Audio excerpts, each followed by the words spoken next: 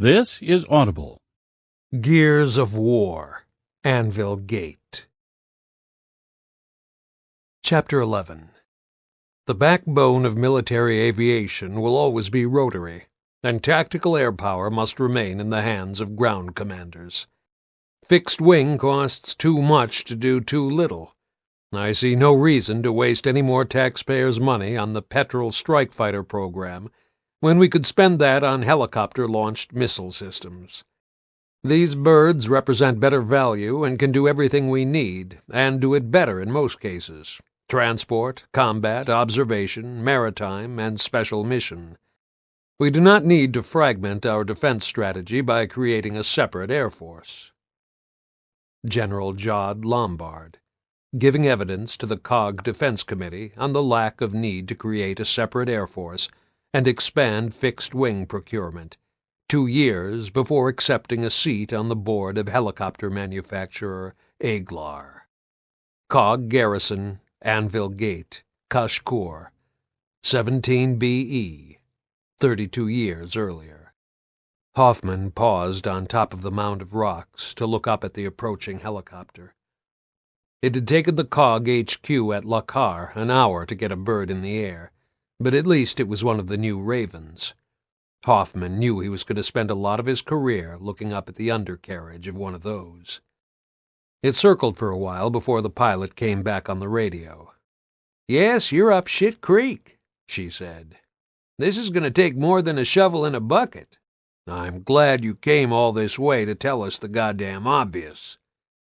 Hoffman didn't like the way the rubble under his boots shifted from time to time. "No signs of any infiltration out there?" "Negative. It's like the end of the world between here and the next city. Just scrub and goats. Do you need any immediate assistance? Any casualties?" "Don't let me keep you. Our phones are out and we can't move vehicles, but apart from that, it's a goddamn vacation." "Sorry, but it's going tits up at Shavad. They need every helicopter they can get.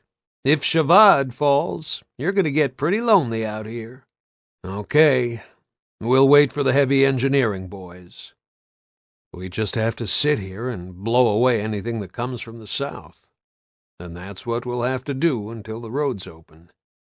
The Raven banked away and vanished. Carlyle, the combat engineer, was making his own plans to clear the gorge. He clambered over the stone and then gestured to Hoffman to climb back down. It was scarier than being shelled.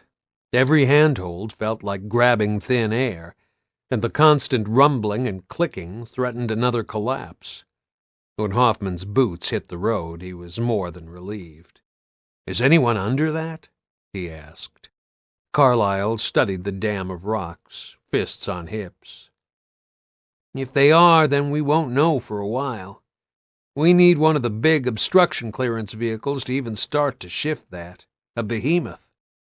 Hoffman visualized the map, then the lowlands that ran the width of Kashkur like the mountain's skirt. "That's got to come across from Lakar. A bit close to Shavad for my tastes." "Yeah." Carlyle caught his breath. Sweat dripped off his chin. "That's going to take 4 days, maybe 5. I'll get on it." Hoffman had put his priorities in immediate order. The first worry was security. Who was out there, whether this was the first attack of many, and whether there were casualties. Gears had set up machine gun positions on the fort walls to handle any close-in defense. So far, apart from the landslide, there was no sign of enemy activity, but Hoffman couldn't imagine any enemy going to the trouble of altering the landscape and leaving it at that. So being cut off wasn't top of the list at the moment. Anvagad, both the city and the garrison, had 2 weeks' supplies at any one time. People here, civilian and military, were used to being stranded by the weather or just not getting supplies on the day they were expected. It was nothing to shit bricks over yet. Why now? And what's coming next? This would have taken them some time to set up. "Oh, definitely, sir," Carlyle said. "It's thousands of kilos of explosives. And to ship that in without being spotted, they'd have to do it on foot over the hills a load at a time. Then they've got to bore holes and set the charges. It's a long job. UIR spec ops pros or local sympathizers? Hard to tell. It's the level of blasting skill that civvies in the mining industry have. Hoffman had to assume the road had been cut for a reason, not just because it was as close as the bastards could get to the garrison. No point relying on intel for help. We'll have to go look for these assholes ourselves, if they're not already back across the UIR borders by now, of course. Well, we won't get any assistance from Vosgar, so we're stuck here until this road's open again. Hoffman kept a wary eye on the craggy slopes above as he moved back to the ATV. Pad Salton was perched high on the rocks with his sniper rifle, providing overwatch. I'm just waiting for the next incident. Look on the bright side, sir. If we can't get anything south to the fort, the Indies can't get anything through going north. I'll cling to that small mercy, Carlyle. Thanks. Hoffman walked back up the access road, stopping every so often to look back at the landslide. He'd always been security conscious, even for a gear, but now he was fixated on who might be out there watching. We'll need tighter security now. The locals won't mind being stopped and searched when they go in and out. As he walked past the sentries at the city gate, crowds milled around trying to get a look at the destruction. The air was hazy with rock dust. A line of gears and the local constabulary was stopping anyone from going outside the walls on Captain Sanders' orders, but there was nowhere worthwhile to go anyway. Outside was definitely not the safest place to be. Sander called to him from across the square. The captain was talking to a couple of the councilmen, no doubt doing his "we've got it all under control" act. He was good at civilian liaison. Hoffman felt a little ashamed for thinking of Sander as a soft college kid who was more interested in painting than being a soldier, because he was actually proving to be a reassuring and steady presence for everyone. And he had the sense to stock up to the rafters on supplies. Smart guy. Clairvoyant, even. Sander exuded concerned calm as Hoffman approached the group. Lieutenant, Alderman Cassani is making sure all the residents are accounted for. What's the update on the road? The sappers say it can be cleared with a specialist excavation vehicle, Hoffman said, remembering to start with the can-do part of the news. Civilians needed to hear that. It'll take a few days to get earth-moving equipment down from Lakar, that's all. The phone lines might take longer, but we've got radio comms. Cassani was a sober-looking, thin guy in his 40s, who looked like he should have been running an investment bank rather than this lonely outpost. People will be sensible, he said. This is no different from being snowed in. Snow doesn't set out to kill you, Alderman. Hoffman didn't want these people to get complacent. We're on a war footing now. People have to take precautions, however well defended this city is. Anyone who can close the road can do a hell of a lot worse if they put their minds to it. Sanders' fixed calm flickered a little. We'll step up patrols, Alderman. But I have to ask you to activate the civil emergency procedures. Restrictions on movement, management of resources, cooperation with our security measures, purely as a precaution. But when the road is open again, said Cassani, there will still be the UIR on our doorstep, and the need to watch our neighbor suspiciously. Yes, things have changed, Sanders said. They changed the minute the UIR sent forces across the Vosgar border. We'll all have to live with that. Cassani did a little nod, as if the reminder of the invasion south of his border was an explanation for everything. Maybe the reality hadn't sunk in. This city understands its responsibilities, Captain. You will always have our full cooperation. Hoffman and Sander made their way back to the garrison. Most of Anvegad's 5,000 inhabitants seemed to have taken to the streets to try to get a glimpse of the damage or chat about it. Every damn surface was covered in a layer of dust. It was starting to settle, crunching under their boots like a dusting of dry, gritty snow. "Usually," Sanders said, "civvies get a little wobbly when a big bomb goes off next door. These people just seem curious. Anvil never been captured. Makes folks feel bulletproof. That's preferable to panic at the moment." Sander was in the process of moving operations from the main admin block to the gun emplacement itself. One of the engineer corporals was busy unplugging a radio kit when Hoffman got to the top of the stairs. "I'm sending out a forward controller, just in case. Damn bad timing to piss off the Vazgari while we still need to move around out there." He started taking stuff down from the walls. "Give me a hand with the maps, Victor." If Hoffman was going to nitpick, Anvil Gate wasn't the best garrison for a modern army. It was all narrow passages and steep stairs, 5 floors built entirely around those huge guns, like a keep in the center of an ancient castle. Anvil itself was the castle grounds, just as narrow and crowded, a city built when the idea of fuel-driven vehicles was witchcraft. But the guns... Big artillery didn't change much. That was why Anvil Gate remained. 100 gears could hold it. A bigger force would logjam itself trying to move around. "Very cozy ops room, sir." Sergeant Burns squeezed past him in the passage on the ground floor, scraping his rifle along the stone walls. "The maps are a nice touch. Makes a man feel at home. Maybe some cushions, though." "You're nest building," Hoffman growled. "You sure it's Shariah who's pregnant? I suppose this postpones the wedding." "The hell it does, Sergeant. Do it today." Hoffman didn't mean it to sound ominous. It wasn't. He just knew how army life got in the way of everything else, and why it mattered to grab these things when you could. "When you get a lady knocked up, you don't keep her waiting for the ring, okay? That's an order." "The aldermen are going to be too busy, sir." "I'll see that they find you one with 10 minutes to spare for a ceremony. You can save the celebrations for when they're not spitting dust everywhere." Sander must have heard the exchange. He looked up from the desk, radio in one hand, as Hoffman came in. "You're a sentimental man after all, Victor."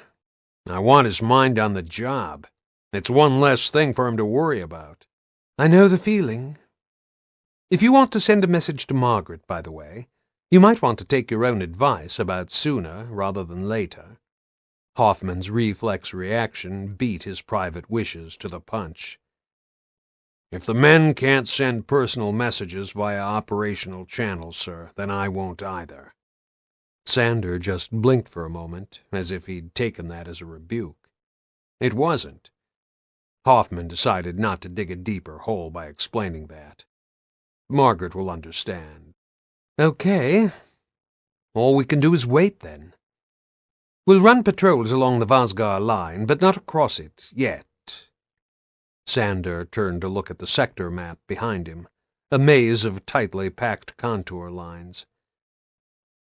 "It's at times like this that a man needs a Pesang detachment. Those little chaps can get to places even the damn goats can't." "It won't be long, sir. A week." "You think the Indies are going to wait that long?" "They sound pretty busy at Shavad." "Maybe so." Sander looked around the room that now resembled a front-line trench on the Austri front 30 years ago. The air smelled of musty canvas and wool, and almost every centimeter of the planked walls was covered with charts, lists, and, yes, Byrne was right, paintings of the fort. "But we'll see them coming. That much we do know." Hoffman was used to the waiting game. He grabbed some rations, stuffed every spare pocket with ammo, and went up to the gun floor to sit at the back of the chamber. A couple of ammo crates and a few folded blankets with that dusty, flat smell of graphite lubricating grease. That was all he needed to get his head down and have a short nap when he needed to. "Captain kicked you out, sir?" the artillery sergeant asked. "Can't bear sitting on my ass and listening to a game on the radio, Evan." Hoffman took his notepad out of his belt and flipped over a clean page. He'd write that letter to Margaret. Gotta watch the action. It'll be way over there. Even if they're not going to give us forward air control, we can still manage direct fire. We can see for 10 or 15 clicks easy enough if the visibility's okay. There were 10 gunners on this crew. All except Sergeant Evan had ear defenders parked around their necks like ancient torque necklaces. Hoffman had never been this close to guns this big. He started scribbling. Margaret, if I don't come back from this deaf, I'll be damn lucky. But this is if I don't come back at all. It never felt real, that line. However many times he'd written that last goodbye to anyone, it always felt theoretical. He wondered if one day it would seem solid and inevitable, and then he'd know that somehow fate was giving him a big hint that this was it. Hunting around for the right words took more time than he expected. He didn't look up until the radio, his and everyone else's, changed from routine voice traffic to something more urgent. KR-530 to control. 4 Indy artillery units and an infantry company moving north out of Pora, fast. 530 out. Pora was 100 kilometers south of Anvil. The Indies didn't need many men to take the refinery, and it was the first target anyone would secure. Hoffman decided he'd have treated it as a priority if he'd been in their position, in case the staff or the garrison tried to sabotage it. "Here we go," Evan said. He looked at his watch. "I give them 2 hours max. Now, with the right wind, we could probably hit the refinery from here, just about." Sanders' voice cut in. "Let's keep Anvigad's unbroken record, Gears. All garrison personnel, go to Redcon 1. The garrison sirens were tested every month, and every crisis had its own voice. Redcon 1 started like a deep intake of breath, and then rose up the scale to a series of ear-busting blasts. "Adrenaline's brown," said Gerald, the gunner in charge of the shell hoist. He was Pad Salton's age, maybe 18, maybe 19, but looked a lot younger to Hoffman. The shells were monsters that made the munitions for the smaller guns that Hoffman had seen earlier, the 150s, look like Lancer rounds. It all added to the impression of Gerald as a child playing with oversized adult things. "But ours is bigger than theirs. Remember that if they get in close, Private, ours are going to be all pretty well the same size." That was the point of the big guns, to stop the enemy from getting too close. Guns had a minimum range as well as a maximum. Under a certain distance, they'd have to rely on close-in weapons. But the Indies were coming for the refinery. Hoffman knew it. "It's 500 meters, sir," Gerald said. "And at that range, we could just as easily stroll out and punch him in the face." "What is?" "Minimum range." It was still surprising how fast arty trucks could move on an open road, especially when they met no opposition along the way. Hoffman put away his letter and stood at the observation platform, focusing the rangefinder binoculars on a point far beyond the refinery. "Make the most of it, sir," Evan said. "Because once we've got something to shoot at, we'll be needing those." It was mid-afternoon when a message was passed from Battalion HQ to alert Anvil Gate that the UIR column would reach the refinery in 2 hours. At least Hoffman had a good idea now of why the Indies had put so much effort into blocking a route that conventional military wisdom said they needed. They couldn't take the garrison, but they probably didn't want COG reinforcements diverted east through Kashgur and down through the pass to close in on them in a pincer movement. They wanted to concentrate on Shavad and keep a single front. That way they could work their way through Kashgur to the emulsion fields, and eventually Anvigad would be irrelevant. They were playing a more patient game than Hoffman had thought. He stared into the distance at the point he expected to see the UIR appear. But he could be patient, too. and after centuries of standing guard at the gates of Kashkur, so could Anvil. Shavad, near the southwest Kashkur border. If the war ever reached Afira, then it would look like this, Adam realized. Shavad had the same elegant, tree-lined avenues and fountain-filled squares as the Tyran capital, the same colonnaded public buildings. The style was more oriental and exotic, but the city was the heart of a modern province where people liked shopping and theaters and clean trains that ran on time. The people were just like Tyrans. Yes, it would be just like this. And that scared him. He tried his radio again. This time the channel was working. "Gold 9 to Control. We requested Kazovac an hour ago. I've got gears down, a lot of them Tango 1. They can't wait for you to finish your coffee break. What's happening?" It took a few moments for the controller to respond. Adam counted 3 incoming shells in that time, one so close that he felt the brick dust sting his eyes a few seconds later as the blast washed down the road. "Control to Gold 9. You're not the only company taking heavy casualties." The controller sounded fraught. "We've lost 5 turns to ground fire during attempted extractions. You suppress the Indies behind the lines, and maybe we'll have something left flying to send you." They seemed to be everywhere. It wasn't just the artillery, tanks, and missiles from across the river that were tearing the guts out of the Shavad defenses. On the north side, the fragile front line of the city itself, COG ground forces were getting hit in the back from snipers and mortar fire. Adam could only think that the UIR had been slipping special forces into Kashgur for months ahead of Vazgar's collapse. And I bet they engineered the end of the Vazgari government as well. "Control, we need some routes cleared, too. We can't get the ATVs out to the north." "Roger that, Gold 9. I can divert a behemoth for you. 1 hour, maybe 2. It's leaving Lakar soon." Adam took off his gloves and spat on his fingers to try to wipe the grit from his eyes. He always hated wearing goggles, but now he was going to make a point of finding a complete helmet. His eyeballs felt scoured. His mouth was caked with dust and grit. It had now taken him half an hour to move less than 100 meters down the road.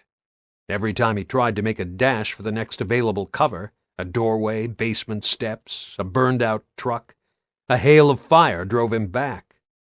A mortar blew tiles off a nearby roof, raining shards on him. The Indy barrage had changed the landmarks of the area so much in the last couple of hours that he had to check his compass to make sure he was still heading the right way. He didn't recognize a single major building along the river now. But he had to move. He couldn't cower here all day. He took a deep breath to steady himself and then ran for it, moving in short sprints from cover to cover. Eventually he reached the end of the street and crouched by the corner of a building to peer around it. He could see the river that wound through the center of the city.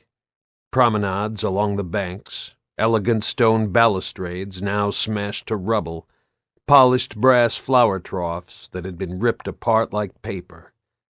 The waterfront walk was now a shooting gallery. Nothing could move along that route. Adam couldn't see if all the road bridges across the river had been blown or not. The COG was relying on sporadic intercepts of the UIR ComNet to work out where the Indies could and could not go. 3 bridges seemed to be impassable, but the 4th, the one closest to him, was stubbornly refusing to collapse into the water. 2 of the Sheriff's tanks had been pounding it for a couple of hours with little success, although the barrage was forcing the UIR advance to try elsewhere. Their infantry had been forced to trickle across a narrow pedestrian bridge 5 kilometers west. But they kept coming. It was like trying to stop a leak, watching the water rising, and every time one crack was plugged, another opened.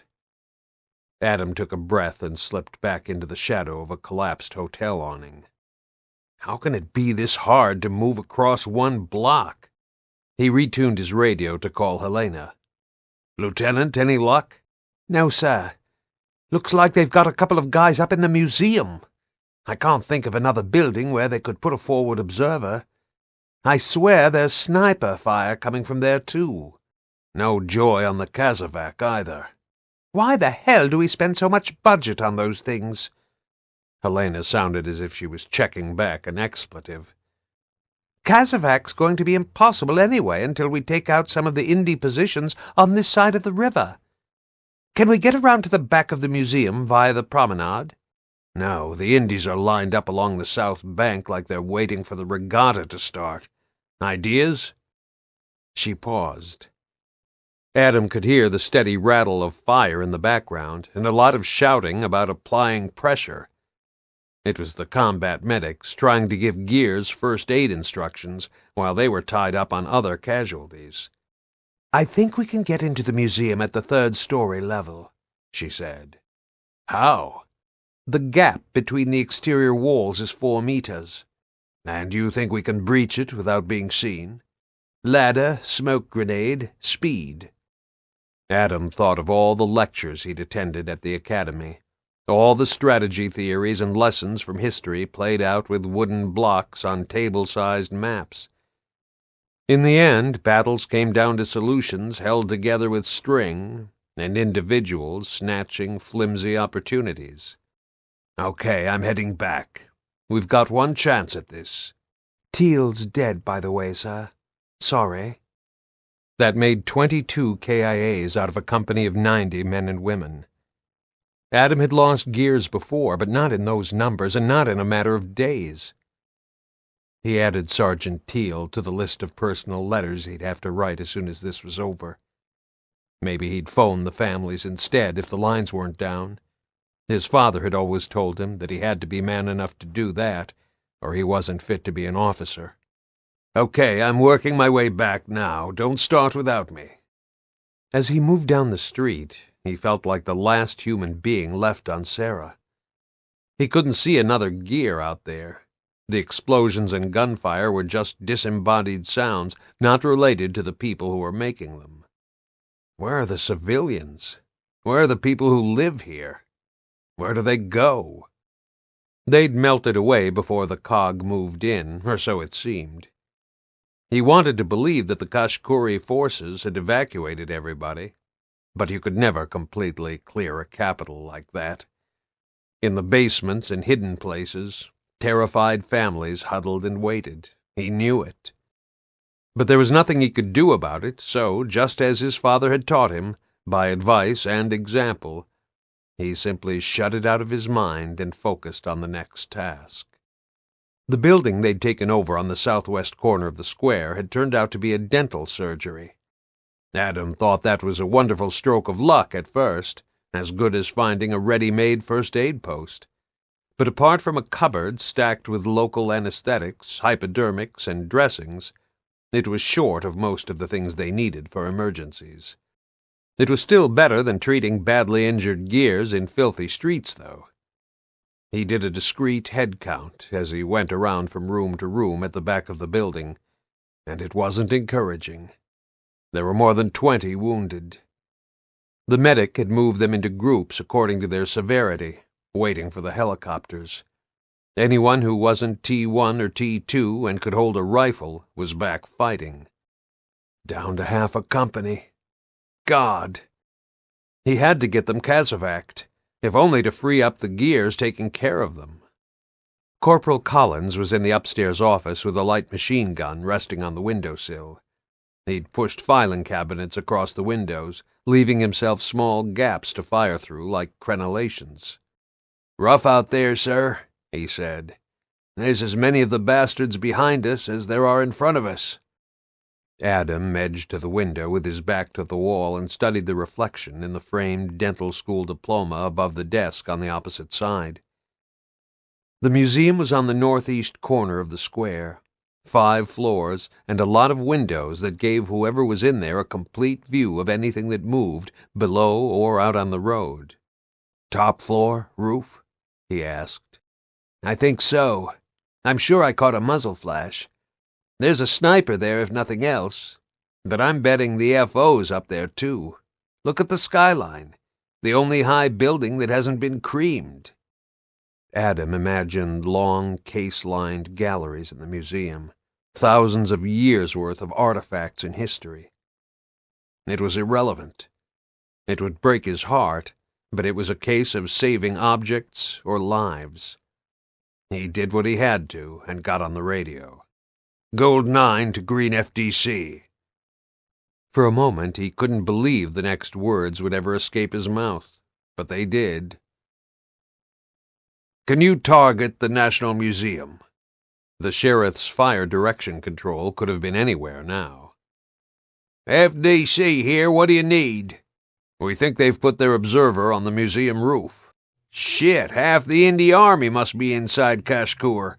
Let me get a range on that and warn off aircraft. Wait one." Every sword had another edge. Adam despaired of ever getting a Tern or a Raven to land. But the observer had to be put out of business. "They're a liability," he said. "Sorry, sir?" "One for the mess over a beer when we get back, Collins." Adam was fascinated by the theory of warfare, but the reality depressed him. Not because it was violent, but because it was executed so badly. It didn't have to be this primitive, this wasteful of life and property. "I'm going to find Lieutenant Stroud. Keep your head down, Corporal." "Always do, sir." Helena had a plan by the time Adam caught up with her, one that involved an extending metal ladder. She was standing in what had been the waiting room of the surgery, bracing the lowest rung on her knees and seeing how far she could push it out single-handed. At the far end of the long room, Sergeant Frazen was trying to guide the other end onto the edge of a table. Adam could guess what Helena was planning. "Are you going to use that to bridge the gap between the buildings?" She put the end of the ladder on a low table. "I am, like this." The ladder was stretched out like a gantry now, resting on two solid supports. Helena stood on it and walked across unsteadily like a tightrope walker in need of more rehearsal. "You won't be able to do that 10 or 15 meters off the ground," Adam said.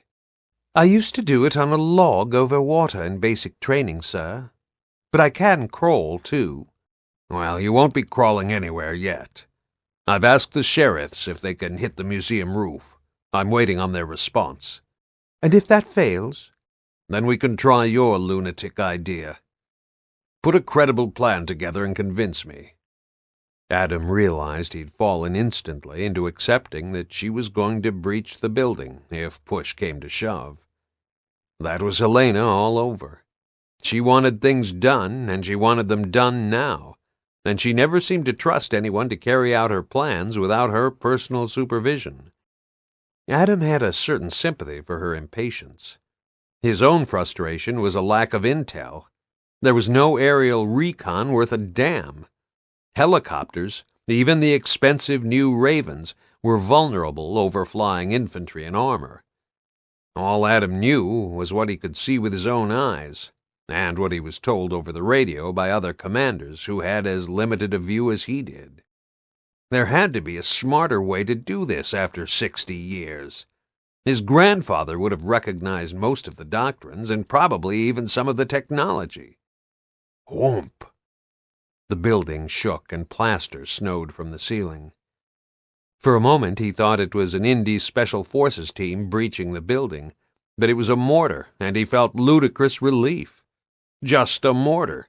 Good God, man! There were still piles of old-fashioned sandbags out on the street, 5 deep and 12 high, doing nothing much of use. When it got dark, he'd retrieve those and try to reinforce the surgery position as best he could. He was only supposed to hold the Indies off until the big guns and even bigger guns came down from the north. It wasn't meant to drag on like this. He wasn't supposed to be surrounded. He ran his palm over his face, forehead to chin, and his hand came away with a thin streak of blood. Nobody told me I was bleeding, either. Helena crouched beside him. "Sir, we can move along the alley at the back of this block, come out in the northwest corner at the theater, and enter its basement via the scene dock doors. Then we go to the top floor and traverse the gap to the museum. That brings us out on the 3rd floor. From there, we go up the stairs to the roof. How does that sound? If we need to. Okay, if we need to. Helena exuded confidence. She always did. It wasn't cocky bravado. She simply seemed to know that she was going to succeed, and the possibility of failing wasn't an issue for her. Where Adam would have looked at the downside, she seemed to see only the up. Outside, the sporadic thump of shells sounded like a very slow racquetball game in progress, the slight variation in pitch creating an impression of something being batted back and forth across the river. The automatic fire barely seemed to pause to draw a breath. Adam went to check on the wounded. "Valerie isn't looking too good, sir," said Kinnear, one of the medics. She was repacking the man's leg wound, a deep shredded hole just above the knee. "He needs blood. Look, I'm willing to call in an ATV and try driving him out of here." "He won't get 100 meters," Adam said. Kinnear would have to drive west along the river without the cover of buildings, in full view of the Indy tanks lined up on the other side. "Can you hang on until we've shut down the FO on that roof?" "Can do, sir." She didn't sound convinced. Adam got the feeling he'd have another death to explain to a wife before the day was out. "I'm sorry we lost your husband, ma'am. We were just waging war the way our fathers did." "Anyone found some morphine yet?" "We've just grown too used to this." "Satellite recon and targeting, that's what we need. Fast fighters to deliver payloads accurately. Better still, satellite weapons platforms that can take out a single building without gears needing to storm it like a damn castle." Adam had the ideas. He knew he could make them work. He just had to survive long enough. He certainly had the incentive now. His radio popped. "Green FDC to Gold 9. Go ahead, FDC.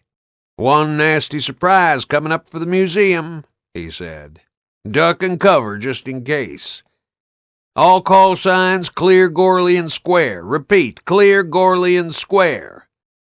The sniper had already made sure there was nobody near the museum, but Adam didn't have the disposition of all his gears at any given time, only the squad or platoon leaders.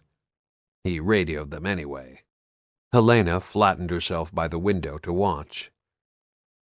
"I hope their insurance covers this, sir." There was no replacement value for unique cultural treasures. Adam had joined the ranks of history's despoilers, the thoughtless vandals he once so despised, and the ease with which he'd done it appalled him. "I've just given the order to wipe out 3,000 years of culture," he said. Helena huffed to herself. "I worry more about the orphans of gears than a few old vases." Adam took it as a deserved rebuke, said nothing, and crawled outside the front door behind the cover of a retaining wall to observe. He didn't even hear the first shell, but he saw it all right. It landed on the elegant steps that ran the whole width of the museum frontage, bringing the lower half of them down like an avalanche. "That's his ranging shot, I hope," Helena said. The next shell took out a row of windows on the 2nd floor. "Well, I think our chum probably knows we've pinged him now," Adam said. "He'll move, at least." "Maybe he won't, sir. And we won't know unless the Indies suddenly keep missing." "What about the sniper?" "We've got helicopters inbound. We'll find out the hard way." The artillery shells carried on, biting chunks out of the museum. Helena was right. It was just stuff, things, inanimate objects. And the steady chatter of turn rotors was getting closer. He'd done what he had to do. Cog Garrison, Anvil Gate, Kashkur. "If you were them," Captain Sanders said, "what would you do?" Hoffman braced his elbows on the sill of the observation post window and tried to steady the binoculars. The Indy column was visible only by the distant plume of dust it kicked up into the still air like a curl of smoke. Depends how they think it's going at Shavad. If they overrun Kashkur, they'll be more concerned with stopping us from sabotaging the refinery as we retreat. Didn't think the Unvanquished did that. The 26th Royal Tyrant Infantry had never retreated or surrendered. The motto on its cap badge, Unvanquished, had to be maintained. Hoffman left definitions of victory to the historians. "We're not the only regiment in this fight," he said. "I asked Choi if we could take out the refinery now. It's in range." He said no. There were a couple of thousand workers at the refinery. It was almost as much of a city as Anvil was. Hoffman found himself calculating the speed of the Indy advance against the time it would take for the staff to evacuate the refinery. "The refinery's probably not going to put up a fight," he said. "Would you, if you were sitting on millions of liters of fuel? Even if they'd piped most of the stores out by now, it's still a bomb waiting to go off." "Of course, they might even be pleased to see the Indies." "So where's the damn aerial recon?" Sander got on the radio again. "Just one turn? Is that too much to ask?" "Yes," Hoffman said. "It probably is right now." "Okay, we wait." Sander had a channel open to battalion command, keeping up as best he could with the situation in Shavad. "And we'll be doing this without air support." Hoffman listened in for a while. Every helicopter in the region was being pulled in to support 26 RTI and the Sheriffs, half of them on Kazovac. Given the shit the Royal Tyrants were in, Hoffman couldn't feel short-changed. Frustration was starting to get to him. He'd never been used to sitting on his ass and listening to a battle he wasn't actually taking part in. And those are my buddies out there. I'm going to have a lot of funerals to attend. Kashkur was just one theater in a war that spanned most of Sarah.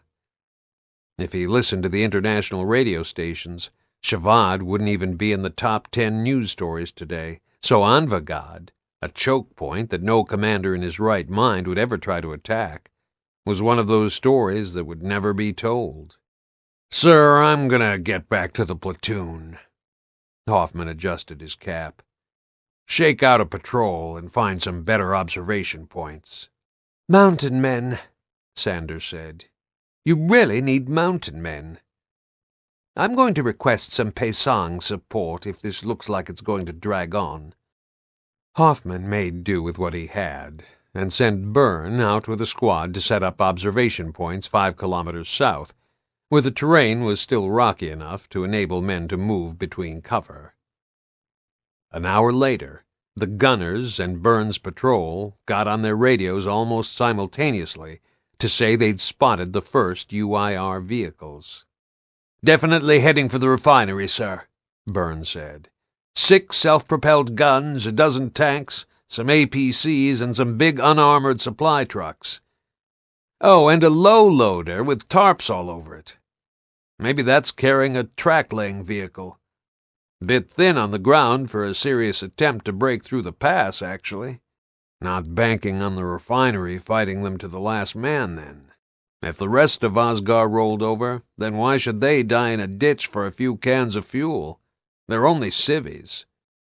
The wait and see was getting to Hoffman, but there was no point in doing anything else. If the Indies showed signs of moving north of the refinery, then the vintage guns would see them off.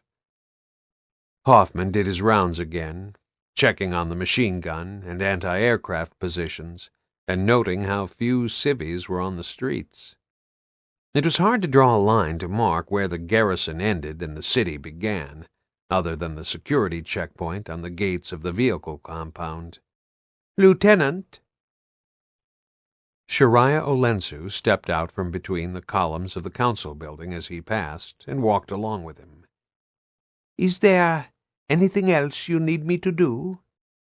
Hoffman thought of Shariah only in terms of dealing with local procurement, handling the traders and drivers who kept the garrison fed and supplied. Then it struck him that she might well want to be around Byrne if the shooting started. She was pregnant. He had no idea how that was affecting her, but it made sense to him that she'd be anxious about separation at a time like this. Did Sergeant Byrne do as I ordered and get the alderman to marry you two? Yes, Shariah lowered her eyes. He always follows orders. Thank God for that, Hoffman said. Look, I'm going to risk the captain's wrath and say this. I'm giving you permission to stay within the garrison if you feel the need. Special circumstances. She slowed her pace a little. You're a considerate man, Lieutenant. Is it because you miss your own wife? Hoffman hadn't thought of himself as considerate or even sentimental, but he certainly missed Margaret. When there's a war on, I don't believe anyone should put anything off longer than necessary. There's always been a war on. Even my grandfather can barely recall a time when Sarah was at peace. Well, the war's here, right now. Hoffman wished he hadn't put it that way. Or as close as it'll get for Anvil. Come on, you can sit in the mess until Sam's off duty. Sander wouldn't mind. There'd been a time when Hoffman would have objected to having wives inside the garrison other than in designated married quarters. But he couldn't work up any outrage at the bending of regulations these days. He was starting to feel agitated about the road being blocked. It was the same feeling he got when he had to sit down with his back to a door. He wanted to turn around and face it. He stopped Carlyle on the way through the vehicle compound. How are we doing on the bulldozer, Sapper? It's not left La Car yet. Shavad might need it for the next 2 days, apparently. Carlyle looked irked. Fucking typical, if you don't mind my saying so, sir. Well, we've got 2 weeks before we need to resort to cannibalism, Hoffman said. I need to get up to speed with what's happening there. That's your regiment, isn't it, sir? 26 RTI? Yes, it is. The engineers out there say the Indies put special forces behind the lines into Kashkur before they invaded Vosgar, judging by the amount of sabotage the lads are dealing with. Apparently they've got snipers all over Shavad. You hear more than I do. That's only because I've been stuck on the radio trying to get La Car moving. Hoffman climbed back to the gun floor and looked out over the plain again from the observation position. Sanders stood on the opposite side of the chamber, field glasses pressed to his eyes. Frustrating, he said. They're just in range. But I can wait. Cheer up, sir. They didn't get their hands on the emulsion supply. It's only a matter of time before the power stations start running out of fuel. That's going to put some pressure on them. Sander lowered the glasses and glanced across at Hoffman. No word from La Car? I haven't dispatched the bulldozer yet. Carlyle says it's had to divert to Shavad, like the Ravens. Damn. We're not a priority, are we? Sander took out a small pad and started sketching. I'll have an entire mural done before they pull their finger out and get around to us. It was late afternoon, all long shadows and a blue haze on the mountains before the knot of UIR vehicles around the refinery showed signs of movement. Hoffman watched, noted, and calculated. Evans slapped the part of the gun barrel he could reach, like he was patting the neck of a racehorse. They say that an Indy guard post and a Kagwan faced each other across a border for 10 years and didn't so much as exchange a shot, he said absently. I forget where it was. I bet they did, too. Sander had been leaning against the wall. He pushed himself away and stretched his back. Just going to put a call into brigade command about the behemoth, he said. If we lose Shavad, they'll need this route open one way or another. He turned toward the steel door that led down the stairs. As he got halfway across the gun floor, Hoffman heard a shout from the ramparts. What the hell's that? Sander said casually, looking out. Oh, shit! The gun floor was engulfed instantly in a blinding yellow light. Hoffman heard the whoosh of a backdraft, 2 loud bangs like a car crash, and the air around him exploded. Something hit the back of his head. His mouth was filled with a searing pain. He could taste the blood, and he suddenly felt the cold stone floor under his cheek. He couldn't hear a thing. He couldn't move. He was sure he was flailing his arms, trying to get up, but he wasn't moving at all. Then the sound rushed back in, and all he could hear was the garrison siren, panting screams, and a strange gong-like sound. Everything else was just muffled underwater noises. But he could see. Now he was looking up into Evan's face, a mass of blood and pale gray dust. The gunner was leaning over him. "Sir, come on, get up! Fucking rocket! They're behind us! They're fucking well behind us!" Someone pulled him upright. He felt like he was spinning on a fixed point, about to keel over again. He fell against Evan. As he looked around, trying to work out what the hell had happened, he saw the mess all around him. Blast marks, blood, an armor backplate, black fabric. Someone had been hit. "He's dead," Evan said. "Captain's dead, sir. Come on, out!" Hoffman knew he was concussed, because he kept wondering why nobody had fired the guns. Evan pushed him through the door, and he nearly fell over Gerald on the way down the stairs. He ended up sitting on the step, distantly aware of yelling and noise wafting in from the city. "Hit my head," he said. Sanders gone. Shit, he's gone. He's dead. "What the hell was that?" "Someone out on the rocks," Gerald said. "This side of the city. Some bastard put an RPG through the observation window. Shit, sir, it's a miracle we got out alive." Hoffman found his mouth was working, even though he didn't feel it was connected to his brain. "Rocket attack in confined space. Yeah, why am I still alive? Are we still under attack?" "Dunno, sir." Hoffman tried to press the button on his headset, but missed. It took him 2 stabs with his finger to activate his radio. "This is Lieutenant Hoffman," he said. "Burns, Salton, get out there and find who fired that.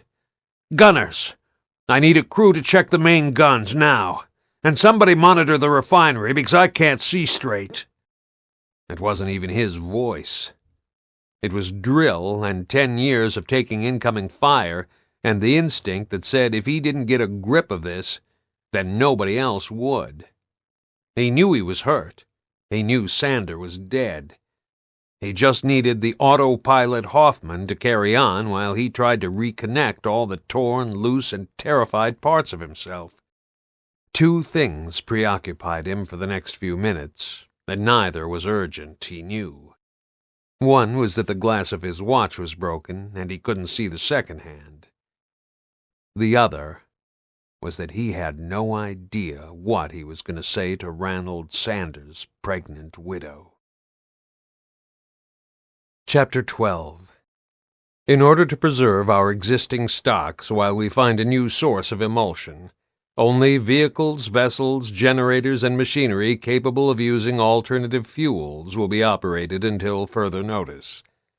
All non-essential travel and non-mains power use is now restricted to vehicles and devices rechargeable from the hydroelectric supply. This ban will be enforced under the terms of the Fortification Act. Please cooperate fully with requests from COG personnel. Emergency order from Chairman Richard Prescott to all Vectis inhabitants. New Jacinto, Vectis. The morning after the destruction of Emerald Spar. Present day, 15 AE. Bernie found it hard to tell what hit people hardest when they heard the news about the emulsion platform. The mood around New Jacinto felt like a communal bereavement. Even Mac trotted along beside her with his head lowered. She walked through the construction sites and new dirt roads that now stretched a few kilometers out into the farmland to the north, and tried to work out if this was the point at which the old Jacinto population, the folks who'd stoically endured unending grub attacks and privation for 15 years, would finally snap. It wasn't about the fuel. They didn't give a shit about shortages of things they'd never had much of anyway. It was about hope being dashed again and again. There were only so many times you could take something away from people, hand it back, and then snatch it away again. It broke them. It made them shut down. Whatever the lambent were, they were worse than the grubs, and they were out there somewhere, in forms and shapes that people couldn't even begin to guess at. I really thought it was over. I really thought the worst monsters we had to face from now on were going to be human. "Hey, dog lady!" The shout made her turn. It was the Gorazny sailor called Yannick, who seemed to have struck up a rapport with Baird. Friendship was too strong a word. "The shit gets deeper, yes? I'm really sorry about your mates on the rig," she said carefully. It wasn't the time to mention fuel shortages. "Poor bastards. So what use are we to you now? No fancy frigate, no emulsion, and your doctor thinks we are all murdering scum. The old Pelruan soldiers crossed the road to avoid us. I think our wedding is over." "Honeymoon," Bernie said automatically. "The phrase is the honeymoon's over." The conversation had turned very awkward very fast. Mac must have sensed her shift of mood, because he stood growling at the back of his throat in his let-me-kill-him pose, ears forward, lip curled back, eyes fixed on the threat. Bernie held her hand against her leg and snapped her fingers to distract him. "You think it is?" Yannick asked. He didn't seem bothered by the growling at all, or maybe he had a lot of faith in her ability to control Mac. "Because Trescu is now in trouble, I think. And that is not good for anybody." Nothing was clear-cut for Bernie these days. One thing she'd accepted as an inarguable fact since childhood was that the Indies were the eternal enemy. The pendulum wars had become so embedded in every state's culture that she'd been a gear for a couple of years before she even started to ask herself why any South Islander, conquered and colonized nations, not willing volunteers, would see the COG as the natural good guys. But the UIR were a bunch of empire-building shits, too. Who could you trust? Well, she thought that she couldn't trust the Stranded either, but then Dizzy Wallen showed up and took that certainty away from her as well. "At least I know the dog isn't cooking up a scheme. That's something." "I don't know what Prescott thinks," she said, "but we're all in the same shit together, and we're probably better off having you here than not having you, emulsion or no emulsion." Yannick clapped her on the shoulder and nodded at the two rifles, one Lancer, one Longshot, slung over her shoulder. Mac rumbled a warning again. "Good. I know I get no bullshit from you. You know how to deal with garayas."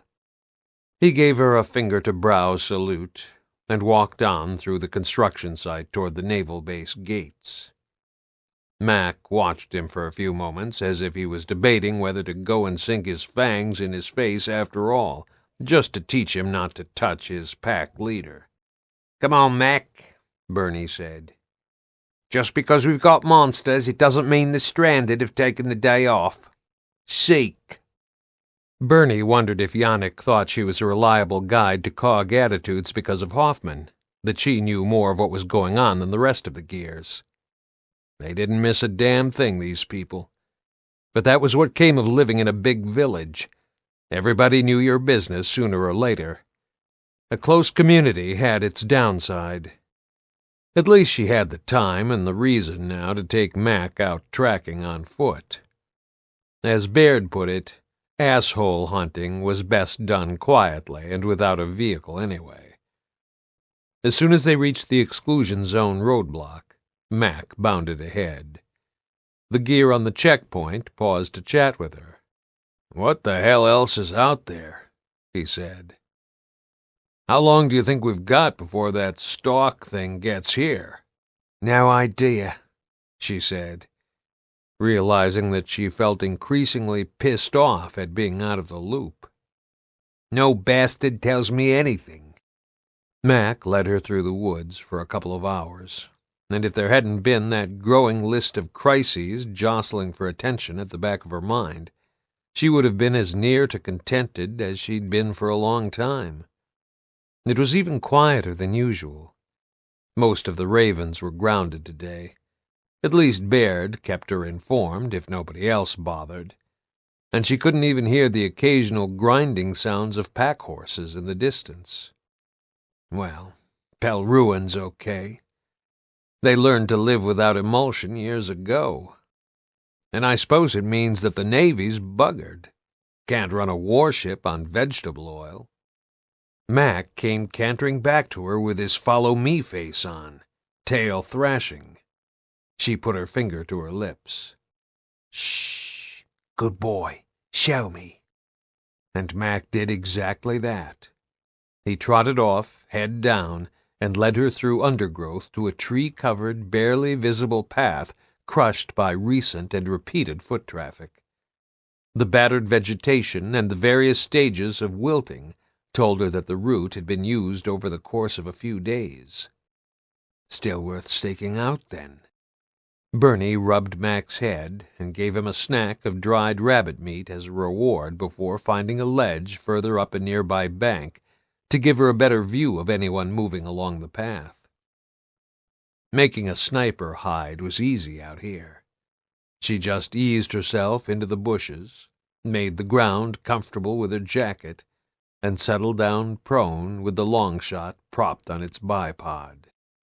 She could wait for days if she had to, but she didn't expect it to take that long to get some trade. It was only 100 meters to the path.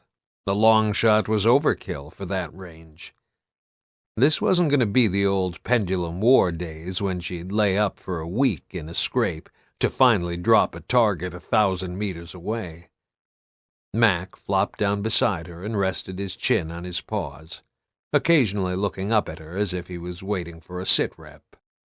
"It's going to be hard to hand that dog back to Will. It really is."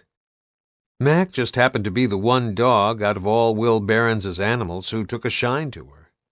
He accepted her as his new pack leader, and he did whatever she asked, sometimes working out what she wanted even when she forgot his special commands. She found herself rehearsing how she would ask Behrens what she would have to barter to keep him. It was a few hours before she got the first indication that someone was coming. Mac, head still on his paws, pricked up his ears. She put her hand on his back to keep him down.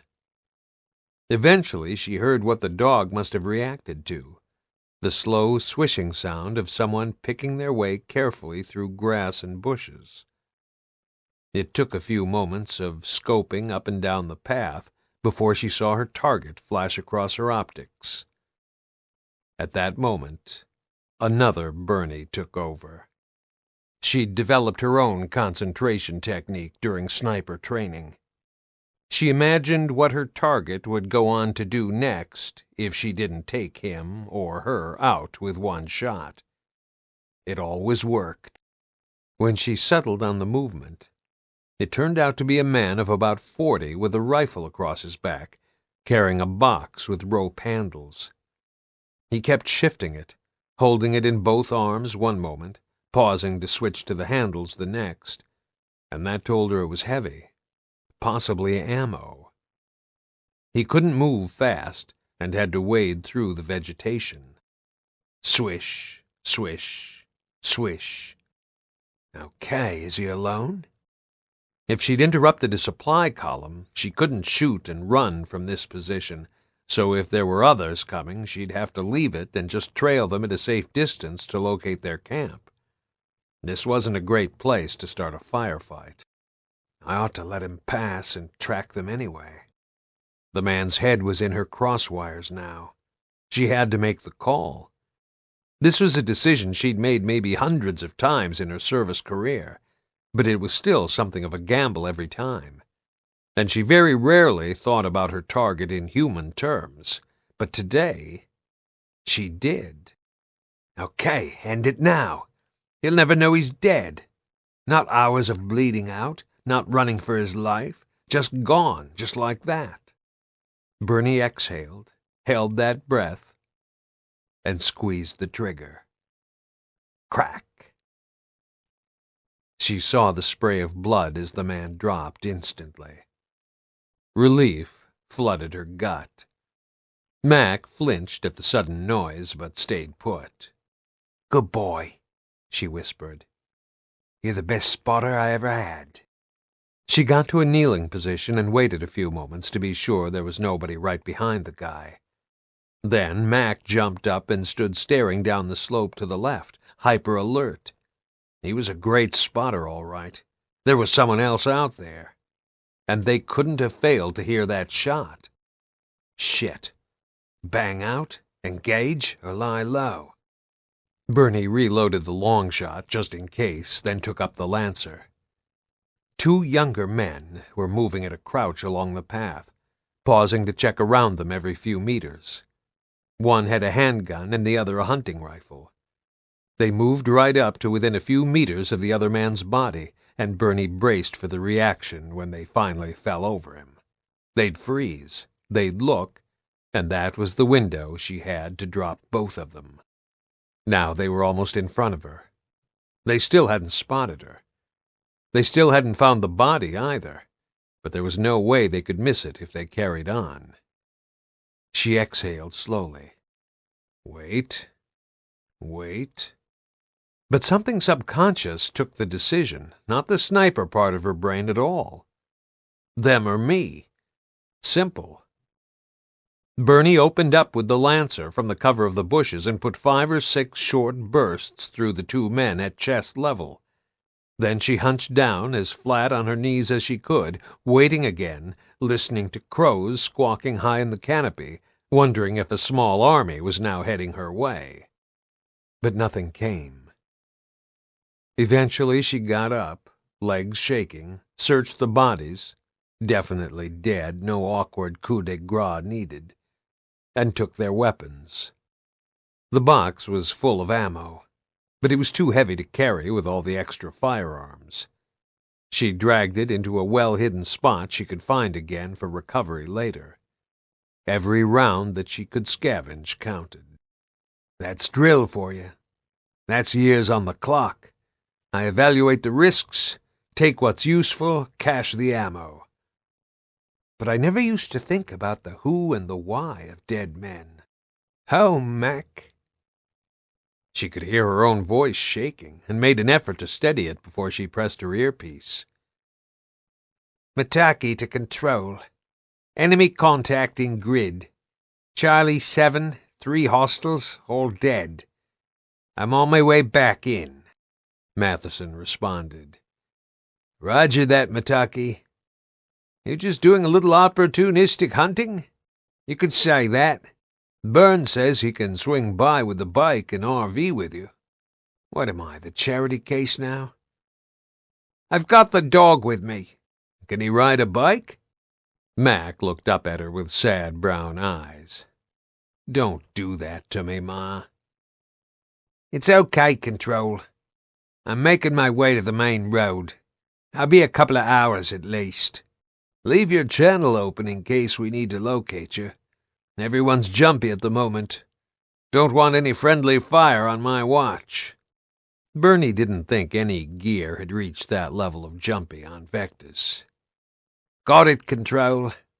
Tell everyone not to open fire on the harmless old bag lady and her mongrel. Mataki out. Bernie picked her way through the woods, putting her trust in Mac's ears and nose. Yes, you really could trust a dog.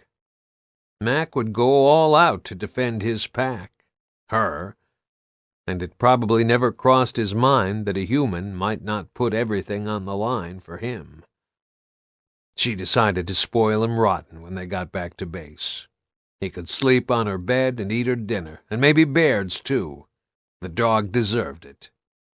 And I shot those guys. The 2 extra rifles weighed heavily on her. She longed for a hot bath and a longer sleep. At least there was plenty of water and electricity, thanks to the river, even if the cog was now reduced to running vehicles on cooking oil. What was the point of capping them? I mean, beyond orders, why? They're a minor irritation compared to what's waiting out there. Did I do it for Rory Anderson?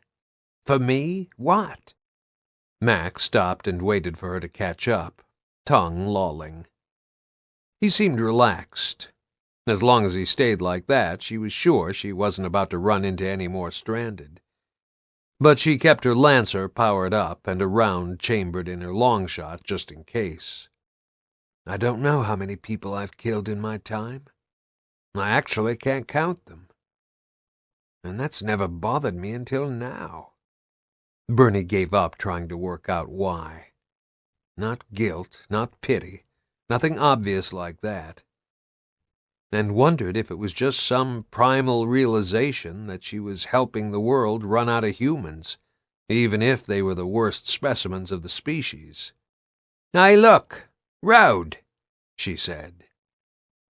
They'd come out of the woodland on a slope above the main route to Pelruin.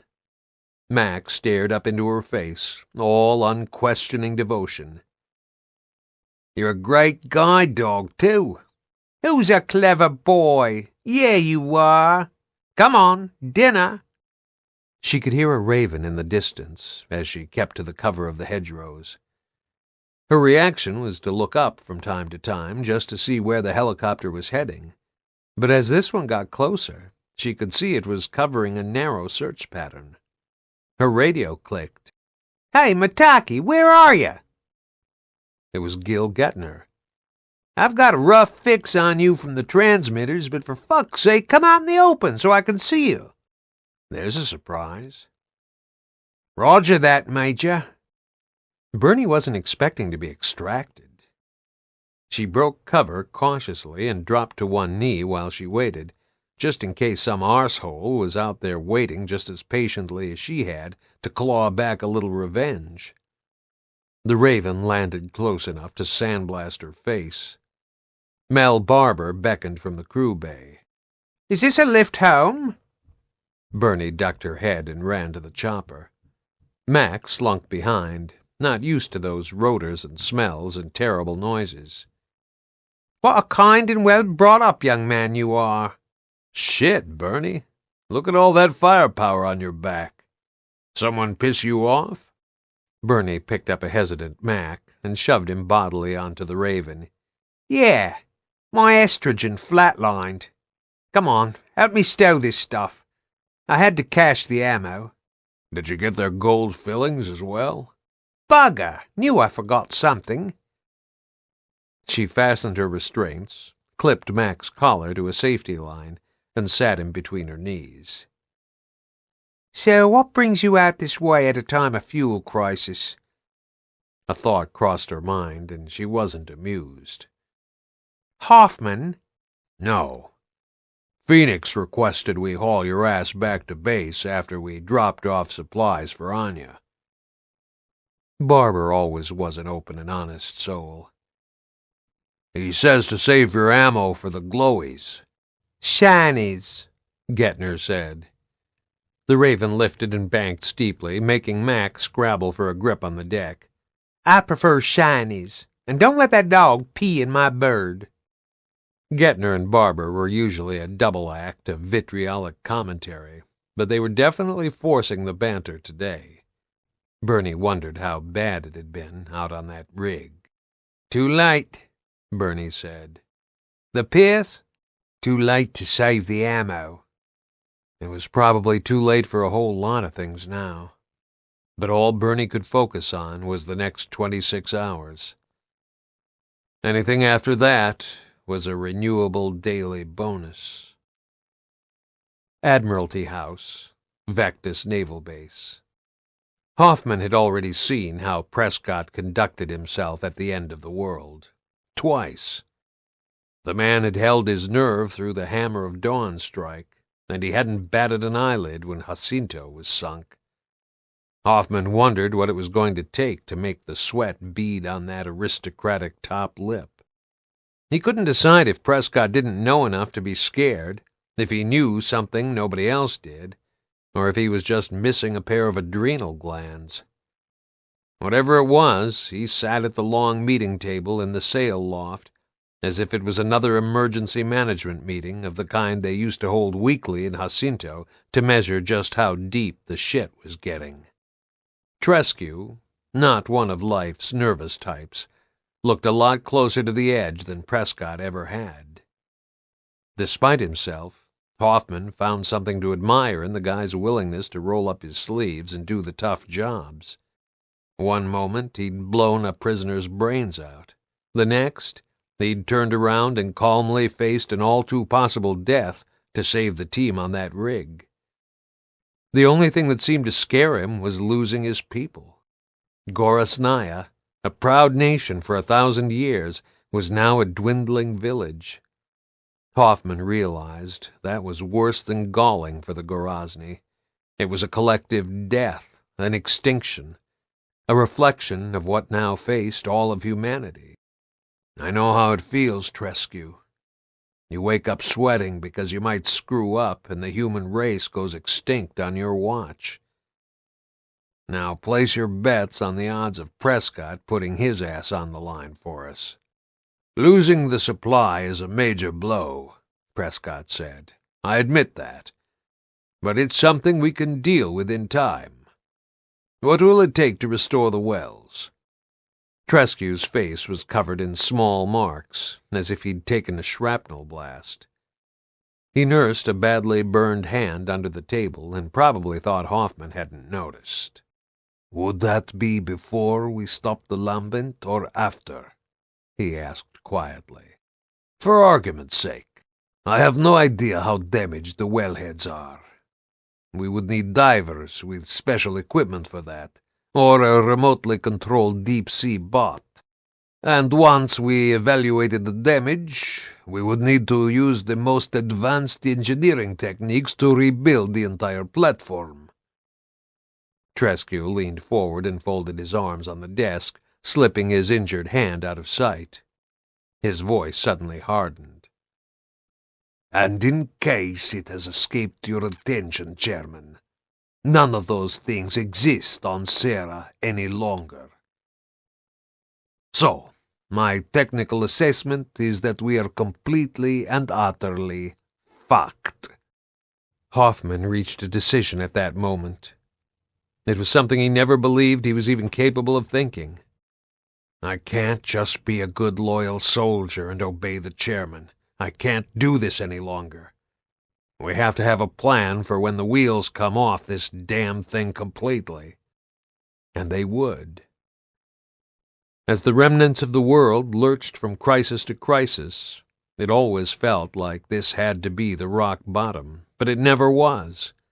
There was always some new depth to plumb. Tresque knew it, too. He turned his head very casually and met Hoffman's eyes for less than a blink, and leaned back in his seat again. Well, I understand that, Prescott said. Your tanker crew did well to get that last contingent off the rig. That buys us some breathing space. The question now is how much of our resources we devote to reconnaissance off the island. We could wait and see what comes our way. We could also expend a lot of irreplaceable fuel gathering intelligence. But my biggest concern is that we have no idea how many forms these lambent have evolved into, or how to kill them effectively. The bastard was always good at restating the obvious. Hoffman decided to embroider reality a little. It was better than asking permission from a man who really didn't seem to be on the same page as everyone else. But he's not stupid. What's he up to? I've got Ravens out doing an aerial recon on the course the Stalks were taking, Hoffman lied. Well, he'd have them airborne again inside the hour. Whatever we learn from that tells us how long we might have. But we've got to assume that they'll reach us sooner or later. We have to be ready. Give me a plan. I don't know what we can do to stop the Stalks, but we know we can kill polyps, Hoffman said. I'm thinking in the same terms as I would for human infantry. Obstacles to slow them down and concentrate them in a kill zone while we pick them off. The problem remains, how many of them can a stalk disgorge? And is this aquatic, or is it a land-based organism? We need to work out what kills most for least effort. Tresque sat in silence, just staring at the charts on the wall for a while. "Commander," Prescott said. "Stranded," Tresque said. "What about them?" "Make them do something useful. They have enclaves on the mainland. We know these vermin stay in touch with one another, so who better to tell us about any stalk incursions there? And they're going to cooperate fully after the recent unpleasantness with your people, are they?" Tresque raised an eyebrow. "Even Garayazi recognize that what kills us will also kill them. And to defend this island, we will need them to work with us, not against us." Tresque rarely suggested anything that he hadn't already thought through to its logical conclusion. Hoffman had seen enough to know that. But he'd given up wondering if the guy had an agenda beyond keeping his people alive, because even that was starting to look massively ambitious now. "Just spit it out," Hoffman said. "Are you saying we should recruit them for however long it takes? Or just ask them nicely not to bother us while we're fighting something worse than them?" "I don't know." Tresque shrugged. "I think I mean that we should talk to whoever runs the biggest gang now and explain what's going to overrun us and them if we fail to pool our resources." Prescott did his unimpressed gesture, that slight backward tilt of the head so he could look down his nose at someone without needing to stand up to do it. Hoffman struggled daily to find something human to like in the man. "They'd use this as an opportunity to undermine us," Prescott said. "They see themselves as the alternative future for Sarah. If we go cap in hand to them and say we need help to deal with the Lambent, they won't be able to focus on the size of the threat, only what leverage they can gain from it. Takes one to know one." Hoffman had reached the stage where Prescott's objection to anything became a powerful incentive to do it. He made a mental note to be careful of that, because that asshole could spot any pressable button in others. He'd use it. "If it only succeeds in making them crap their pants and leave the island, that'd be a plus," Hoffman said. Prescott didn't forbid him to make contact with the gangs. In fact, he didn't say anything.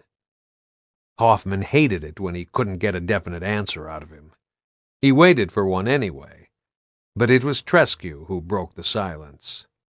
"Either way, Chairman, we have to fortify the island." Tresque pushed his chair back with a definite gesture of "this meeting is over." "I would like to discuss operational detail with Colonel Hoffman later. Now I have to explain myself to Gorasnaya. Many of my people thought I was insane to bring us here and surrender our fleet and our fuel. I must persuade them that schisms and power struggles now will be the end of us." Prescott understood that, if nothing else. Hoffman could see the change in the set of his jaw. It would have been fascinating to carry on watching these two maneuver and double-bluff each other, if only there hadn't been an unknown quantity of goddamn lambent waiting out there to kill every last human on Sarah. "I'll walk with you, Commander," Hoffman said. "Just don't expect me to take a bullet for you." Tresque held the door open for him. "Colonel, I would never presume such a thing." Outside, Royston Charles, the emergency management chief, was waiting to see Prescott with Alexander Reed. Hoffman exchanged nods with them as he passed. Reed shuffled his papers and managed to smile at his superior. "3 more stranded," Reed said. "I have to say that Mataki's a game old bird. You royal tyrants really are hard as nails." "What?" "She slotted 3 stranded transporting ammo. Gettner's just brought her back. Damn. Bernie certainly picked her moments. Gettner can head back out and get me some aerial recon, Hoffman said. And I want your projections of fuel use on my desk by 2300. Very good, sir, Reed nodded. That was the smart response. Of course.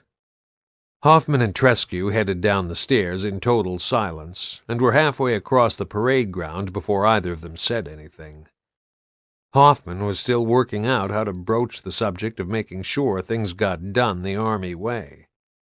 Tresque slowed down to a leisurely pace. So, you don't like Major Reed. You don't like Prescott. You don't like me. I don't like Prescott, and I certainly don't like you. But I trust you, Hoffman, and I do not trust him. Better a bastard I can trust than social company who would put a knife between my ribs. I'll remember to get that put on my gravestone.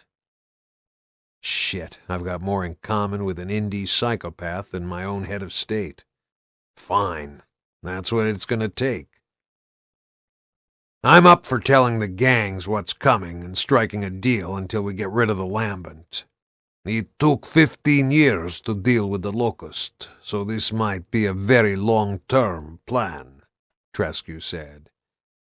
But let us live in hope that we can get on with killing each other again soon. There's regular anti-stranded sentiment, and then there's the extra-strength version. What's your problem, Commander? If we ever return to the mainland, Tresque said, I shall personally show you the mass graves at a Gorasnayan town called Meschov, or Chalitz, or a dozen other places where we buried our women and children. It was one of those answers that cut any further questions off at the knees. But at least it was an indication that Stranded could organize themselves well enough to fight a tough enemy. It was just their bad luck that they'd picked on the Gorazny. Okay, Hoffman said, making a mental note to look up Meschov as soon as he got a chance. When the recon information comes back, we put a plan together. In the meantime, we make contact with the gang chiefs, and then Prescott can disown us if the civvies object to the plan. Mine won't. There are murmurs, but they'll follow me in the end. And remember, we still have 2 stranded prisoners. That's not going to bring the gangs to the table, not now. I wasn't thinking of hostage tactics. Not this time. Tresque nodded politely and walked off in the direction of the camp that was still effectively a separate state, whatever Prescott thought. Hoffman went to CIC and sat gazing at the sector chart on the wall, trying to imagine how the hell he could fortify an island against something that could punch its way through ships' hulls and seabeds.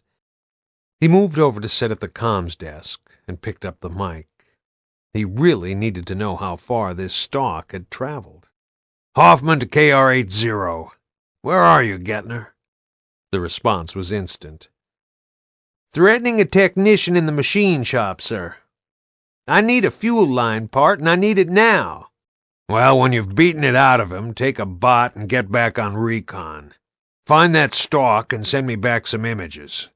A bot would be Jack, then. He's the only one still running.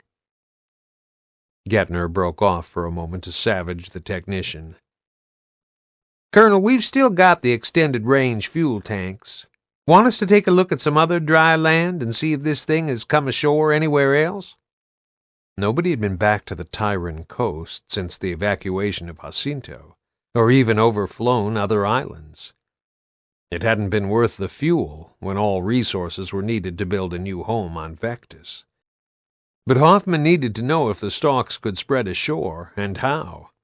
So far, they'd only emerged at sea. It would also provide a handy lie detector test when he came to talk to the stranded gangs. Do it, Major, he said. And no dumbass risks. Take Delta with you. King Raven R-80, northwest of Vectis, Delta Squad on recon. Do they know? Baird asked. The pirate demographic, I mean. Do they understand what skewered their boat? Marcus leaned on the starboard door gun as the Raven combed the featureless carpet of choppy white waves beneath the Raven. Depends how much they get to hear from their buddies inside the wire, because they weren't taking any advice from me. Baird thought that was one more reason why Prescott should never have given the assholes an amnesty. Even if they'd been searched for weapons and radios going in, it was impossible to maintain that level of security. Gears on watch got tired and bored. Components got smuggled in one at a time. People sneaked out. It just wasn't possible to lock down New Jacinto. When we were surrounded by grubs back home, nobody wanted to sneak out. So even if they know it's not us sinking their boats, what difference does it make? Dom asked. It's not like they're an armored division whose ass we need to kiss to help us out. Cole was scribbling on a scrap of paper spread on his knee, occasionally pausing to tap the end of a stubby pencil against his chest plate while he pondered something. He was still writing letters home to a dead mom. Baird wondered what it felt like to have that kind of bond with your folks. It had to hurt. He was glad he got all that dependency shit out of his system when he was a kid. Beats having 'em in our hair when we're busy with glowies, Cole said. Shinies, Gettner said. Hey, come on, Delta. Concentrate on the search. Mel, are these bearings right? Afraid so. Barber was on the other door gun. That's where it was. There wasn't a trace of the emulsion rig visible. Not even much of an emulsion slick. Baird felt a glimmer of hope that the wells had somehow been capped, although he was sure the Gorozny guys had said they'd only stopped pumping, because that gave him hope. In time, he could rig a bot to dive and investigate. Much later, he might even be able to work out how to rebuild the rig. Come on, who the hell am I kidding? Where am I going to find that kind of heavy engineering now? It's not going to happen in my lifetime. The realization depressed him more than he expected. He tried to work out if it was any intelligent man's reaction to the loss of the cog's only source of emulsion, or some sort of sentimental attachment to a clever piece of engineering, or just... Shit, he didn't know what it was, or why it had hit him now, so many years after civilization had gone down the lavatory. He pulled his goggles over his eyes and busied himself staring at a zillion square kilometers of nothing. Dom nudged him. You okay, Baird? Shit. So I tell a guy who had to put his wife down like a dog that I'm upset about a piece of metal? Yeah, that's going to help squad relations a lot. Just wondering where the next barrel of emulsion's coming from, Baird said, feeling the strain of unfamiliar tact. The mainland. Well, first there's getting there, then there's dodging glowies, and then here's the stranded that'll probably be all over the first rig we find, and then there's extracting it and shipping it back. But yeah, apart from that, it'll be a breeze. Dom opened his mouth slightly, as if he was shaping up to say something, then folded his arms and carried on, looking out the door. Cole folded his letter carefully and slid it into his belt. Damon, baby, you want a coloring book? I know you get antsy on long rides. Hey, you kids in the back, Gettner said. Any of you bothering to check the chart as we go? I can't do every damn thing. You lost, Major? Baird asked. Let's put it this way, she said. I'm continuing on the bearing the stalks took. Yeah, I'm sure they always travel in a straight line. And I don't think there should be any land mass up ahead. Not that those two clauses are related in any way. Gettner was looking dead ahead. Everyone in the crew bay was looking at roughly a 120-degree arc on either side. Marcus hung onto the grab rail and leaned out of the gun door to get a better view. Looks like an island to me, he said, because the chances of it being a bulk container are about zero. Glad I'm not hallucinating, because that's definitely not on the charts, and I'm not off course. We've still got enough hammer satellites working to get an accurate fix." Dom folded the chart into a manageable size to study it. Baird, impatient, leaned over him. "Let me take a look." There was always a simple answer to this kind of thing. "See? This is the edge of a tectonic plate.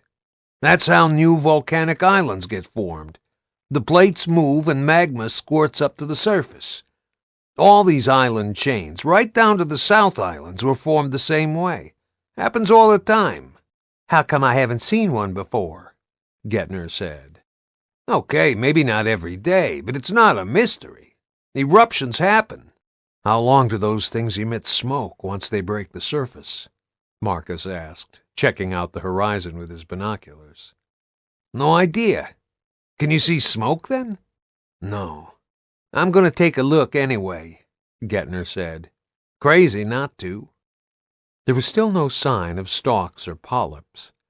Baird gave the chart back to Dom and got up to lean out of the bay door, trying to work out how the things decided where to go if they weren't attracted by emulsion pollution. If they were, then they should have been partying on the site of the sunken platform. The idea that these glorified vegetables might be following some kind of plan creeped him out more than the grubs ever had. "So what makes glowies glow?" he said. "We definitely saw glowy locust in the tunnels, and all that luminous snot moving around. But the stalks and the polyps don't look like anything I've seen before. At least we know why the locust queen was getting her panties in a bunch about 'em," Cole said. "I hate it when I think of all the things I could have asked her." Cole tapped his pencil on his armor again and went back to the paper. "It's not like she was holding a news conference or anything. We were trying to avoid losing vital organs at the time. You think we could have done a deal with them? You know, ganged up with them on the glowies and lived happily ever after?" Dom looked up, and Baird knew he'd somehow said the wrong thing. "You think you could stop talking shit for 5 minutes?" Dom asked him quietly. "Just for once?" Baird couldn't see Marcus from this side of the Raven, but he could hear him. It was just a gravelly sigh. Baird took the hint. "Yeah, definitely an island," Gettner said. "Nat, prep Jack for me. Postcard time in about 10 minutes. Get me some good recon images." "Can we name it?" Cole asked. There was a sudden silence. Cole wasn't joking. Baird felt the atmosphere shift ever so slightly in the Raven, from that mock-aggressive familiarity of guys who had spent way too long cooped up together, to a kind of awkwardness. He was going to fill the silence with something smart-ass, as he always did out of habit. But then he realized what had shut them up. What did you call a new island, a new species, a new anything? You named it after someone. And everyone had lost someone they probably wanted to commemorate. Except him, of course. And he was glad to be spared all that shit. Dom's wife, Marcus's dad, Cole's entire family, but probably his mom. Yeah, the whole squad was thinking it would have been nice to permanently honor the dead. Gettner and Barber probably had the same thought, too, although Baird didn't know who each of them pined for. "Let's see if it's a pile of shit and trouble first," Baird said, trying to be helpful. "Might not want to name it at all. See, I can do tact. I can do diplomacy." "Can't see any forest," Barber said. "Jagged outline, a lot of haze. Rock." Marcus moved off the gun and stood in the crew bay watching the island through binoculars. "Baird's right. Gray rock. Hey, look at the gray crap on the water, too. Pumice. Yeah, recent volcanic eruption." Marcus made another noise in his throat. Not his multi-purpose grunt, but an involuntary reaction, as if he'd been caught out by something. "Ah, shit," he said at last. "You see that, Barber?" Barber adjusted the lens on the camera. Fuck. Yes. Come on, share, Baird said. They didn't have to. In less than a minute, the Raven was close enough to the uncharted island for Baird to see exactly what Marcus meant. It was a lifeless mass of charcoal-gray rock about 8 or 9 kilometers wide, its surface rough and jagged. At first, Baird thought 2 twisted shapes that rose above the general mound were just lava outflows that had cooled in freak formations, maybe because pumice had already been washed away from around them. But then the picture fell into place, and he knew he'd seen those organic-looking gnarled shafts before. "Friggin' stalks," he said. "Wow, they don't hang about. Another reason to avoid sitting directly over the island," Gettner said. "Although if those things are on the march, we know they can reach up from the sea anyway." "Of course," Baird said, knowing this wasn't going to cheer up anybody. "Maybe they're showing up everywhere. Any polyps? Can't see anything, just stalks." Barber released Jack from its housing. The egg-shaped bot hovered at the open door, mechanical arms unfolded. This was definitely a recon job for a remote. "Can I add to the general misery?" Barber asked. "Does it look to anyone else like those stalks have come up through the lava, not over it?" "Yeah," Marcus said. "It does." He turned to the bot. "Go on, Jack. Take a look. Be careful." The bot moved out of the Raven's Bay and headed for the island. Gettner could see the images that Jack was relaying to her monitor, but everyone else had to sweat it out. "Just stalks," she said. "Not doing anything either. No movement, no polyps, nothing. Oh, wait. No, that's a seabird." She took the Raven high above the island, banking slightly. "No obvious vent or smoke, but hey, these outflows can just erupt right under you without warning in its index. I'd be more worried about the killer Carl from hell," Baird said. "If you get a spike of that straight through the fuselage, we won't be going home any time soon." "I'm just seeing dormant stocks," Gettner said. "Hey, Marcus, Nat, want to check? Look, they're just sitting there." "Yeah, but does that mean they're dormant?" Baird asked. "They're not spewing shinies, and that's dormant enough for me, Corporal. What am I, emeritus professor of fucking botany or something?" Baird flinched inside. What was it with all these damn women gears? They were spitting venom the whole time. Even Bernie could strip paint with her stream of abuse when you somehow got on the wrong side of her. The only woman who didn't rip you a new one for no damn reason was Anya. "Just saying," Baird said, determined at least to have the last word and not slink away. "We don't know what their life cycle is. We don't even know if they always go around holding hands with the polyps. Maybe the polyps just use the stalks for transport when they get a chance. Does it matter?" Dom asked. "They're all lambent. It matters if we want to find the best way to kill them." "I'm going to update control," Barber said. "Wait one." Gettner took the Raven down a little lower to fly along the coastline, and for a moment, a dumbass moment, Baird almost asked her to winch him down to the surface. Nobody had ever set foot on that ground before.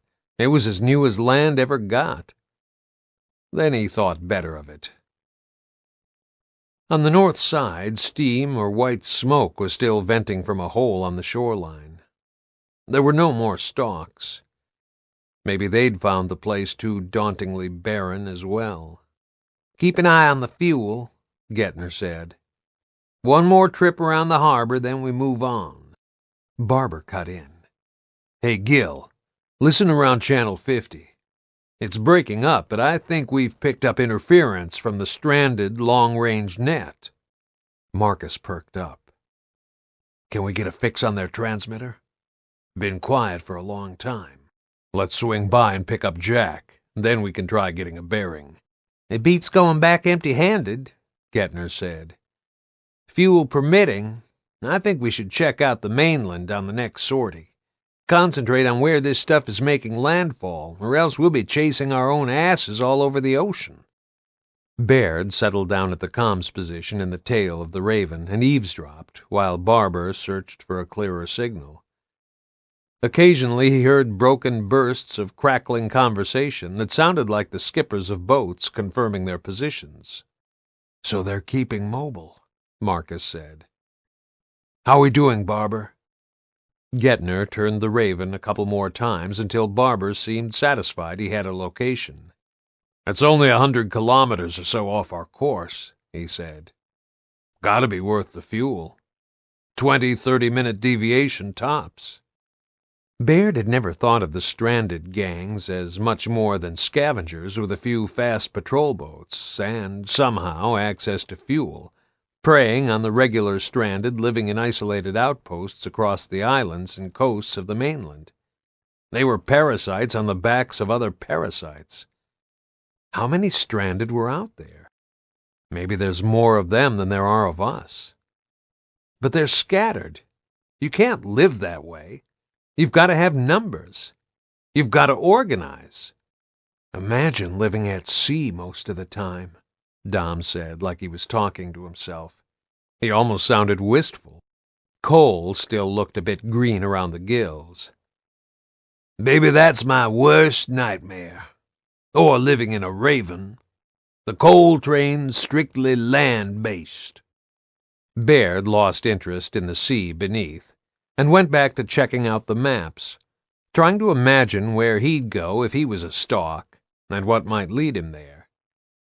He was still churning over the emulsion trail theory and wondering if it was just coincidence. It could have easily been discharged effluent that the things were following, when Marcus and Dom both drew in a long breath at the same time. Baird looked up, expecting more evidence of stalks. Barber sighed. Holy shit. Holy shit. They'd found the stranded transmitter all right. The only question was which vessel out of the fleet below it was located in. The vessels below weren't warships, but that didn't matter. They were a mix of freighters, leisure craft, powerboats, small tankers, tugs, and even a car ferry. They were keeping station just like a proper fleet, and there were a hell of a lot of them. "It's like the NCOG Fleet Review," Gettner said. "In the days when we had a real navy." Baird started counting. There were at least 100. "So guess what course they're on," Gettner said. "Go on, guess." Chapter 13. Civilization is the silk coat on the back of the beast, easily torn away by the first cold wind. Kashkori Proverb. Anvil Gate Garrison, Kashkur, 32 years earlier. Anvagad's doctor specialized in fractures and liver flukes, two things he saw a lot of in this non-industrial backwater. He would also treat injured goats, if asked nicely. Now he was trying to stop gunner Arlen Pereira from bleeding to death. Hoffman watched the doctor shaking his head and probing inside Pereira's open abdominal wound, trying to instruct one of the battery medics where next to try clamping. They didn't seem to be able to work out where the blood was leaking from. Hoffman sat astride a wooden chair, tolerating first aid from Private Reeves, and trying to hold his radio headset to his ear so he could carry on talking to HQ. "Lieutenant, we're not going to be able to get help to you for a while," said the female major on the radio. "We can't even get a Kazovac chopper to you while Shavad's going down the tubes." "I don't need help, ma'am," Hoffman said. "This is for your situational awareness. We've got adequate supplies and ammo for the time being. We're not under sustained attack yet. For all I know, it might be a disgruntled local goat shagger with a grudge against the garrison, but the attack came from the Kashkur side of the border, so this might be Indies inserted behind the lines weeks ago." Hoffman could take the shit as well as any gear, but he felt angry now on behalf of others. Captain Sanders dead, and his pregnant wife needs to be told. Gunners Dufour, Tovey, and Pole are also dead. We've got 8 men wounded, 2 seriously, and the fucking road to the north is still completely blocked, so we can't evacuate the goddamn civvies, even if they wanted to leave. Are you clear about the situation now, ma'am? Are you?" The Major paused, but didn't bawl him out. "I am, Lieutenant. Do you still require a Pasanga squad for recon?" "What?" "Captain Sander put in a request for them."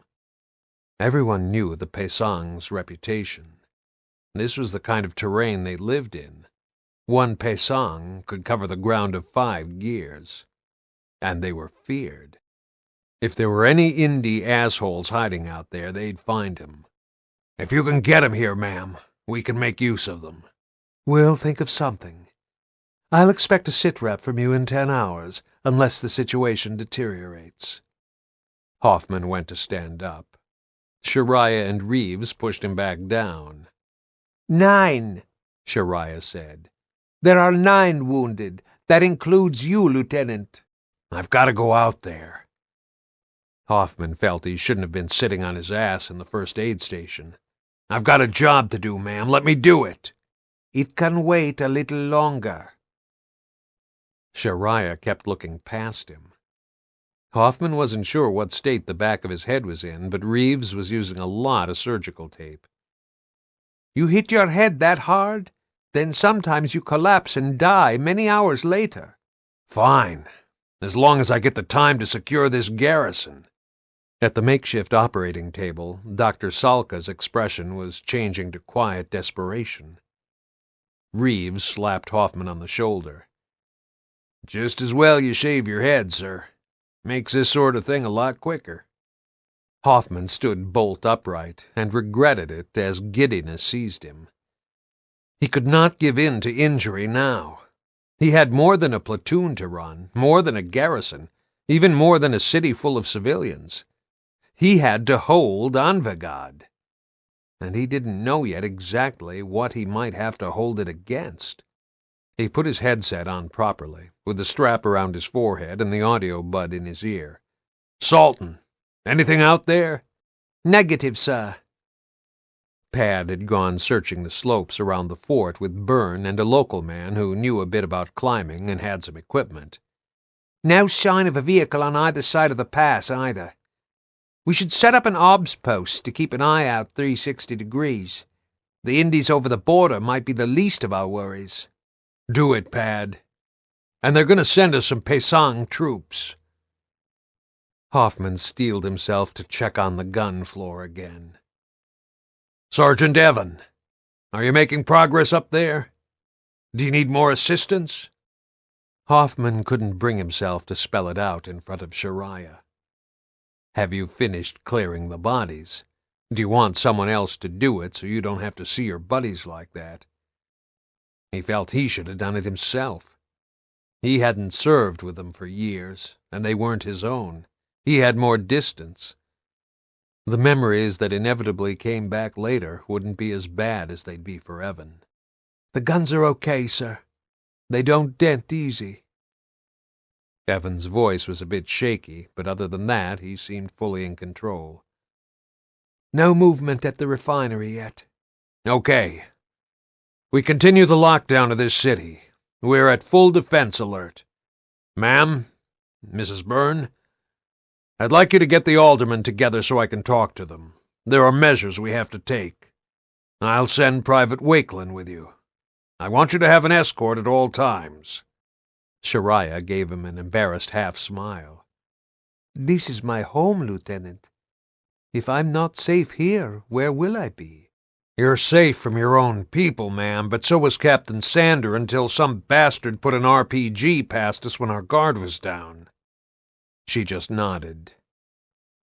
In reality, there was little that Wakelin would be able to do for her if a mortar or a sniper round was aimed inside the walls. But Hoffman owed it to Byrne to at least show some willingness. "Lieutenant." Dr. Salka edged forward, wiping his hands. "I regret I failed to stop the hemorrhage. The young man is dead." There were routines that Hoffman fell into, officer or not. There were burial details, pay corps and next of kin to inform, ceremonies to be observed, all the tidy bureaucratic closure after losing a gear in combat. He wasn't sure where, or even if, the locals buried their dead. Maybe they cremated them. Pereira's family would want his body returned home eventually, just like Sanders' widow and the others he didn't know much about. Reeves, get a mortuary set up and work out where we can dig temporary graves. Yes, sir. It was still daylight. Hoffman was expecting things to get worse when night fell, but he was holding a heavily fortified city with a sensible civilian population that wouldn't present easy targets to anyone taking pot shots. It was a matter of sitting tight and blowing the shit out of anything that moved. There was no more wait and see. Have I missed anything? Can I do this? Can I really do it? Let's work on the basis that we're surrounded, Hoffman said. He took a breath and wondered if he should have warned the alderman what he was going to do, but he'd have to explain himself later. They'd had the warning siren. They should have been expecting the firing to start. All fire teams and battery gun crews, stand by. Evan cut in on the radio. Sir, we've got Indy tanks moving forward. There's only one place they could be heading. Or they might just be moving into range to shell us. Hoffman was more worried about infiltration, but he couldn't just sit back and not show these assholes the cog meant business. Start as we mean to go on, Sergeant, he said. The height of Anvil Gate now came into its own. All Evan or any of the gunners had to do was lay the sights on whatever enemy target they could see below them. They didn't need a forward observer to adjust fire. The Indies could see that plainly. But they came on anyway. Are they insane? The border was 7 kilometers away, and the first tank crossed it. Fire for effect! Hoffman yelled. At that moment, the order was all he could recall of fire discipline, the proper procedure for artillery. But he was an infantry grunt, and the gunners didn't expect him to do anything other than give them objectives. This was their garrison. He was just there to stop shit happening to them. And he'd already failed to do that. Should have sent out patrols earlier. Should never have let that bastard get in so close with an RPG. All my fault. Hoffman knew the guns were about to fire, but nothing could have prepared him for the moment when they did. It felt like an earthquake had hit the fort, and the noise actually hurt. It resonated in his chest. "Shot out!" Evan yelled. There was a long moment of silence, and then a sound like thunder in the distance. "Splash!" Gerald responded. "One tank, 2 APCs destroyed, other targets dispersing." Hoffman strained to see what they'd hit. There was a distant column of smoke rising, and when it cleared, the Indies had spread out into a long, ragged line. He had to watch a few moments longer to realize they'd actually come to a halt. "That's overkill, sir," Evan said. "But they got the message." The guns were relics, almost exactly like the ones in the old cog battleships, a piece of history in their own right. Maybe nobody these days knew what to make of them. The tanks and other armored units were about 6,000 meters away now. Hoffman saw a flash and a belch of white smoke, and seconds later an explosion shook chunks out of the cliff slope right beneath the observation point. The blast plates on the windows rattled furiously. Then Anvil Gate's 155mm guns opened up. The battle had begun. Hoffman had been under fire more times than he could remember, but this was different. This was standing still and taking it, with no chance of moving position or gaining better ground. But you're on a goddamn peak, highest ground, defended by rock, impregnable. High or not, The only line of sight he had was from the guns and the other firing positions that were fanned out around 300 degrees of the fortifications.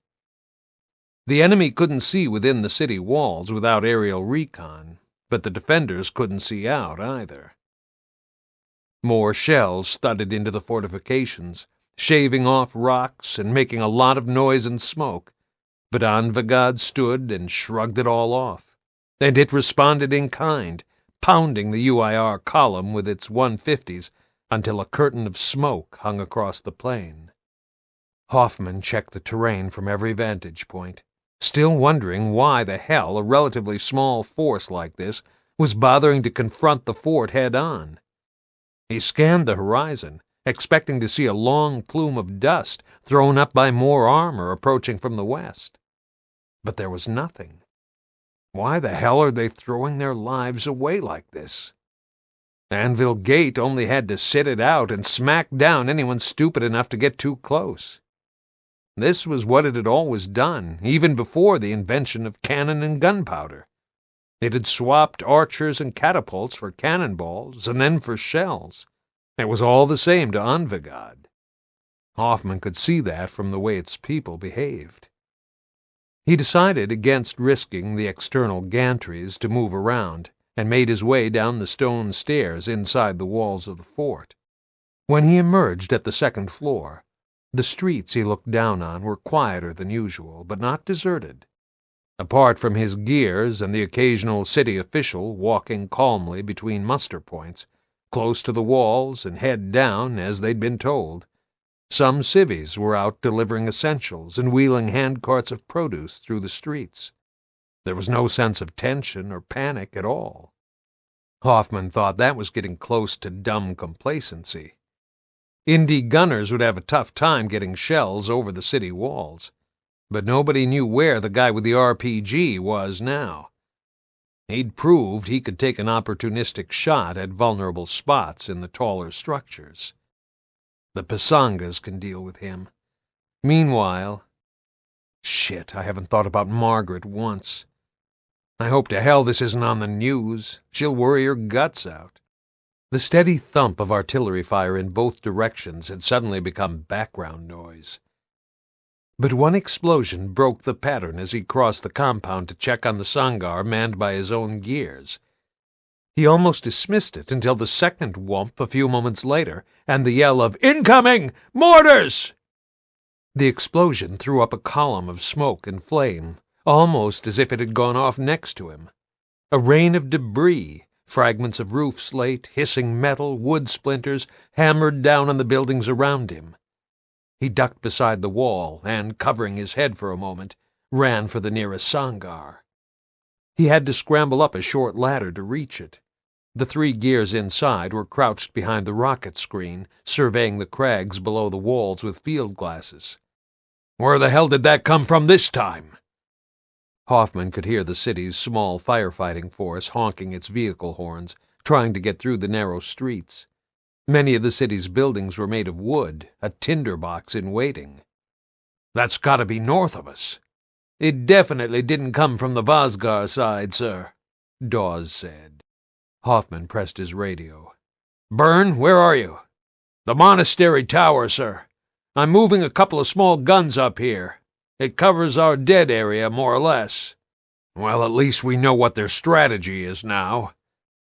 Hoffman still wasn't sure if his head injury was distorting his take on the situation, or if he really had been a dumb asshole not to see this coming. "The frontal assault was to keep us busy while they moved up behind us." "Yeah, we'll lose some civvies, sir, but they're not going to take the city with a few mortars. Not unless we let it burn down," Burns said, brutally pragmatic.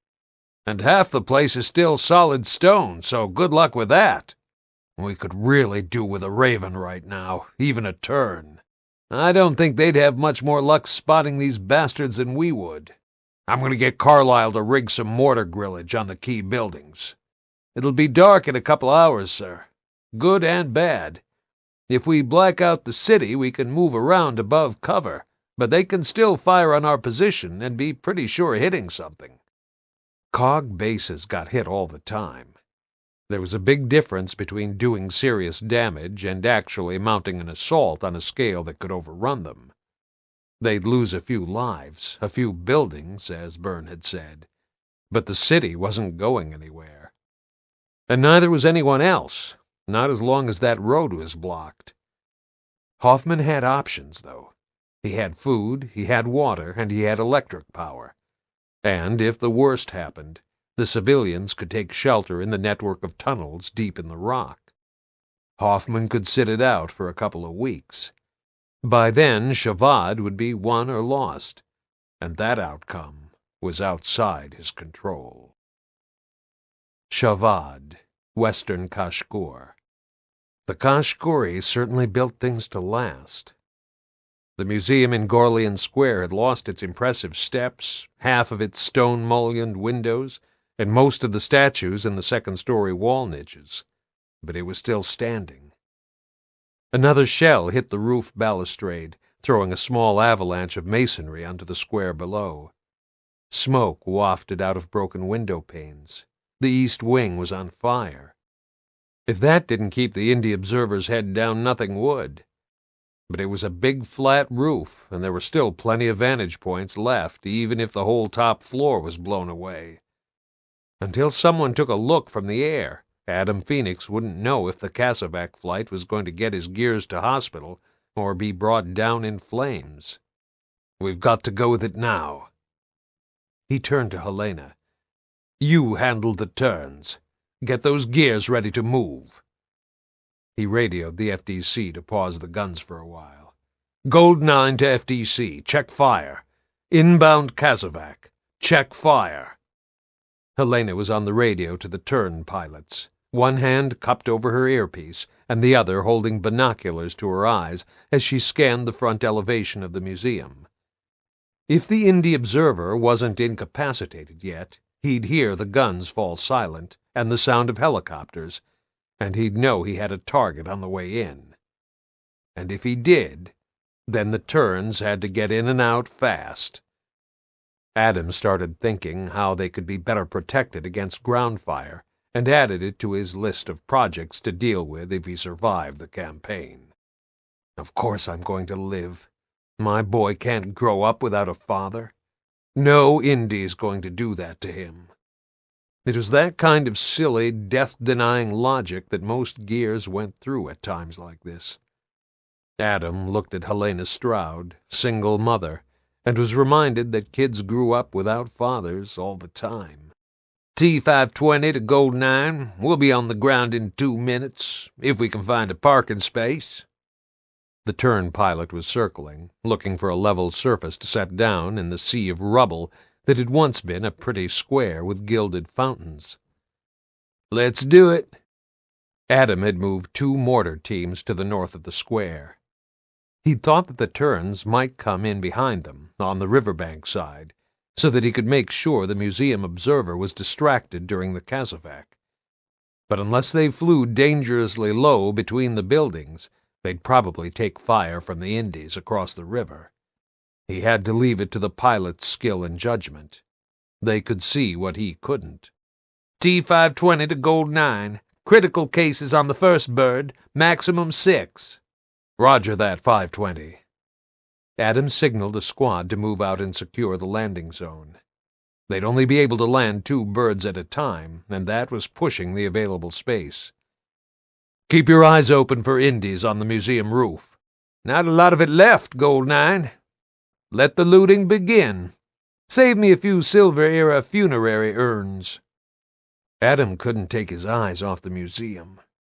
Even when the first turn touched down, he found himself looking down the sights of his Lancer, checking the building's facade window by window, as if he had a hope in hell of seeing anyone before they got off a shot or a grenade round. He talked of snipers and observers, but the reality was that he had no idea who or what was in there. The Indies could have inserted a dozen machine-gun crews, 1 man and 1 component at a time, slipping into Shavad over a period of months. They'd had intelligence agents in Kashgur for years, just as the COG had them in UIR territory, unseen and unacknowledged. Wounded gears were waiting in the open even before the first turn touched down, the worst cases shielded bodily from the downdraft by their comrades and, Adam had to imagine, from possible sniper fire. He found himself wondering if he would put himself between someone and a bullet like that, because he'd never consciously done it. It shamed him for reasons he couldn't yet understand. The turn lifted off, didn't take a direct hit from an RPG, didn't burst into flames, and headed north to the field hospital at Lakar, out of range of the Indy guns. Adam let himself breathe again. The other turn, which had been hovering behind the shattered stump of a block of apartments, moved in to pick up the next batch. The Indy guns were still hitting the same targets they'd been pounding half an hour ago. They seemed to have moved on from this part of the city. Maybe that meant their observer was out of action. The second turn took off, and the last two landed. They were too close together for Adam's peace of mind. He found himself existing solely for the moment when they were clear and away. Then Helena moved, and for a moment his attention was broken. "Bastard!" she muttered, dropped to one knee, and aimed somewhere along the museum frontage. "Bastard!" He didn't see what had caught her eye. He only heard her short burst of fire, almost simultaneous with a rocket streaking past just above head height. He had no idea how it missed the turns. He could have sworn it actually passed between the two sets of rotors. Automatic fire started up from the window above his head, so Collins must have seen whatever Helena had spotted, and then the mortar teams joined in. It bought the turns the time they needed. Adam gave them time to clear, pulled everyone out of the square, and got back on the Sheriff's FDC. "This is Gold 9 to FDC. Resume. Adjust fire. Grid Alpha 8. 715003. Over. Grid Alpha 8. 715003. Out." It took about 10 seconds for the next shell to find the museum and pound it. By then the turns were gone. The museum was still substantially intact. Smoke belched from the windows on its northeast side. "We have to check he's not still functioning in there," Helena said. The Indy had become a man, no doubt one they all had an individual image of in their minds, when he could easily have been a squad. "Permission to go in and clear the building, sir." "I should have worried about collateral damage a few hours ago," Adam said. "But we can't keep shelling the building and hoping we got him. Okay, lead on." "I can do this. You worry about holding the road." Adam knew he should have hung back, but part of him wanted to see how much damage he'd done. One day he knew he'd look back on this battle and feel appalled that he'd destroyed something precious and irreplaceable. He would understand that human lives came first, but he would mourn for the loss of knowledge all the same. "Helena, I know you can do it," he said, "but so can I. You're going to get yourself killed one day if you don't learn to stand back." "If I do," she said, "it'll be because something needs doing." She moved off, working her way up the right-hand side of the square. Adam gestured "Follow us" to Rawlin and Collins. "We should have bribed Timgad Company to send us Mataki," Helena said. "She'd have dropped him by now. I swear that woman could shoot the balls off a gnat at 1,000 meters. "Well, we didn't, so we're down to house clearance tactics now." The four of them stacked around what was left of a door to the right of the main entrance. "Okay, big floor space, not many walls, open galleries. No idea where the stairs and exits are, so this could be a slow job. In 3, 2, go!" Adam usually started at the worst scenario and scaled down. He expected to meet fire. He didn't. But what he saw stopped him in his tracks for a moment. "Oh, God!" Helena said it for him and looked up into a halo of daylight. What a mess!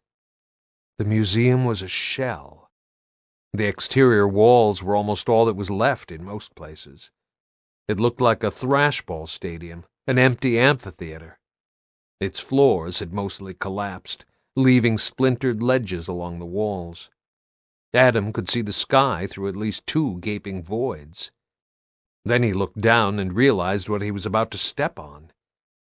In the glittering carpet of broken glass and shattered plaster, the contents of the display cabinets lay everywhere. They were just objects, nothing more, not people, not alive, and of no practical use at that moment for an army trying to hold back an invasion. But Adam felt as much anguish and guilt as if he'd slaughtered a nation. There were canvases torn from their frames, fine oils depicting the ancient nobles of Kashkoor. There were shards of porcelain, exquisite shields skinned with beaten silver, tapestries, crude clay pots, and hand-illuminated manuscripts that were now charred and smoking. Kashkoor had ruled an empire long before Ephyra had even been a village. He tried not to let the shock distract him when there could have been Indie crosshairs centered on his forehead, but he felt he was watching the end of the world. "Mind the glass," Helena whispered, pragmatic to a fault. "But he'll hear us coming anyway." Adam couldn't see any flames, but he could certainly smell the smoke.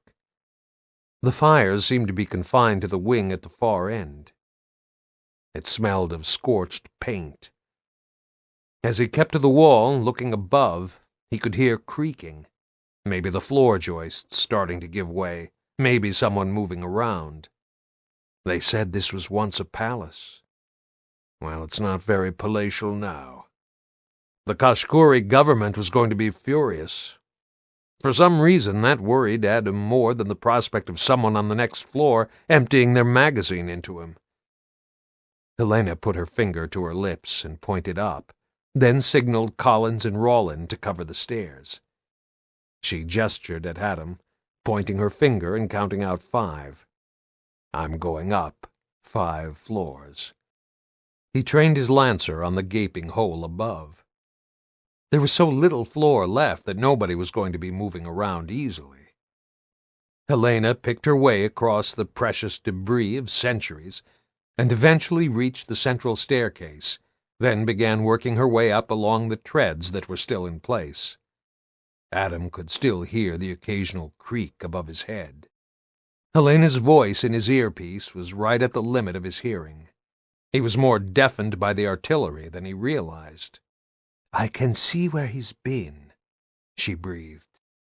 There was a loud creak of wood giving way. "Easy," Adam said. "Wait." Adam looked to Collins, who just kept his lancer aimed up into what had been the stairwell. Rollin prowled carefully around the lobby, watching other doors. Then the shooting started. All Adam heard was 3 bursts of automatic fire, the thud of boots running, then the overlapping shots of a close-quarters battle, very short, very sudden. The disemboweled palace fell silent. He didn't hear anyone call clear. Oh, shit. He motioned the 2 gears to stay put and ran up the remains of the stairs. He'd lost the element of surprise anyway. All he could think was that little Anya had lost her mom, and he had no idea who would take care of her now. When he got to the top floor, he dropped to a crouch and looked along a gallery where some glass cases still clung to the walls. Reflections moved. He swung his aim, conscious of the gaps in the floor, and saw Helena standing frozen, head turned to one side. Then she swung around a corner, into an alcove, he assumed, and there was another short burst of fire. "Bitch," he heard her say. "You won't be calling in any more Artie now, will you?" Then, almost as an afterthought, she called out, "Clear. 1 Indie down.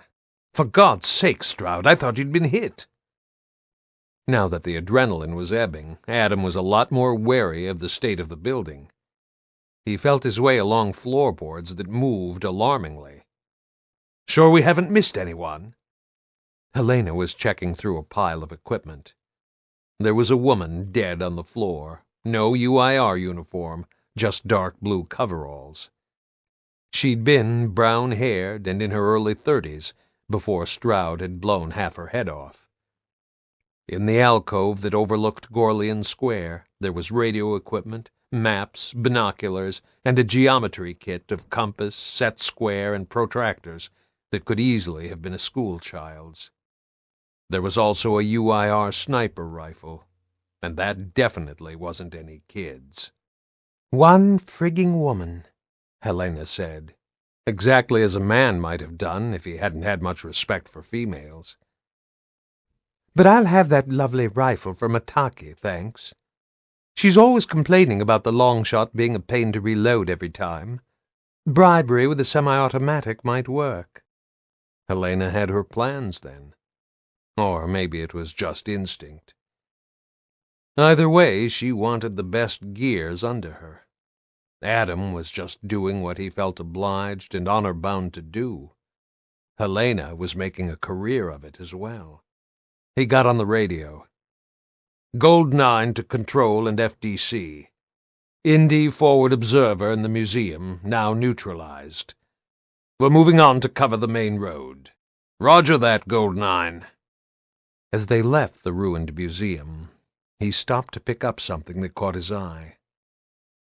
It was a small silver statue of a horse, very heavy, about 30 centimeters tall and inlaid with turquoise and garnets.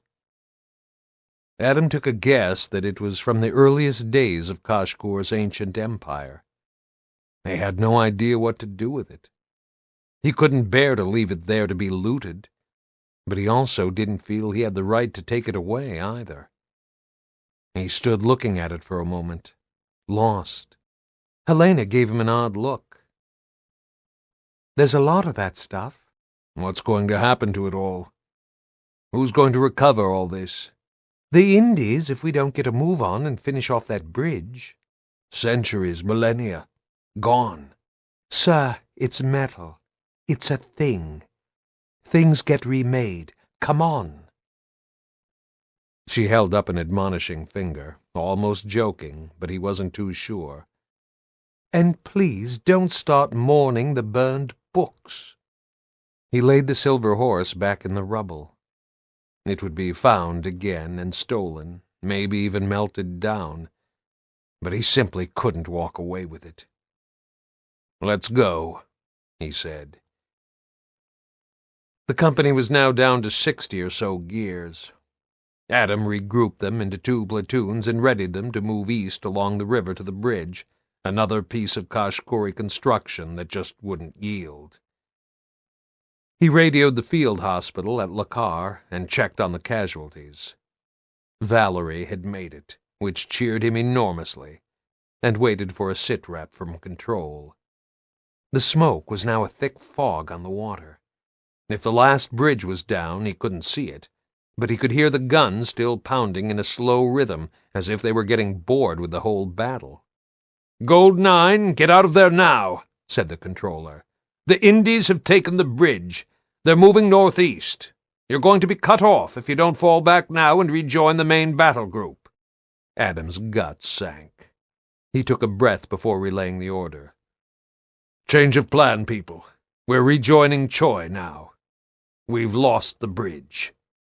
There was an awful silence, the kind you got when you'd lost so many men and women to gain so little. Helena put her hand flat on his backplate. "No, sir. 2-6 RTI didn't lose it. The sheriffs couldn't hold it. We remain the unvanquished." She slung the looted sniper rifle over her shoulder and strode off toward the waiting transport, an open truck filling up with exhausted gears. Adam didn't think there was a difference. She clearly did, though, and it seemed to improve everyone's mood a little. Adam's mind was made up at that moment. This was not his calling, but it was Helena Stroud's. He wasn't good at this. He didn't have that charisma and certainty that a real leader needed. He fought because he felt it was wrong to let others do the dying, but now he knew he could save more lives by designing better weapons and systems, designing deterrents to war, than by being a mediocre infantry captain. When he finished this tour of duty, if the war went on, as it always had, he was going to take the Defense Research Agency offer a lot more seriously. As he climbed into the truck, he thought of the exquisite silver horse, abandoned it to its fate. His father would have been disappointed in him for not salvaging it for the Phoenix estate. Divisional Headquarters, Pisanga Brigade of Rifles, Gulan Province. Bai Tak couldn't recall ever having this much food in his life. And so much of it was meat. No wonder the gears, as the coalition called its soldiers, were so big. He sat in the canteen surrounded by Pesang men from all over the country, and simply ate whatever was put in front of him. Some of the veteran riflemen found that funny. "Ah, you can always spot a new recruit by how fast he gets indigestion," one of them said. His name was Choli Gan. "And then your pants get too tight, and then the novelty wears off." "I think it's going to take a long time to wear off for me." Bai looked at the chunk of steak left untouched on Cho's plate. "If you're not going to eat that, I will." "Go ahead." The only drawback of this new life was that Harwa had been furious and had sobbed her heart out when he left for training. It was all too fast, she said.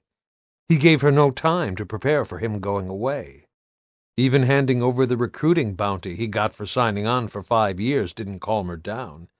But at least he had the comfort of knowing she had plenty of money to pay for food and to hire some help with the herd. She might even have enough to replace animals that didn't survive the drought. The bounty was a lot of money by Pesang standards. But he hadn't started really missing her yet. Things just felt strange. He was too overwhelmed and exhausted by all the new things he had to learn to have time to mope around. He was still coming to terms with the rifle they called a lancer, which was not only complicated but absolutely huge. The one thing he understood instinctively was the bayonet that clipped onto the barrel. Although it was for stabbing, he knew that if he was ever in a tight spot, that his machete would serve him a lot better when it came to dispatching an enemy. "So how long do you think it's going to be before we get to fight?" Lao En was single, a little younger than Bai, and keen to save enough from his pay to buy a workshop in Paro so he could get a wife with a lot of land. "I don't want to lose my enthusiasm." He nudged Bai and indicated one of the white cog officers making his inspection rounds of the canteen, checking to see that the Pasangas were satisfied with the food. "See him? He knows about 10 words of Paysan, so don't ask him anything complicated." "That's all right," Cho said. "We only speak 10 words of Tyran, so we're even." The canteen was very brightly lit. Bai was used to few lights indoors and a lot of dull, dark wood surfaces, so he thought he might never get used to this bright and shiny cog world. He was scared of leaving fingerprints on everything. But the most foreign thing of all was the television in what the gears called the mess. Television was a radio with movies. He had a radio at home, and once every couple of years he walked all the way to the occasional theater in Paro when the owner announced he'd found a film to project on the whitewashed wall of his barn. But seeing the two combined in one small machine was something that amazed Bai. The screen was about 30 centimeters across, and the images were black and white, not colored like the movies he remembered, but he still couldn't take his eyes off it. He could actually watch the man who read the news bulletins. "You'll get fed up with that," Lao said. "It's all bad news. The cog's taking a pounding again. We've had a few bad years." Bai had to get used to we and us, also meaning people who lived unknown lives in ornate and rich cities. "Shavad," he said. "I know." "Do you think they'll send us there?" "We'll lose Shavad by the time any of us get deployed. 2-6 RTI and the Sheriff Cavalry have lost a hell of a lot of men, and women. They have women gears, officers too. "Hey, we've all got women in command at home, right?" Cho said. "How will we notice the difference?" Lao was right. It was depressing news from Shavad. The pictures filled in the gaps that Bai couldn't work out from his grasp of the language. He wondered what use he'd be in this kind of war, a man used to ox carts and no electricity for weeks at a time. After lunch, he got 4 meals a day in the cog, another amazing thing. There was more rifle training out on the ranges. Bai wished he'd laid off the second helpings. Lying prone to fire was uncomfortable on a full stomach, but he'd made the mistake, and so he would learn from it. He was secretly relieved when the sergeant halted firing for a moment. He was still partly reliant on the hand signals for drill, because he often couldn't follow the different accents among the Tyran-speaking foreigners, but the hand signals were clear. He had no idea why they'd halted firing. It was just a welcome excuse to ease himself off his belly and relax a little. He watched an officer in bulky metal armor plates, a major, stride across the grass to talk to the sergeant, then turn to face the men who were waiting patiently with their unfamiliar lancers. He spoke really good Paysan, this major. "I need some volunteers," he boomed. His voice carried right across the field. "I need 6 men used to moving around mountains without being seen, men who can track. I know many of you can already do that. But this is in potentially dangerous territory, and you have to be able to live in the wilderness, maybe without support, for weeks at a time." Cho was 2 positions to Bai's left. He sat back on his heels in one movement and raised his hand. "Sir, I can do that," he said. "With or without a rifle." Bai turned his head slowly to look at Lao, just to see if he was shaping up to volunteer. A few more men raised their hands. Bai suddenly had a desperate urge to stick with his new buddies, as well as a powerful sense of missing out on something important if he didn't take part in this. No point sitting on my backside. If I'm in, whatever it is. Bai raised his hand. "Sir, I come from the borders," he said. "We had a lot of trouble with Shaoxi raiding our herds. I'm good at ambushes." The officer smiled. "Ah, you obviously understand what this job requires. Good man. Anyone else?" Lao obviously didn't want to be left behind. "Me too, sir. I can track. I'm a good climber, too." The officer rubbed his hands together. "That's what I like about you lads. You're always willing to give it a go. Okay, report to the quartermaster in half an hour and get your kit.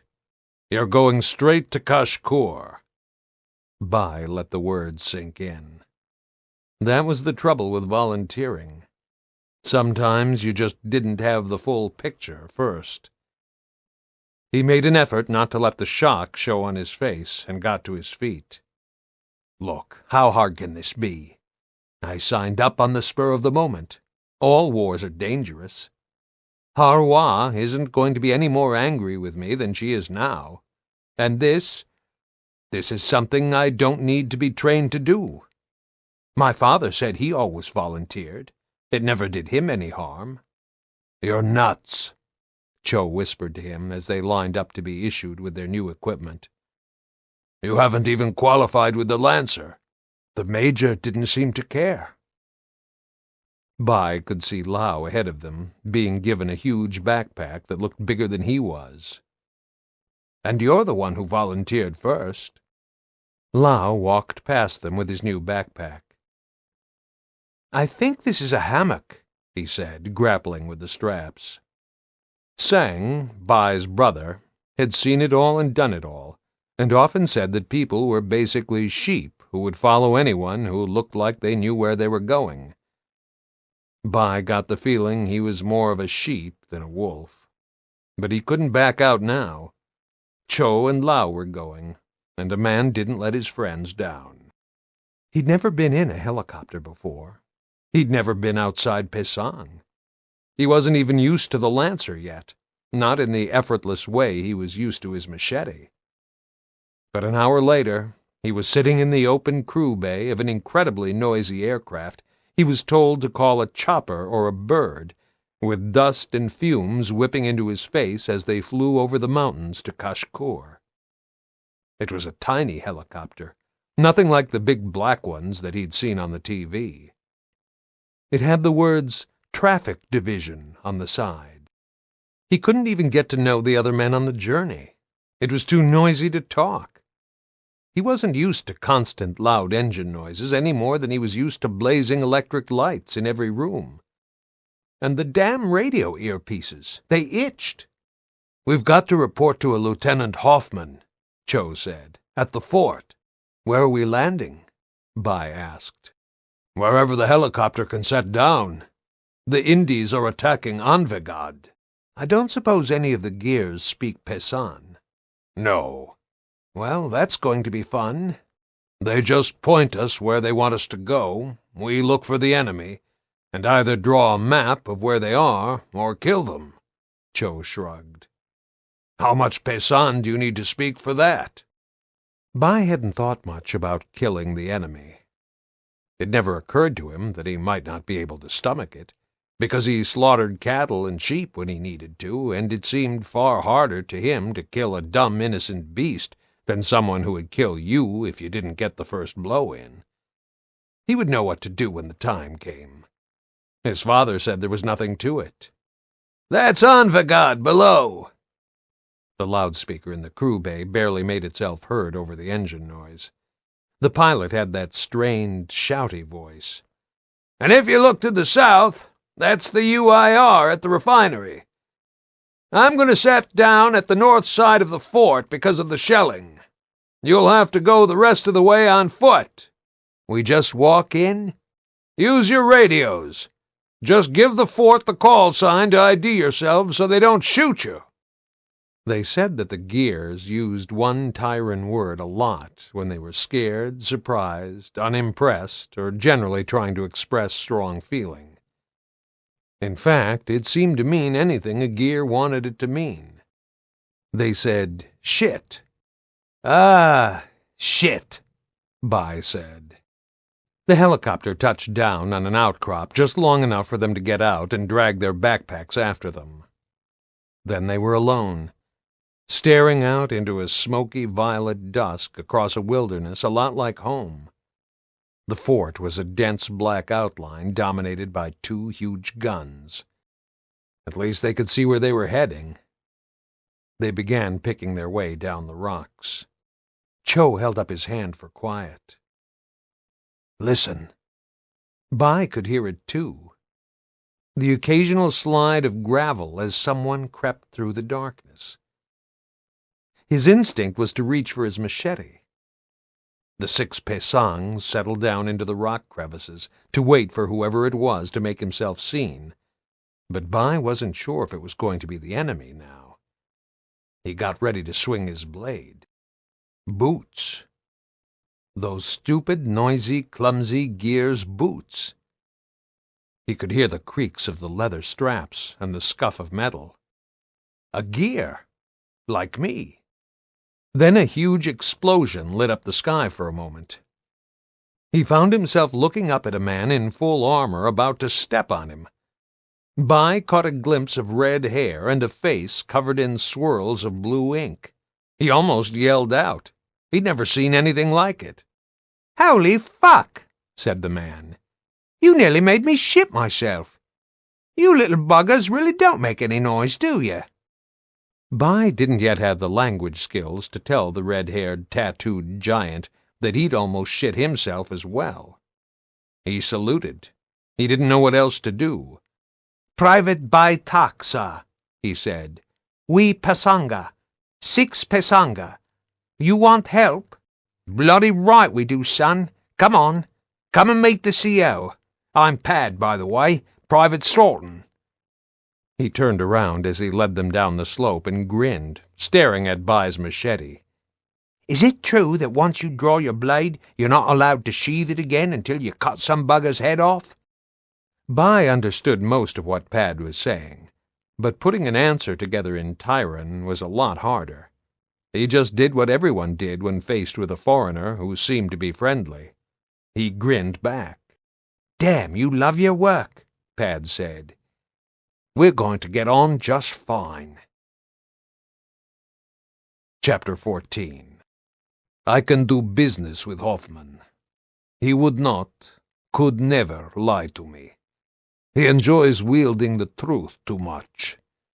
I think he's in love with its power to shock. And he knows that as long as he brandishes it, nobody will burden him with secrets he doesn't want to keep. Commander Mirren Trescu, justifying his alliance with Colonel Victor Hoffman to disgruntled members of his community. KR-80, tracking stranded fleet west of Vectis, present day 15 AE. "Okay, I'll field this call if you're all out of the office," Gettner said. "But they didn't mistake us for an SAR bird." Dom listened on the radio. The incoming voice was one he thought he'd heard before, and Marcus's slow blink confirmed it. This was the guy he'd called from Steady Eddie. "I'll talk to him," Marcus said. He took a breath and pressed his earpiece. "This is Sergeant Phoenix. Remember me?" "Hey, Cog. Drop by to strafe us? Or do we need to watch for submarines this time? You're so versatile." "You need to watch for the things that sunk your cruiser. Who am I talking to?" "Lyle Oliver. Remember that guy you torpedoed after agreeing to a truce with us? I took over from him. They wanted someone less trusting in the position." "Okay, pissing contest over. You know what Lambent are? We hear the name. We lose ships to them. So do you. They're the things that make the Locust crap their pants. You want to know how bad things could get? Oh, we know." Dom looked at Baird for a moment. Did they know about the emulsion rig yet? If they did they understand what had actually happened? There was only so much they could glean from whatever got whispered and passed around between stranded on the island, and they probably hadn't cracked COG radio encryption yet. Baird just shrugged. "We need to talk," Marcus said. He gestured to Dom to get his attention and mouthed, "Call Hoffman." "No bullshit. I'm willing to come to you." Oliver paused. "Unarmed. If you don't count a cannoned-up Raven for insurance, yes." Dom gave Marcus an emphatic shake of the head, just as Control responded. "You must be crazy. Don't do it." He moved to the back of the crew bay to get out of audio range. "Control, this is Santiago. I need to speak to Hoffman." Marcus carried on the negotiation. Dom thought it was a waste of time, but Marcus did things by the book, at first anyway. He always gave assholes one chance. Maybe it was the right thing to do. For every bastard who killed Dom's buddies, there were many more stranded who were just pitiful losers, or unlucky like Dizzy, or decent folk like whoever had looked after Maria for years before the grubs got her. I'll never know who they were. They might even be on those boats down there. Yeah, my wife was stranded, too. Dom couldn't forget that. Today was one of the rough patches he plunged back into, less frequently now, but near unbearable all the same. It was coming up to the anniversary of the day he'd first met Maria. There were more good days than bad now, but the bad ones still came back with a vengeance, grabbed him and whispered, "You lost them all. Kids, parents, wife, brother, friends. There's only Marcus left." Marcus was still waiting for a response from Oliver, staring out of the Raven's door. Hoffman came on the radio. "What is it, Dom?" "Sir, we've located a stranded fleet west of the island, inbound. Marcus is talking to their leader." "They planning an assault?" "If they are, Captain Michelson can probably reduce it to driftwood. Maybe landing arms, maybe something else entirely." "Do you need backup?" "Not yet." "Tell Marcus no deals we can't honor." "Got it, sir. Stand by. Santiago out." Gettner cut in. I can't circle here all day. Give him a few minutes, Marcus said. If he's up for it, can you land me? You're nuts. Can you? You can rope down to the car ferry on the edge of the convoy. I can approach that from its starboard side. Less chance of being shot at. If you're roping down, so am I, Dom said. Marcus ignored him. If it goes to rat shit, Major, bang out and get back to base. Screw that. Dom started laying out 2 rappel lines on the deck in front of his seat. He's not going down there alone, or unarmed. They never noticed the knife. They're too fixed on the fucking chainsaw to care about the knife. Okay, Sergeant, how and where are we gonna do this? Car ferry. Space to fast rope down. No need to tell you what happens if you live up to my expectations of you fascists and do anything dumb. Gettner looped the Raven around and came in lower than Dom thought she'd risk. Don't hang about, she said. I don't fancy ditching here when I run out of fuel. Barber checked Marcus's rappel line and stood ready to give him an assist off the edge of the bay. Marcus's attention was on what was underneath him, not behind, so Dom just exchanged nods with Barber and stepped into position to follow down. It was almost funny that there was no discussion needed. Marcus was doing something sacrificially risky, so Dom was going to ride shotgun, and Barber was going to enable that, again. Marcus could argue the toss about it later with Dom, after he didn't get shot or taken hostage. I'm still a commando. I can do this shit. Their boots hit the ferry's deck. Marcus crouched as the Raven lifted clear, looking faintly annoyed. You ever stop to think that Oliver might object to 2 gears when he thought he was dealing with 1? He can kiss my ass, Dom said. He noted the welcoming committee of 4 armed stranded around the landing area. What are you going to say to him? That he's in the same shit as we are. See where we go from there. It took Oliver 10 fuel-wasting minutes to arrive. His powerboat, gun on the foredeck, very snazzy, a real drug baron's gin palace, brought him alongside, and he boarded with the ease of an admiral on a ship inspection visit. He didn't look like a pirate, unless Dom counted the assault rifle. He was 30-ish and well-groomed, like an ambitious middle manager on his day off doing a bit of adventure training. This was the chief of the quaintly named Lesser Islands Free Trade Association. The fact that kill-crazy Tresque was responsible for the death of his predecessor probably didn't matter much to a man who saw the Cog and Gorisnaya as being one and the same. Well, we say they are too. What's the guy to think? I really hate it when history repeats itself, Oliver said, apparently unworried by Dom's unexpected arrival. So why should I give you lying fucks the time of day? Marcus shrugged. We're having problems with the Lambent, and you're going to have them too. But we're small and mobile, and we can even run to the mainland when we need to. But you've painted yourself into a corner on your little fortress island. Sitting ducks. Marcus didn't react. He never did. He just had that look that said he was making a note of anything useful, a slow-motion nod. So you accept that Lambent are taking out your boats, not us. We fish, too. We've found a couple. Stalks as well. The things that keep punching up through the ground. I hear they're appearing all over the mainland now. Okay, Marcus said quietly. So you think you can deal with this? We can avoid it.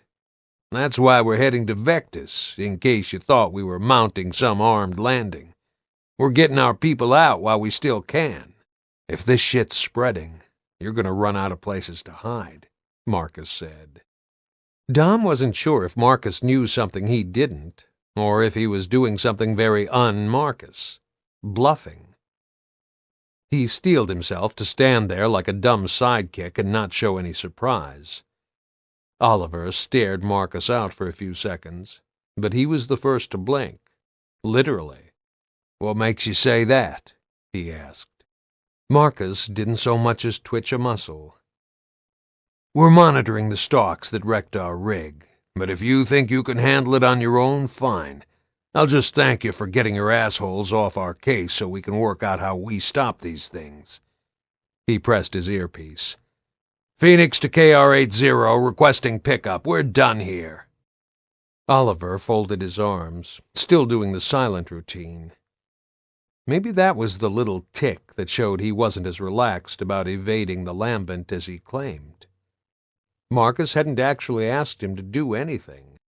There was no reason for the "I'm not playing" body language. But then Marcus was just standing there with his arms at his sides, a little awkward, hands loosely clenched. Dom knew that was just because he didn't know what to do with his hands when he wasn't hugging his Lancer, but it might have come across to Oliver as balling his fists for a fight. Marcus wasn't always easy to read. "Warn us when you're ready to embark," Marcus said, "so our Navy knows you're coming. You know how they are. Don't tell me you wouldn't want to blow them all away for what they're doing to your guys." "Love to," Marcus said, "but I've got bigger problems than you, and you'll all end up dead anyway." Gettner was now hovering overhead in a fierce downdraft. Barber lowered the sling on the winch. "Shame about your rig," Oliver said. "If you've got any sense, you'll fire up that Navy of yours and get the hell off Vectis, too." Dom thought about that all the way back to the naval base, arms folded and eyes shut so that nobody would start a conversation with him. He wasn't sure he could face another upheaval. It had been bad enough running from Jacinto to Port Farrell and then to Vectis. There had to come a point when it was better to stand your ground and die rather than wandering the world scared shitless of what was around the next corner. He listened to Marcus talking to Hoffman on the radio and got the impression that the colonel was digging in rather than thinking of evacuating. What the hell else could he do with a whole city? "Okay, Hoffman's glad they're going," Marcus said, taking out his earpiece and scratching his ear. "We got something right. One less variable to factor in. Maybe they'll be kind enough to leave us the rest of their explosives." "Were you acting?" Dom asked. "With Oliver, I mean." Marcus just raised his shoulders a fraction. There wasn't even a shrug. "I can't act. That's probably why it convinced me." "What? That they'll end up as dead as us?" "Yeah. He can chew on that for a while." Marcus got up as the Raven flew low over the base perimeter. Half a dozen of the ancient bulldozers that had been taken out of mothballs to clear land for housing were parked in a line, and gears were milling around them. "Looks like Hoffman really is digging in." Dom craned his neck. "What exactly are they doing? Did he say?" "He just said that if it worked at Anvil Gate, it might work here." Hoffman never talked about Anvil Gate any more than Marcus or Dom talked about Aspho Fields. Dom assumed Hoffman's reluctance was the same as his, born of a necessary thing that neither wanted to recall if they could avoid it. But the decorations and promotions tied to both events made damn sure nobody else ever forgot. Hoffman had raised the specter himself, though. Maybe that meant he was dealing with his ghosts better than Dom was. The old man was right. Some things were best faced head-on. New Earthworks, Vectis Naval Base, 3 days later.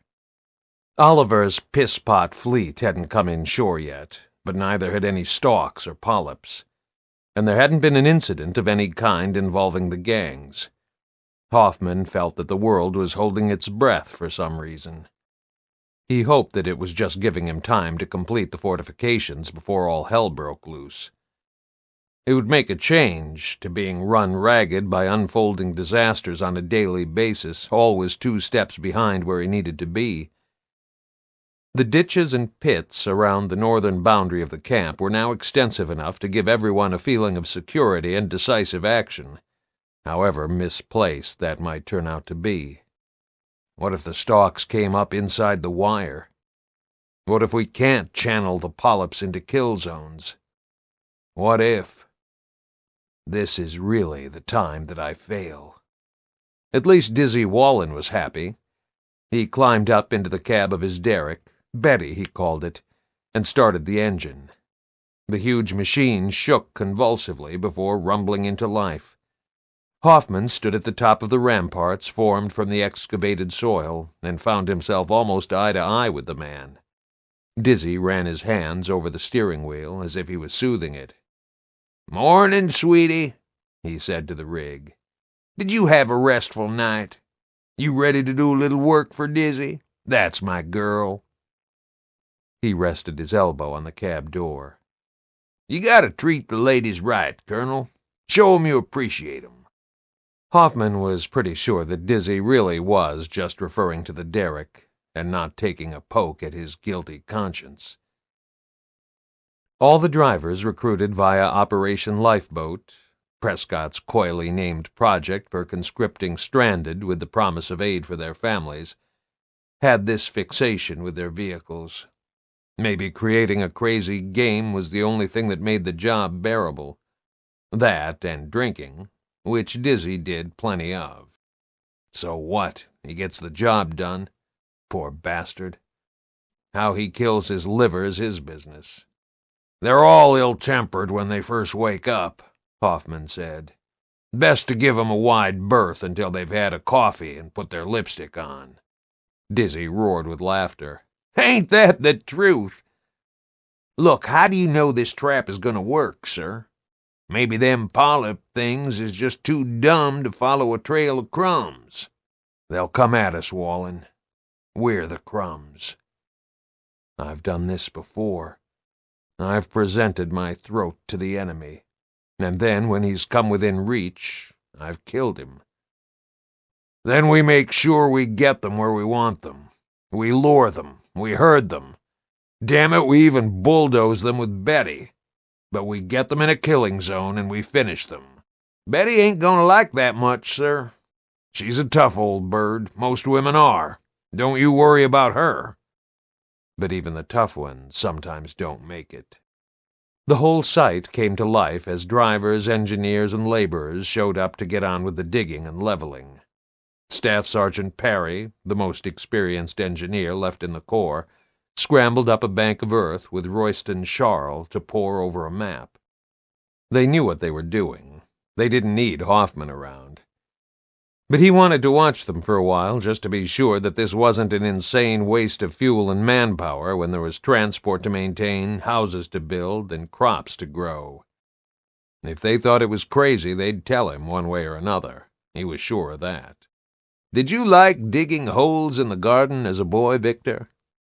Michelson walked along the top of the hard-packed ramp. "I did. Buried my mother's best porcelain teapot as pirate treasure once. She wasn't delighted." "If you tell me that made you want to join the Navy," Hoffman said, "I might have to punch you. Have you come clean with Prescott about how much fuel this is going to take? He knows all the numbers.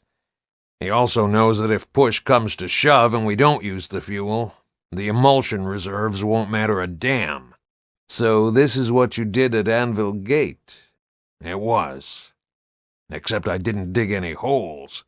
Somehow the words booby traps in the official reports didn't quite give me the full picture. I didn't write it. COG Command didn't like my version for some reason." Yes, this was one of the ways that Hoffman had defended Anvil Gate. It was more the principle than the exact method, but it was age-old wisdom. If you feared you might be overrun and your outer defenses breached, you needed a way to make sure that the enemy regretted it. Entering your citadel had to mean death. It was surprisingly easy to fight that way when the time came.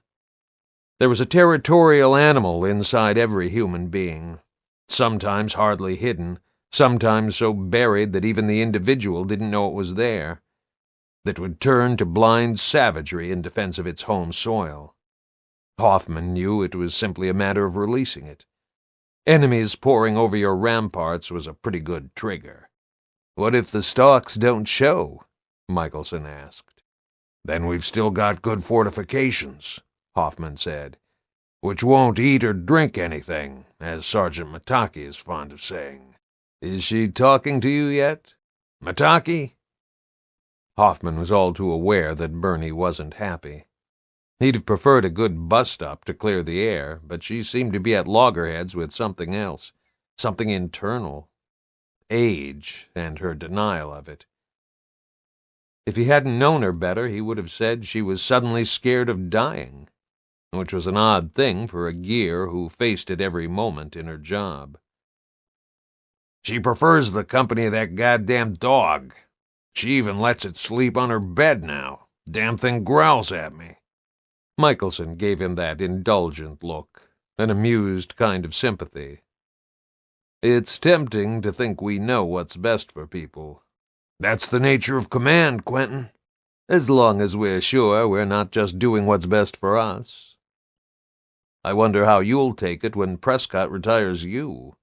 In the not-too-distant future as well. I haven't retired Mataki. I've taken her off frontline duties while she's recovering. Hoffman was still trying to think of a way to climb down from his position without putting Bernie back in a job for which she was no longer fully fit.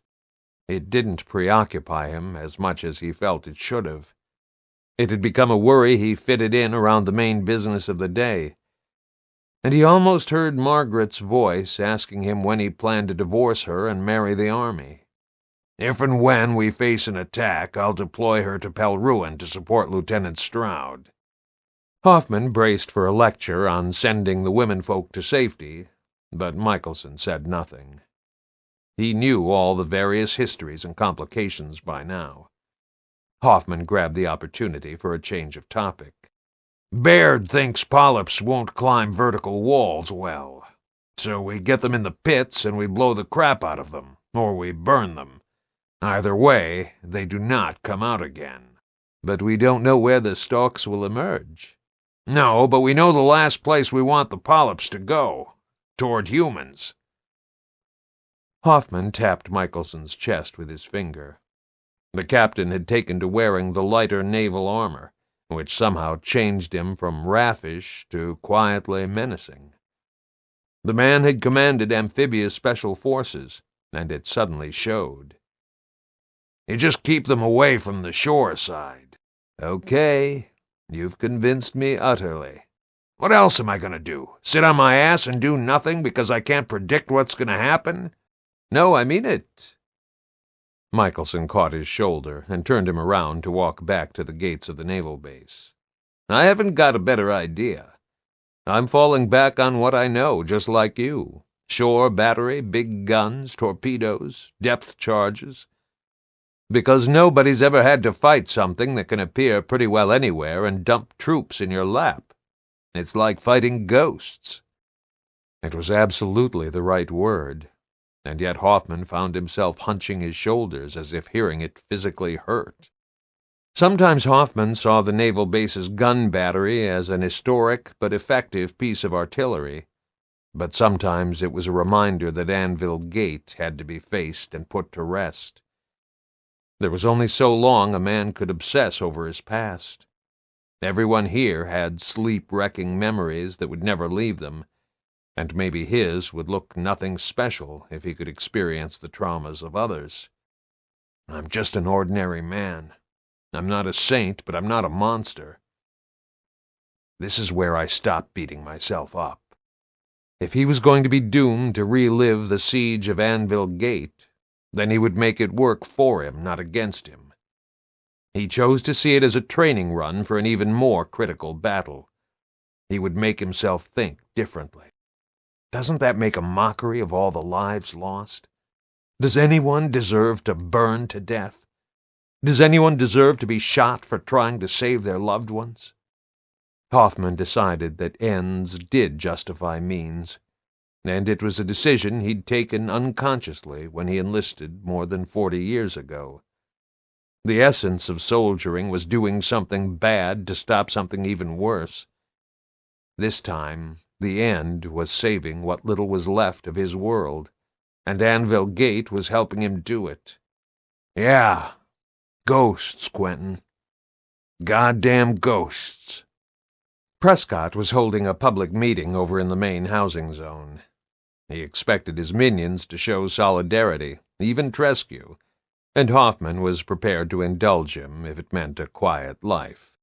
He was still the lawful chairman under the Fortification Act, which had never been repealed, and he still believed utterly in his right and capacity to govern.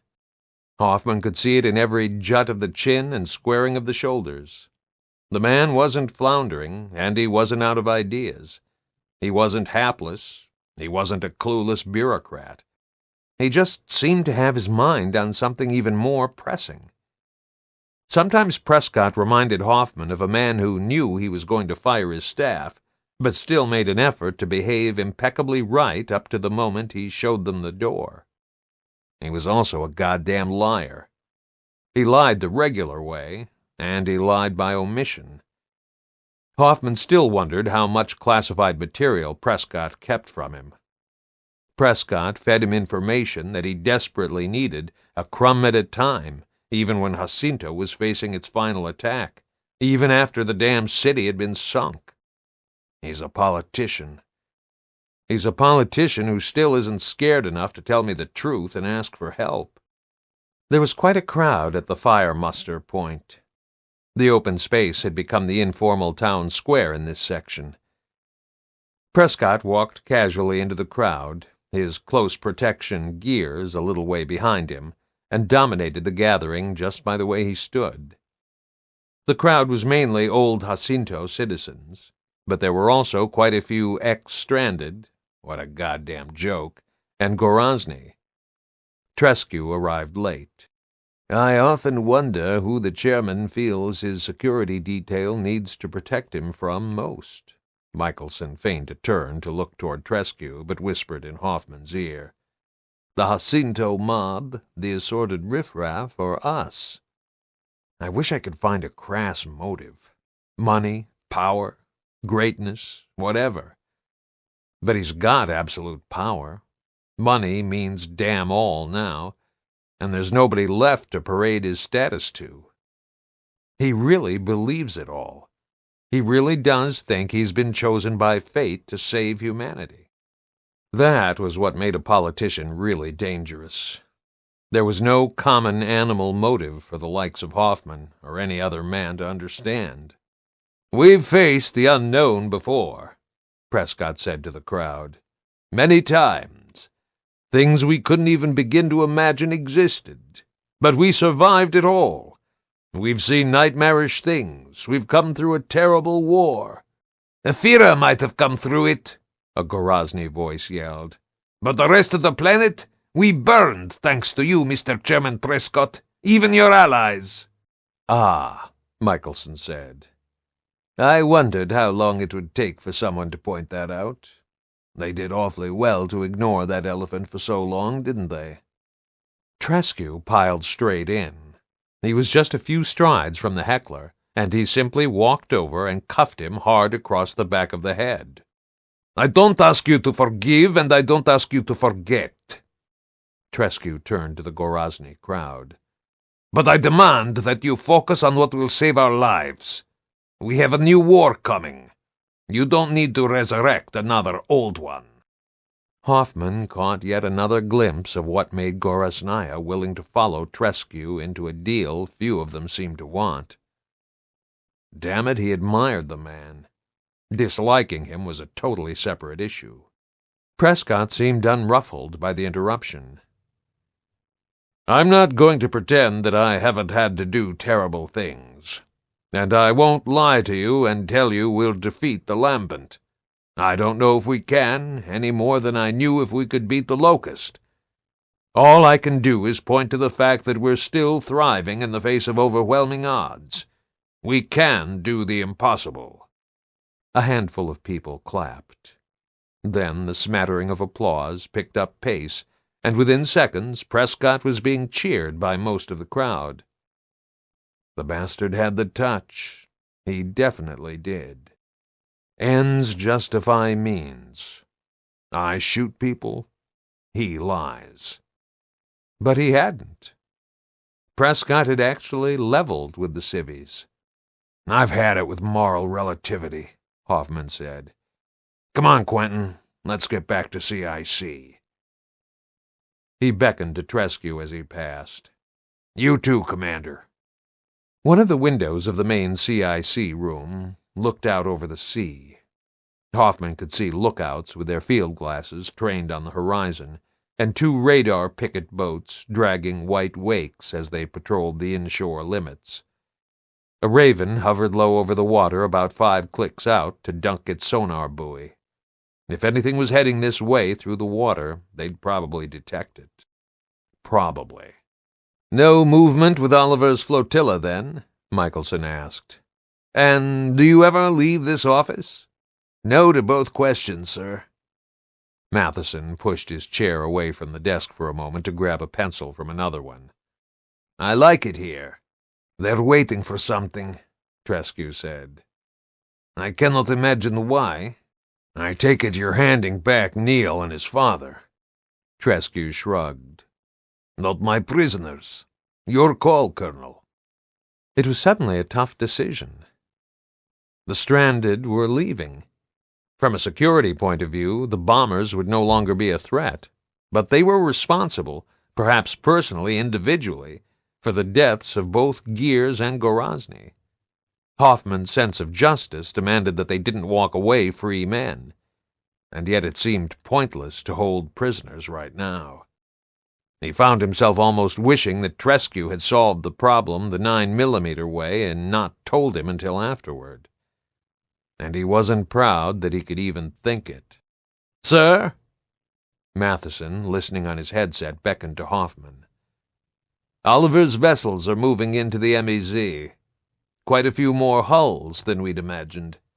The stranded contingent here must be bigger than we thought. He wants to talk to you." "Tell him to cut the crap and get his people out. That was the deal." Hoffman dreaded having to let the 2 surviving bombers go, and then explaining that to Bernie, or any other Gear for that matter. "Tell him no torpedoes up the ass this time, if that's what he's worried about." Matheson went off the channel for a moment. "Sir, he's insistent. One last gloat about the end of the cog. They can never resist it." "Very well, patch him through. Hoffman, tell us where you need us," Oliver said. "You arrange your own RV point, Oliver." "No, we're landing troops," Oliver said. "And don't think this is some heart of gold moralizing shit where I do the heroic forgiveness thing because I don't want to descend to your level. This is just survival. We'll fight those things with you, because if we don't, they'll just come for us after they've wiped you off the map." Well, shit. Hoffman would need every rifle, lookout, and pair of hands he could get. His honor didn't feel compromised, and he didn't feel the need to consult Prescott. "I'm a war fighter. I'm here to win. What else is there to worry about except whether humankind is still here tomorrow, next week, next year?" The only thing he balked at was hearing these scum call themselves soldiers. But he'd swallow that for the time being. Tresque shrugged. "About time they put something useful into the fight. Go on, let them." Hoffman went as his gut guided him and pressed his earpiece to answer. "Okay, Oliver. You might want to spread your vessels around," he said, "in case we lose the docks. Other than that, disembark your men at the jetty next to the carriers, and Sergeant Phoenix will meet you. We have a plan." Michelson had plenty of free berths. He gave Hoffman a thumbs up. "Oh, good," Oliver said sourly. "All square-jawed, noble infantry stuff." "No," said Hoffman. "Dirty warfare. As dirty as it gets." The lambent were the kind of enemy he preferred. There were no rules of engagement for absolute literal monsters. All he had to do was wipe them out and forget they ever existed. They would never nag at his conscience. Naval Base Stores, 2 days later. They needed anything that would burn. In a world of desperate shortages, Dom had learned never to throw anything away.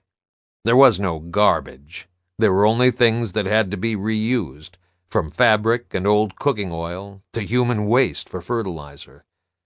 Food scraps went to the pigs and chickens.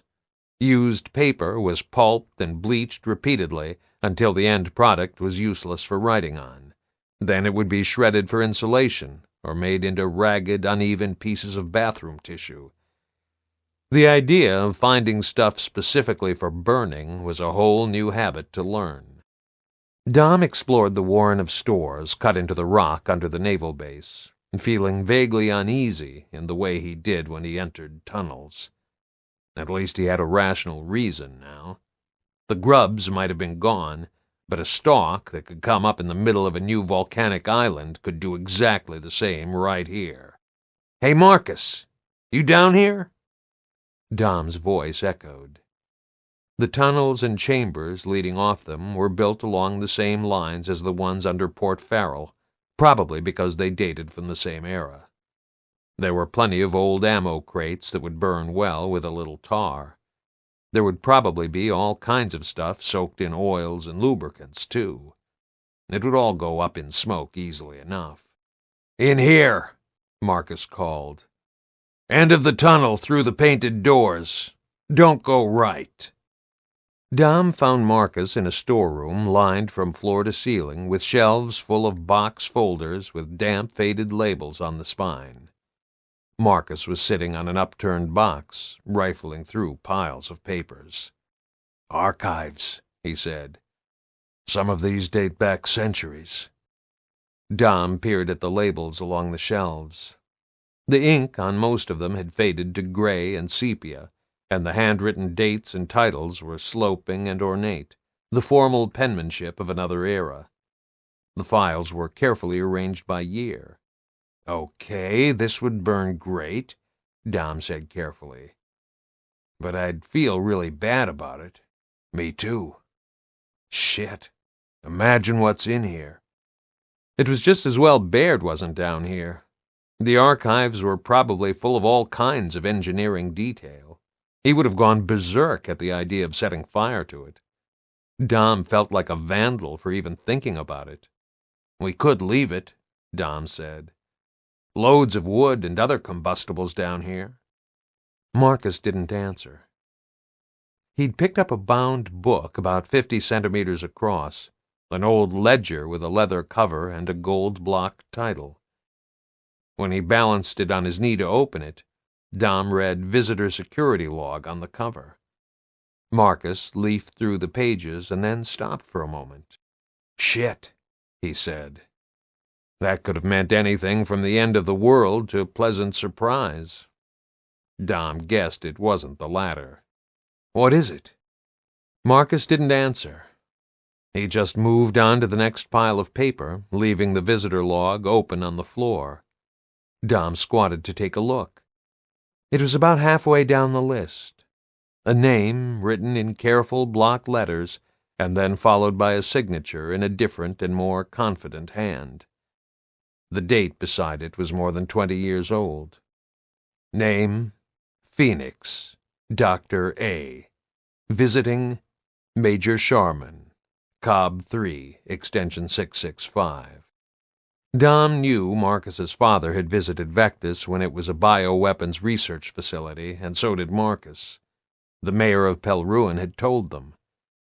But that wasn't quite the same thing as seeing your dead father's handwriting, unexpected and out of context. That kind of reminder of the dead punched above its weight. Adam Phoenix's life was a disjointed series of snapshots that Marcus still seemed to be putting together from things that popped up where he least expected them, from small personal stuff like this to finding those unexplained audio recordings in the Locust computer. Adam Phoenix never told his son things, and even lied about others. By omission, yes, but that was still lying as far as Dom was concerned, and he knew Marcus felt the same. It was years before Marcus found out why his mother had gone missing. His father had kept it from him. Dom knew the Phoenix family as well as anyone could, and it still shocked him that a man could hide so much from his son, his only child. Dom would never have done anything like that to Benedicto. He was damn sure of it. "You okay, Marcus?" he said. "Yeah." It was a rasping sigh as much as anything. "Even when he's dead, I still get surprises." Dom would have torn out the page and kept it if it had been his own father's handwriting. It would have been the last precious link to the man himself, something he had touched and shaped. Marcus just picked up the book, closed it, and put it to one side. "So what else have we got?" he said, as if nothing had happened. "Anyone collecting the wood shavings from the lumberyard?" They'd been as close as brothers since childhood. Dom knew Marcus as well as he'd ever known anyone. But sometimes Dom still had to stop himself asking the one question he knew Marcus would never answer. "Do you want to talk about it?" Marcus never wanted to talk about anything. It would have been pointless to ask. If he needed to, he knew by now that Dom was always there. "I'll go see what we're piling up," Dom said. "Someone's got to stop them burning the bathroom tissue. A guy has his limits." Marcus jogged down the tunnel ahead of him. "Gotta brief Oliver's irregulars with Hoffman." He disappeared down the dimly lit tunnel. Dom heard his boots clatter up the stone steps to the ground floor. Reminders of the dead were everywhere, even the ones that you were sure didn't affect you any longer. In the locker room later that afternoon, Dom caught sight of his tattoo in the mirror. A heart with Maria's name on it. Even if he could have had it removed, he wouldn't have. But it felt all wrong now, as if he was still pretending she wasn't dead, like the occasional days when he still felt the urge to do what he'd done for 10 solid years, to take out her picture and show it to anyone who might recognize her and tell him that they'd seen her. There was no single act of closure, he knew. He knew it from the deaths of his kids and his parents, and pretty well everyone he'd grown up with. It was a gradual process for him. He had Maria's necklace. Now he needed to move on another step and deal with the tattoo. He changed into his civvy clothes and went looking for Sam. She was taking a break in the mess, drinking with Dizzy. It was nice to see them getting on. "I hear you're pretty good with ink," he said. Sam gave him that sideways look. "Yes? You want something done?" "I think so."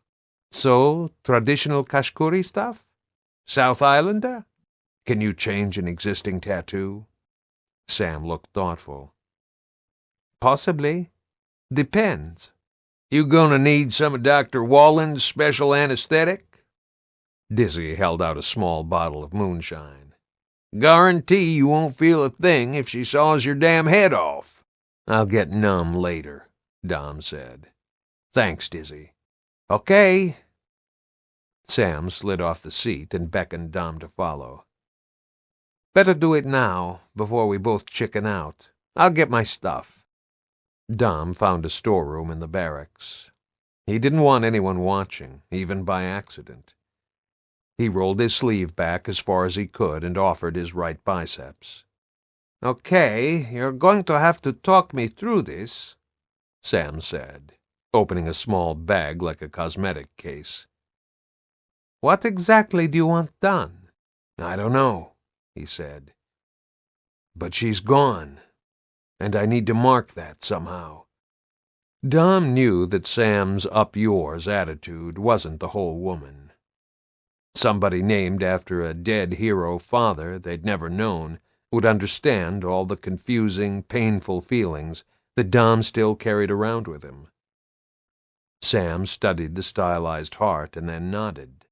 "You ready to trust me on this, Dom? Go ahead." It took a long time without a powered needle, and it hurt more than he remembered. He didn't want to watch her do it, either. When he finally looked, not knowing what effect it would have on him, but knowing he wanted something to change, It made his throat tighten. Sam really was good at this kind of thing. Gifted, in fact. The tattoo and all it stood for had been transformed. If Dom hadn't known it had once been a heart, he would only have seen the angel cradling Maria's name, wings folded, eyes raised toward something infinite and certain. He couldn't have told Sam what he wanted, but somehow it felt like he'd seen it that way from the start. He'd wear his sleeves rolled down for a couple of days to hide the dressing, not that anyone would have pestered him with questions about it. "I owe you," he said. Sam turned in the doorway. "No, you don't," she said. "That's for making my day." The base was now settling into a quiet waiting game. The sound of vehicle motors and grinding gearboxes continued late into the evening, throwing up a halo of hazy light beyond the ancient walls as the diggers raced to complete the network of pits and trenches.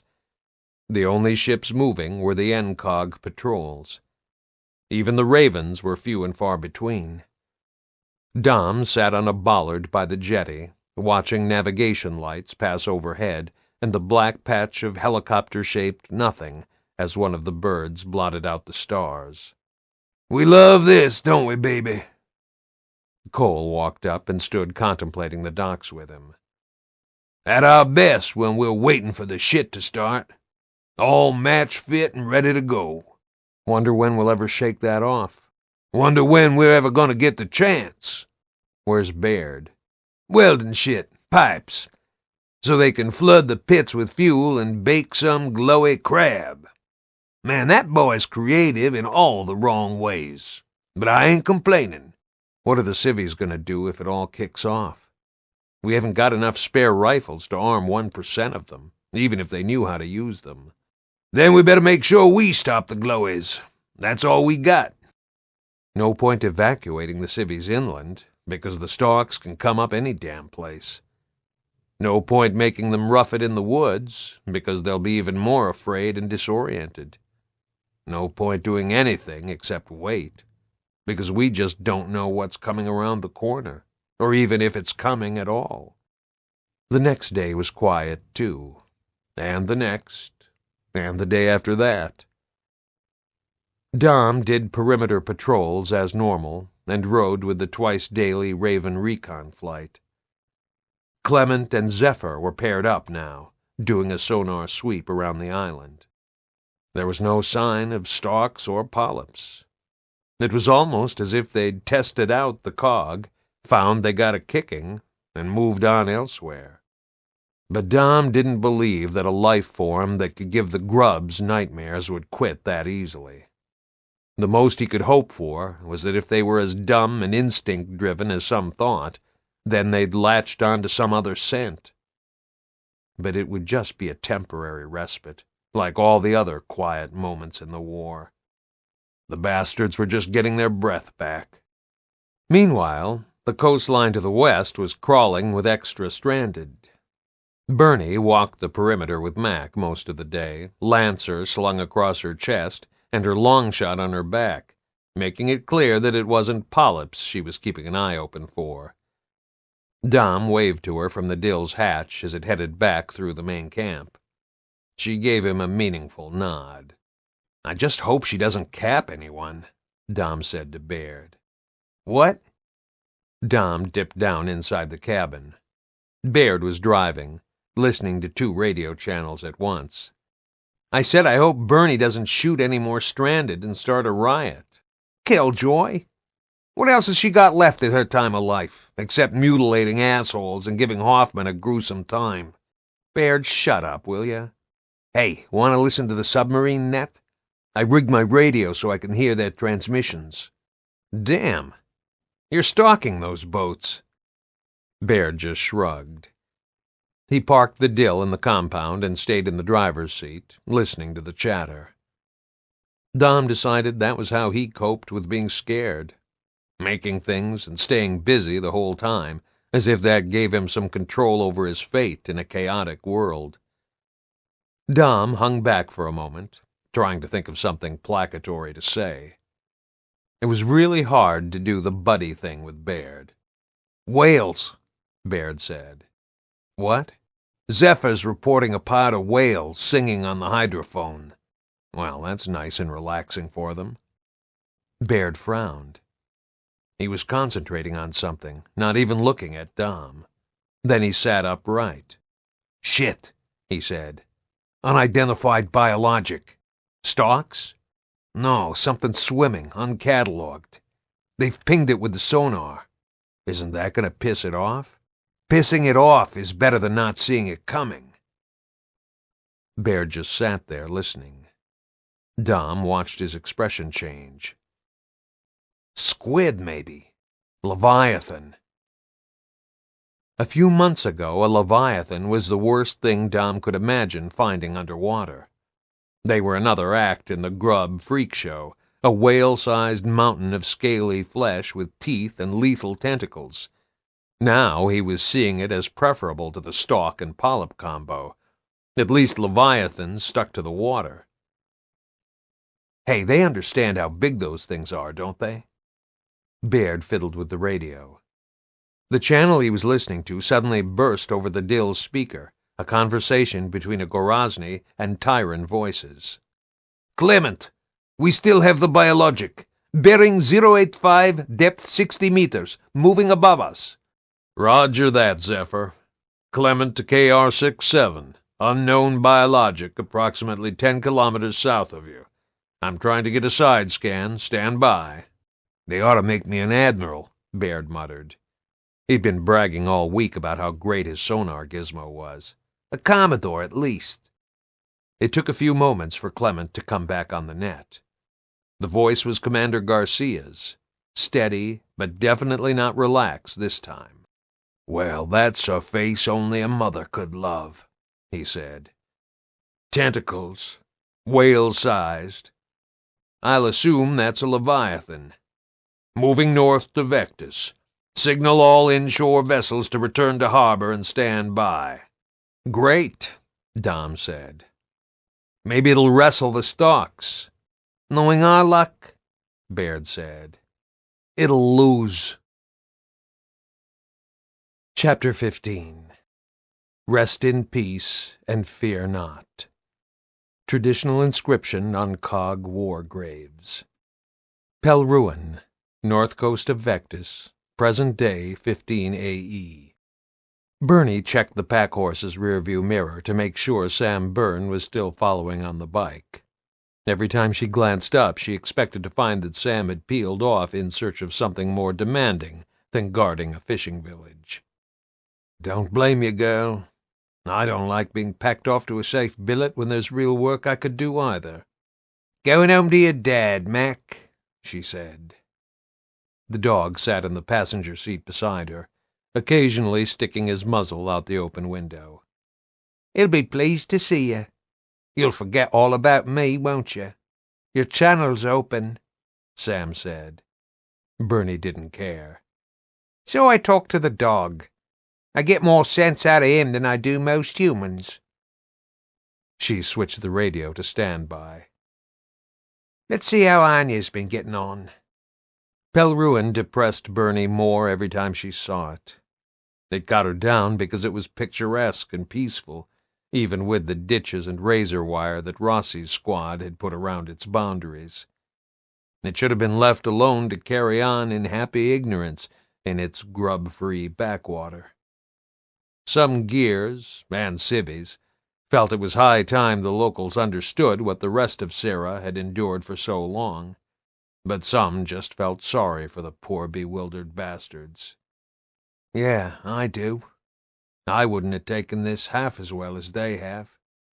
Anya was waiting for her when she drove up to the collection of huts that served as the barracks and admin office.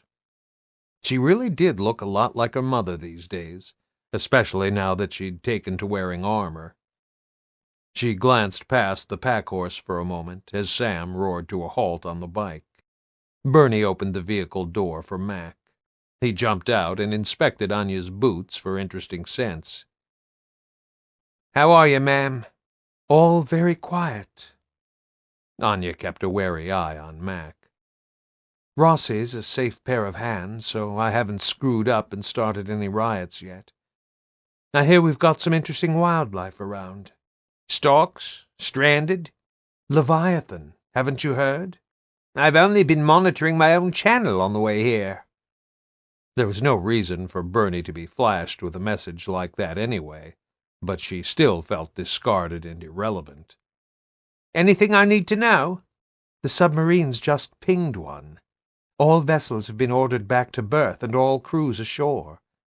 I've just been recalling the fishing boats. I didn't realize they were still working. They do some line fishing close to the shore. Anya indicated down the road. You've got a choice of billet, by the way. Will Barron's or Ellen's Bar. Well, that's an easy one, isn't it, Mac? Bernie grabbed her backpack and set off. She knew the way. The dog trotted ahead of her. See you in the signals office in about half an hour, ma'am. Sam surveyed the narrow streets between the wooden houses as they walked. This would really burn. What? I always think that when I see wooden buildings. They burn too easily. My mother always told me how Anvil burned. Sam looked embarrassed for a moment. That wasn't like her at all.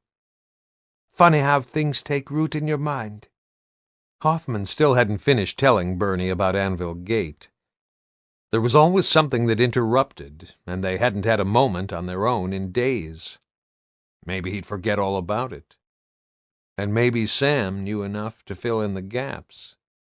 The older Bernie got, the more the past became her most vivid focus. Maybe the past really did matter that much, or maybe that was just the way the brain aged, giving up trying to access the short-term stuff and seeking comfort and vindication in the memories it had put away safely years ago. And then there were parts of the past that simply wouldn't let go even when she wanted to run from them. They were all around her now in this tourist brochure fishing village. There was a war memorial in the middle of the well-trimmed grass square outside the town hall, a square-section, tapered granite pillar with the coalition's cog and eagle emblem on top. Bernie always paused to stand to attention and bow her head at any memorial she passed. Every gear of her generation did. It was automatic. If she had time, she would stop and read the names carved there, too, because that was the whole point, that these men and women were never forgotten, even if their families and friends were long gone. Names mattered. They needed seeing and saying. Nobody's ever really dead unless we forget them. That was what Cole always said. Sam stopped beside her. From the corner of her eye, Bernie could see her shuffle uncertainly, as if she'd never done this, and then follow Bernie's lead. Mac stopped, too. The regiments represented were mainly the Duke of Tollens and the Andeus Fusiliers, with a few NCOG Corps of Marines. Someone had tied a sash in Tolan colors around the column and laid a laurel wreath topped with the Tolan badge at its foot. Bernie had passed the memorial before and not seen the sash, so she wondered if it had been put there for some local anniversary or a specific battle commemoration she wasn't aware of. Then Sam nudged her elbow. They really don't like the Gorazny, do they? She said. It took Bernie a few moments to see what Sam was looking at. Someone had left a card on the wreath, neatly handwritten, and she squatted to read it. The survivors of Ramascu. We will never forget. We will never forgive. Prescott better scrub the joint parade for the Day of the Fallen, then, Bernie said. He tends to think people can kiss and make up. Sam stared at the card for a few moments, then saluted and walked away. Who did you lose? She asked. Particularly, I mean. Everyone had lost almost everybody they cared about. If someone asked that question, they wanted to know which death still gnawed at you the most. Hard to say, Bernie said. Depends on the day. Sometimes it's my brother, because we never got on. Mostly it's gears I served with. I don't have that many special ghosts. I'm lucky. Sam made a noncommittal hoof sound. Yes, Bernie knew she was lucky. She didn't lie awake at night thinking what might have been about the dead. The only thought that plagued her now was dying before she saw things on Sarah start to improve. "You've spoiled that dog," Will Barron said, opening the front door. "Look at him. He's put on weight." "He works hard. He needs to keep his strength up." Bernie bent over and cuddled Mac, then made sure that Sam was out of earshot. "Everything okay here?" "If you're asking how Lieutenant Stroud's coping, she's very efficient. People here trust her. Good start." "I realize they're unhappy about the various allies we've had to make. But there's some serious trouble out there now. We need every rifle we can get." Barron's looked crushed, as if he didn't need reminding. "We were on borrowed time for so long, weren't we?" "Will, we're going to survive." Bernie gripped his shoulder to make her point. "I don't know how, but we're going to beat this, okay?" She had no idea why she said that, other than she desperately wanted to believe it. Everyone on the island had beaten incredible odds just to stay alive, though. It wasn't unreasonable to think they could keep doing it. "Okay," Barron said. "You'd tell me if we were beaten. I know you would." There was a fine line between strengthening morale and giving people false hope, but Bernie was never sure on which side of it she fell on any given day. When she got back to the signals office with Sam, Drew Rossi was monitoring the radio, nursing a cup of coffee that looked stone cold. They made the drink from some kind of roasted barley. Bernie wasn't sure she remembered what real coffee tasted like anymore, but she was pretty sure it didn't taste like that. Rossi looked up. "A faraway island's a great idea until somebody finds it, isn't it? And then it's just somewhere you're stuck with nowhere to run." "Very uplifting, Drew. You should join Baird's morale committee." "So what brings you two ladies up here?" "Banished to the soft option," Sam said, "with the rest of you girls." Rossi took it in stride. He was a likable man, just another gear who took refuge in griping. "No stocks yet, then?" "So far, the biggest task is keeping the fishermen inshore. They're sliding further out a few meters at a time." "Okay. With the assorted wildlife on the loose out there, you're going to want us on patrol, yes?" Rossi tapped his temple in a mock salute. "Yes, Sergeant." "Come on, Drew, I'm not trying to out-sergeant you. I'm just not used to being the spare prick at the wedding." "Hey, no problem." He cocked his head to one side. "If it was the other way around, you'd stick him at a desk, too. We all get to the point where we can't face losing one more person we care about. Shit, even ones we don't care about. Anybody." Rossi didn't have to say who he was. The Army was a gossip shop, and the smaller it got, the less escaped its attention. Bernie went off to start the route around town, Sam following. "I'll monitor the local net," Sam said. "You keep an ear on control." There was one advantage to patrolling Pelruin: visibility. It was small, low rise, and there were a couple of points around the place where you had a panoramic view of the whole town. And there was no underground city of tunnels to worry about either. If anything popped up here, they'd see it right away. It's just a question of what we can do about it if it does. 20 gears, some dogs, and a mostly unarmed population that's never fought a grub, let alone dealt with Lambent. Great. To the western side of the town there was a flat-topped cliff the Ravens sometimes used as a landing pad. The view from there had almost no blind spots. Rossi's squad had built a small observation post up there as shelter against the constant wind. Bernie and Sam walked up the long slope and stood there for a while, familiarizing themselves with the detail below.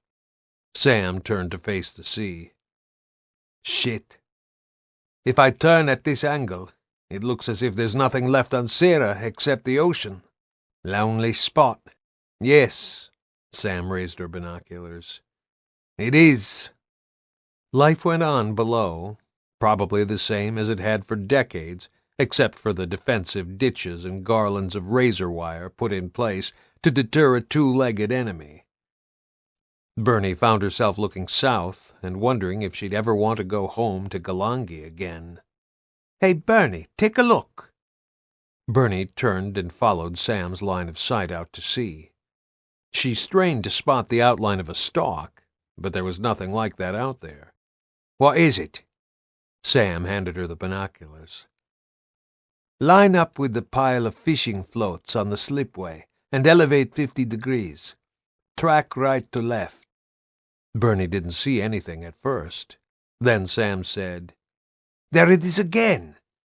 And the movement passed in front of her focus. Something was swimming out there at a leisurely pace, breaking the water in a slow, wave-like motion like a porpoise. It could have been porpoises, of course.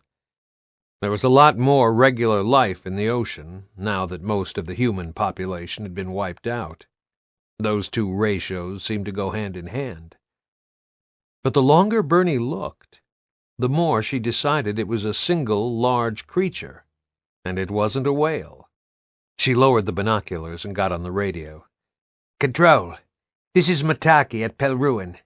Contact, possible Leviathan, 2 to 3 kilometers offshore. Might be the same one, if they can move that fast, or it might be its mate. Have you still got a fix on yours? Negative.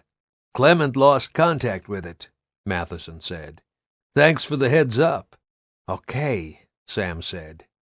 I just let Stroud know. She's making sure everyone's back on dry land. The warning sirens positioned around the town let out 3 long wailing bursts, sparking a flurry of activity. Nobody seemed to be out fishing, but crews ran down to the beach to haul the shore-launched boats farther up the pebbles. There was nothing they could do about the trawlers moored in the harbor. The fishermen just had to hope the Leviathan didn't venture into shallower water.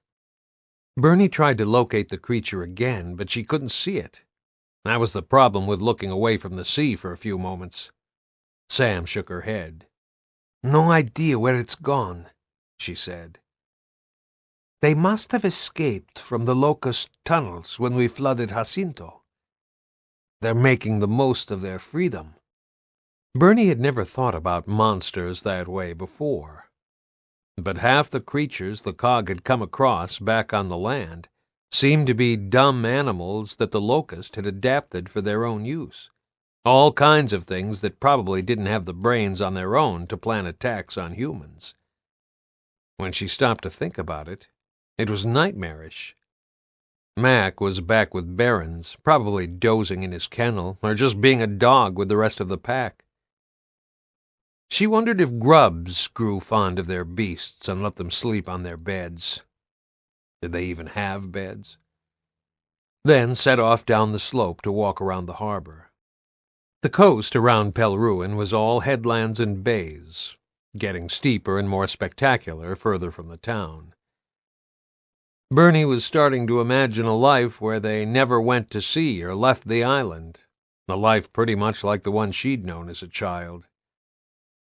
She stood looking out to sea, 10 meters up the beach, and heard a distant helicopter over the sound of the waves hitting the pebbles.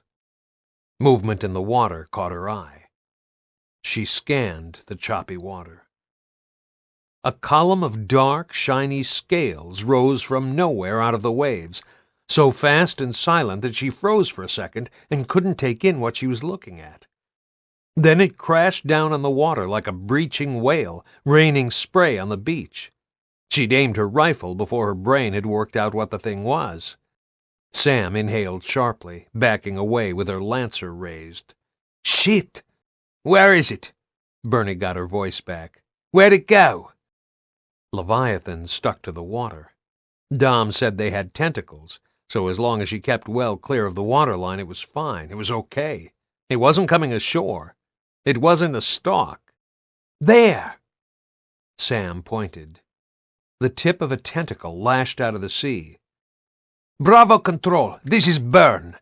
We've got a Leviathan inshore, in the harbor. Anyone got a really fucking big harpoon? Bravo Control to Burn. I'm calling in a KR unit. Stand by. The tentacle rose out of the water again, and then the head followed.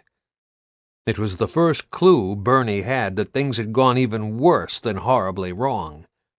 It was bad enough seeing the open maw for the first time, but there were luminous blisters on the thing's face, like lights.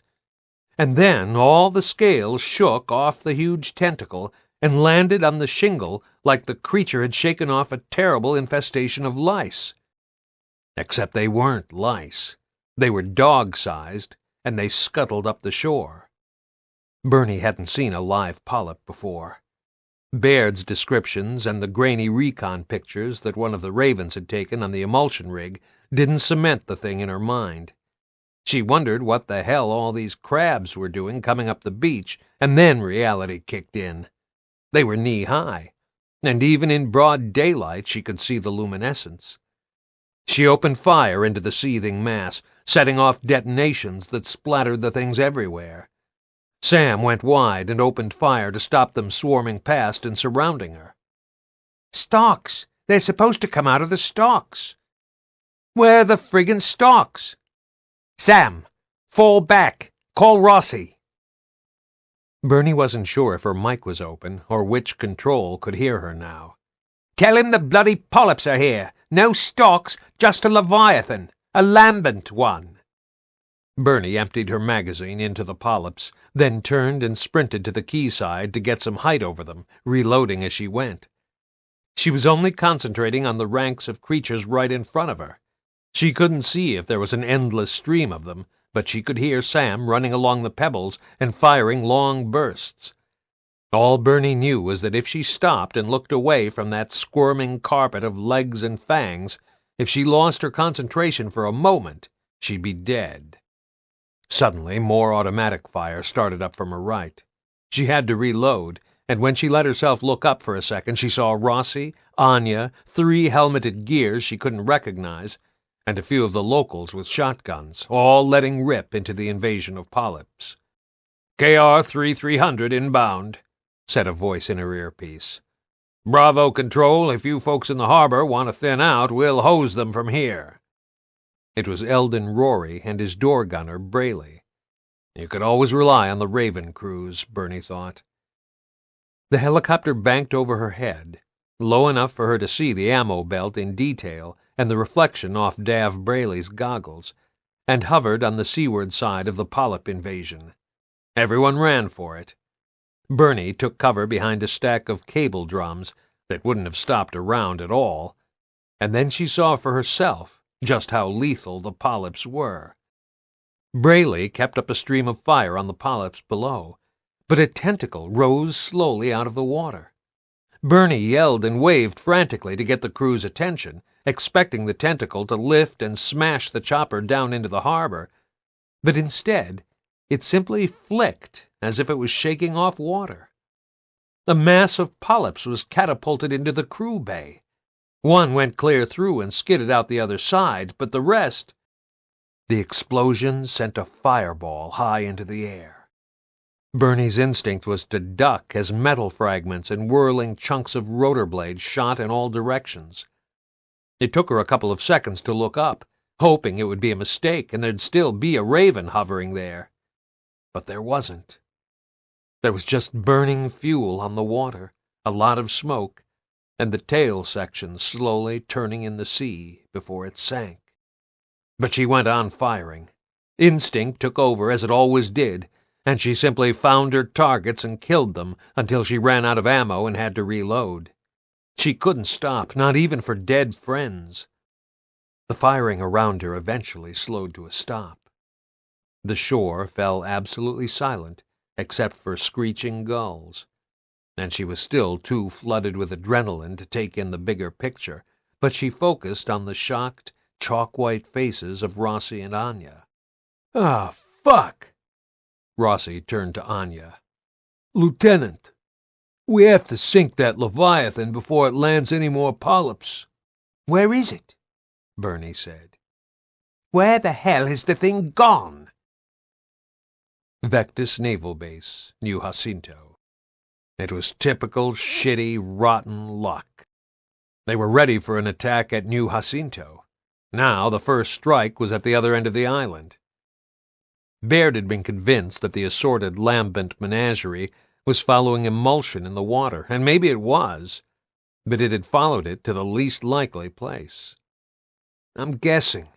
Everyone's guessing. We didn't have a clue what the frigging grubs were, or what they wanted, and maybe we still don't. How much can they expect me to work out about glowies? Nobody gave him a hard time about it. Cole was standing in KR-239's crew bay talking to Mitchell, occasionally patting his shoulder. They hadn't lost a Raven for some time, and the fate of KR-33 seemed to have shaken all the crews as the news rippled around the comms net. Dom bent his head, straining to listen to the voice traffic as he waited to board the Raven. The alert siren was still wailing at an ear-bleeding volume. "Okay, they're pretty sure they've killed all the polyps," he said. "No sign of the Leviathan. Shit, are these things going to hitch a ride on everything? Are they parasites or something?" "No idea. Where's Marcus?" "Over there." The siren stopped, and Dom rolled his head in exasperation. Thank fuck that stopped. "Oh, and don't ask." "Why?" Baird turned around. Marcus and Hoffman were almost nose to nose, having a heated but low-volume exchange about something. "Okay, I get it." Baird could guess. He knew the history between those two. It was just a case of working out which of them was telling the other that he couldn't race off and save a woman just because he felt like it. Suddenly they turned away from each other and jogged in different directions, Hoffman heading for the dock and Marcus running to the Raven. "I'm getting the picture now." Baird climbed into the crew bay and strapped himself in. He had to come up with some answers. He was starting to doubt himself for the first time. The glowy grubs. The mutating, exploding Brumac. Now the glowy Leviathan. What's the common thread? Cole broke off his conversation with Mitchell and gave Baird his mildly disapproving look. "Maybe I gave up biology class when I was in short pants. Too many dead things floating in jars. It's mutagenic. That don't sound healthy. Remember the luminous snot in the tunnels? Yeah, one of my treasured memories. I bet it's an infection. So what was that glowy shit flying on its own?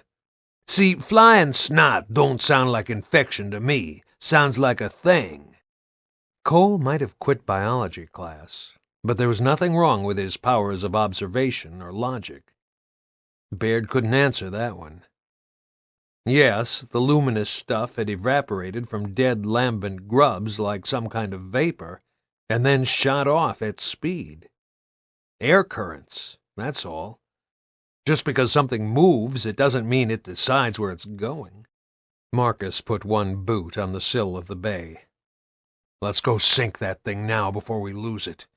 Hoffman's scrambling the standby squads. That includes Oliver's men." "If I was Gorazny, I wouldn't turn my back on them," Baird said. Marcus shrugged. "Take a look. Side by side. All pals together. I wouldn't go that far." The alert siren started wailing again. Dom shut his eyes.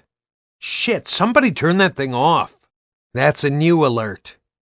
Mitchell fiddled with his headset. "Stand by." Marcus was getting agitated. The signs were subliminal compared to a regular guy's, but Baird had learned to spot them. Instead of getting more restless, he seemed to shut down all non-essential movement and even erase any expression. It was as if he was making a conscious effort to lock down and not let anyone else see he was running out of patience. "Yeah, he's worried about Anya. You're not fooling anyone, Marcus."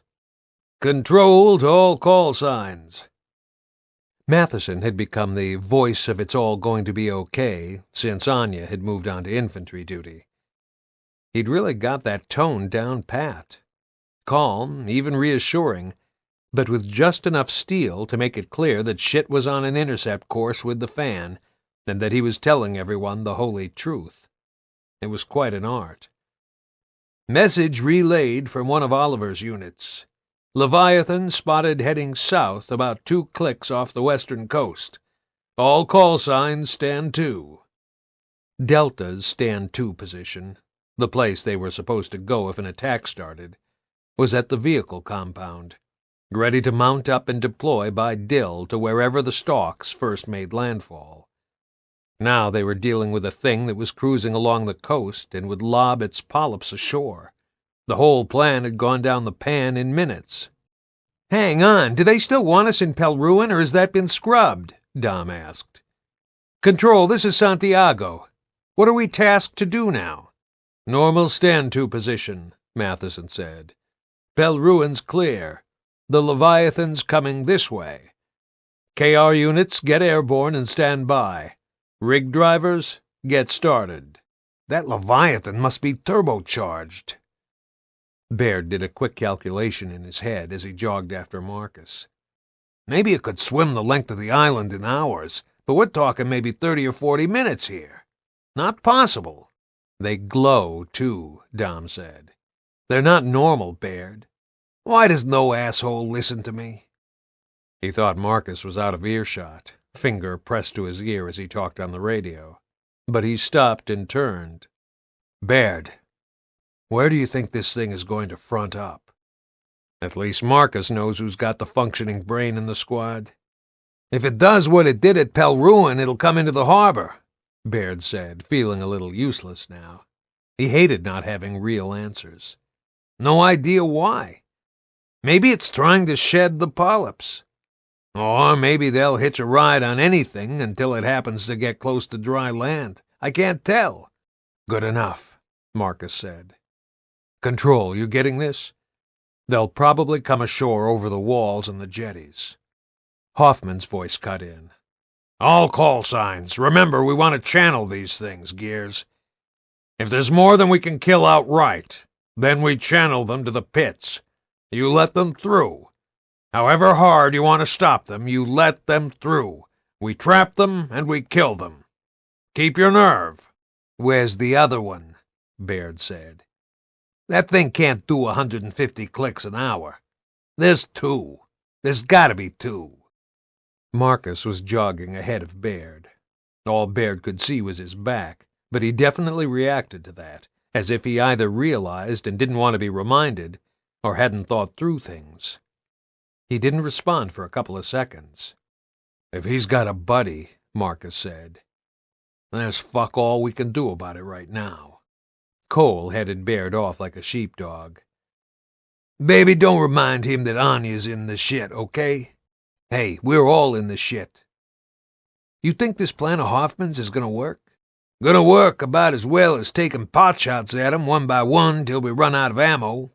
"Who's gonna be the lure, then? Us?" "That's the way it is." "And where's Hoffman when all this is going down?" "Right behind you, Corporal."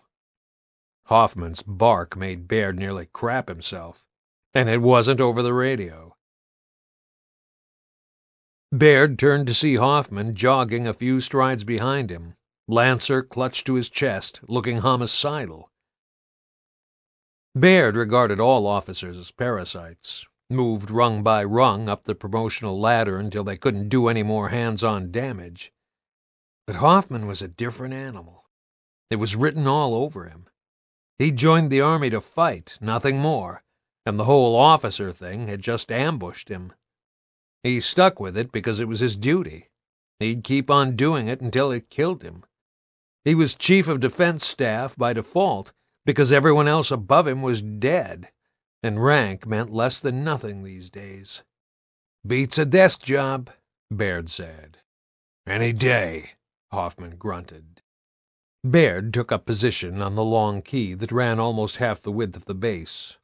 Ahead of him, the Navy's last remaining Raven's Nest carriers stretched along the deep-water jetty like a bridge.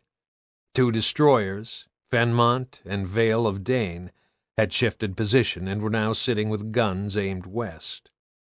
Hoffman paced up and down behind the line of gears, talking to someone on the radio. Michelson, Baird assumed, judging by what he could hear. "Then you'll just have to make sure you drive them away from the goddamn ships, won't you?"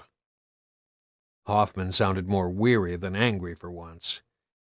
"We can't predict which way these bastards are going to run. We'll all have to force them." Everything suddenly went quiet. Baird never liked this lull. His gut shriveled into a hard ball, and a burning cold sensation spread through his thigh muscles. It would pass, but he was sure he really was going to piss himself one day, just like Cole told everyone he did. Then the shout went up. Somewhere on the walls above, a lookout yelled, "Contact! 160, range 500 meters. Too close for the cannon. It's coming around the cliff." Baird saw the flash from Fenmont's guns even before he heard the boom. He didn't see the Leviathan until it reared up again and dived below the surface. Only parts of it were visible, a couple of undulating humps trailing foam, a tentacle or two as it rolled, even a glimpse of its head. But one thing was clear. It was even bigger than he'd thought, and he'd thought pretty big. Vale of Dane put on a spurt and raked the water with her 30mm close-in defensive gun. For a few moments, nothing broke the surface. Too good to be true. Can't be. And it wasn't.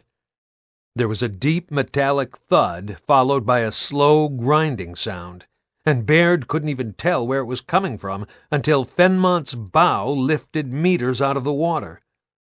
She hung there for a second before crashing back down with a groaning, tearing noise. The ship listed to port just as the Leviathan surged out of the sea and smashed down onto the deck. "Don't think a chainsaw's going to work this time," Marcus said.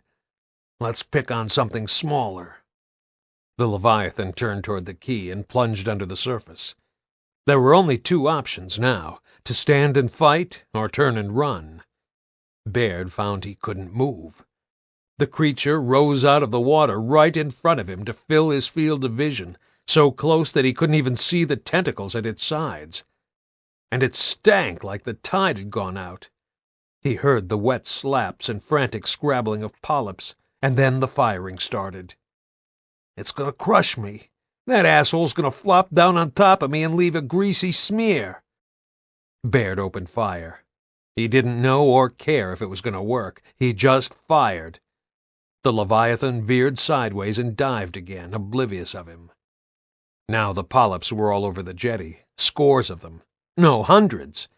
Any plan to drive them toward the newly dug trenches around the base went to rat shit right away. All Baird could do was just keep firing and reloading to hold them off him. He could hear sporadic explosions and screams around him as some polyps reached their targets and detonated. The only thing that stopped him from sinking all his clips into the things was Marcus grabbing him by the arm and shoving him into a run. He tripped over the remains of a gear, and for a moment he thought it was Cole. "Run! Just frigging run!" Marcus yelled. "Get down that trench and just run!" Once Baird started running, his body took over, and it wasn't going to stop for anything, not even if he wanted it to. Where the hell was Cole? The Leviathan must have come up again with a second wave of polyps, because the firing on the jetty started again. Baird didn't even dare slow down to look over his shoulder. He could hear the thing scuttling behind him as he sprinted after the gears running ahead. Then he was suddenly aware that he was splashing through a stream of fluid that was getting deeper by the stride. The pungent solvent smell of emulsion made him clamp his lips together to keep the fumes out. "Oh, fuck. That's my great idea. The fuel flood. Oh, shit!"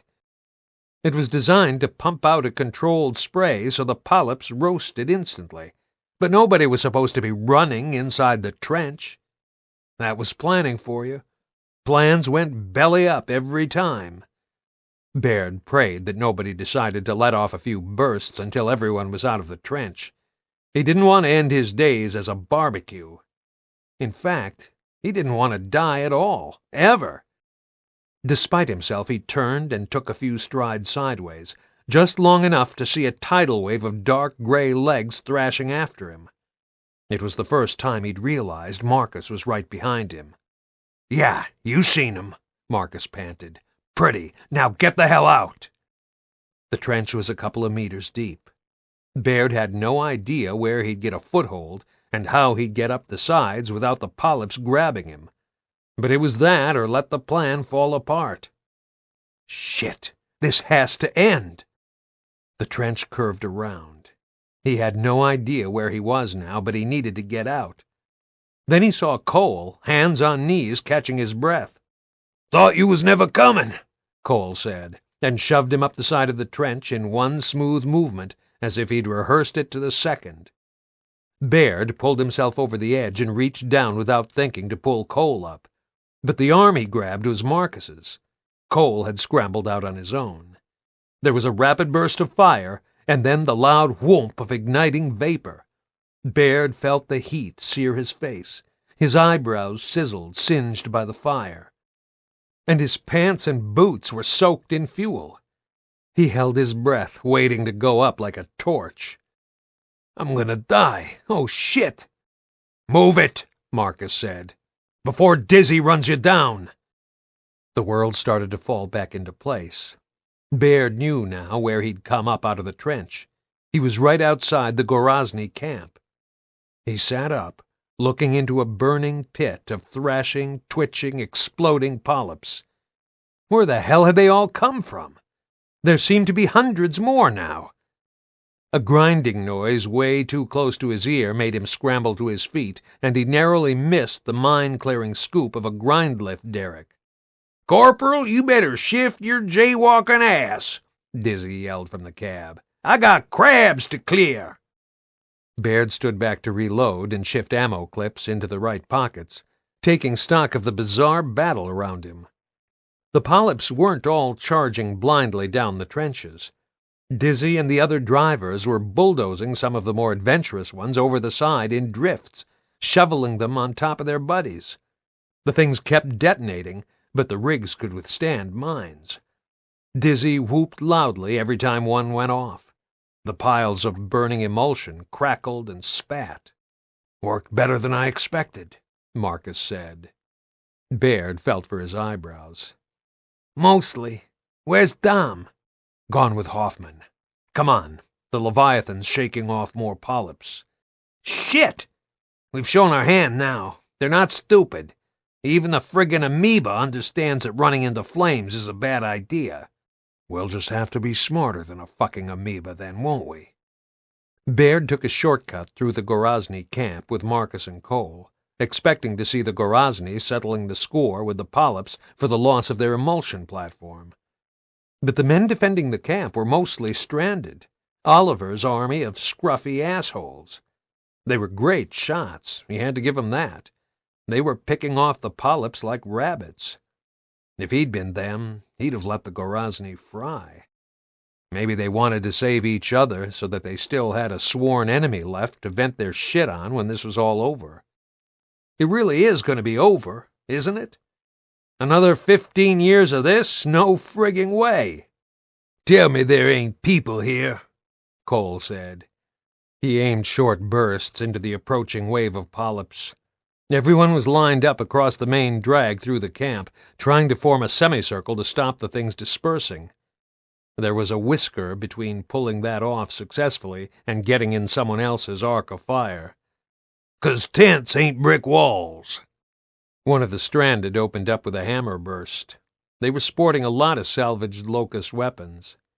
"The non-com shot through when the siren sounded," he said. "Don't worry, you can't wipe out those Gorozny bastards. We've tried." "I just love it when we all get on so well," Baird said. "Hey, Cog, these things are getting smarter by the minute. Shut up and shoot." The polyps seemed to be getting the idea in a dumb animal kind of way.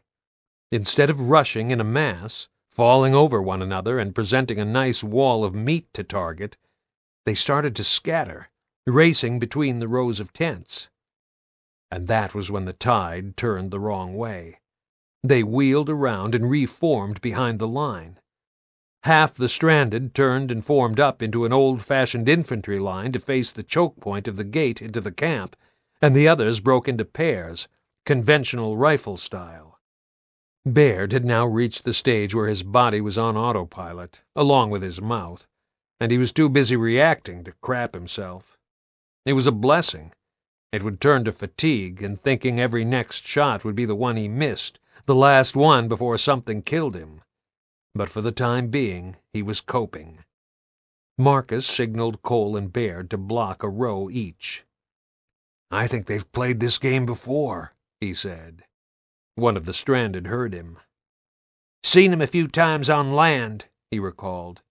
"Still working out what else they can do, like how they move around at sea." "Gee, thanks," Baird said. "Now you friggin' tell us." Then Baird got to see what polyps did when you didn't drop them on the spot. One stranded yelled, "Stoppage!" His rifle had jammed. His paired buddy was reloading. A polyp jumped him, and it detonated like a grenade. It took out both men. There was a second of stunned silence before half the stranded platoon, yeah, Baird admitted it, he had to think of them like that, went nuts, broke ranks, and charged the polyps. You didn't get to survive in the wild if you weren't a tough, stubborn animal. Stranded were survivors to a man.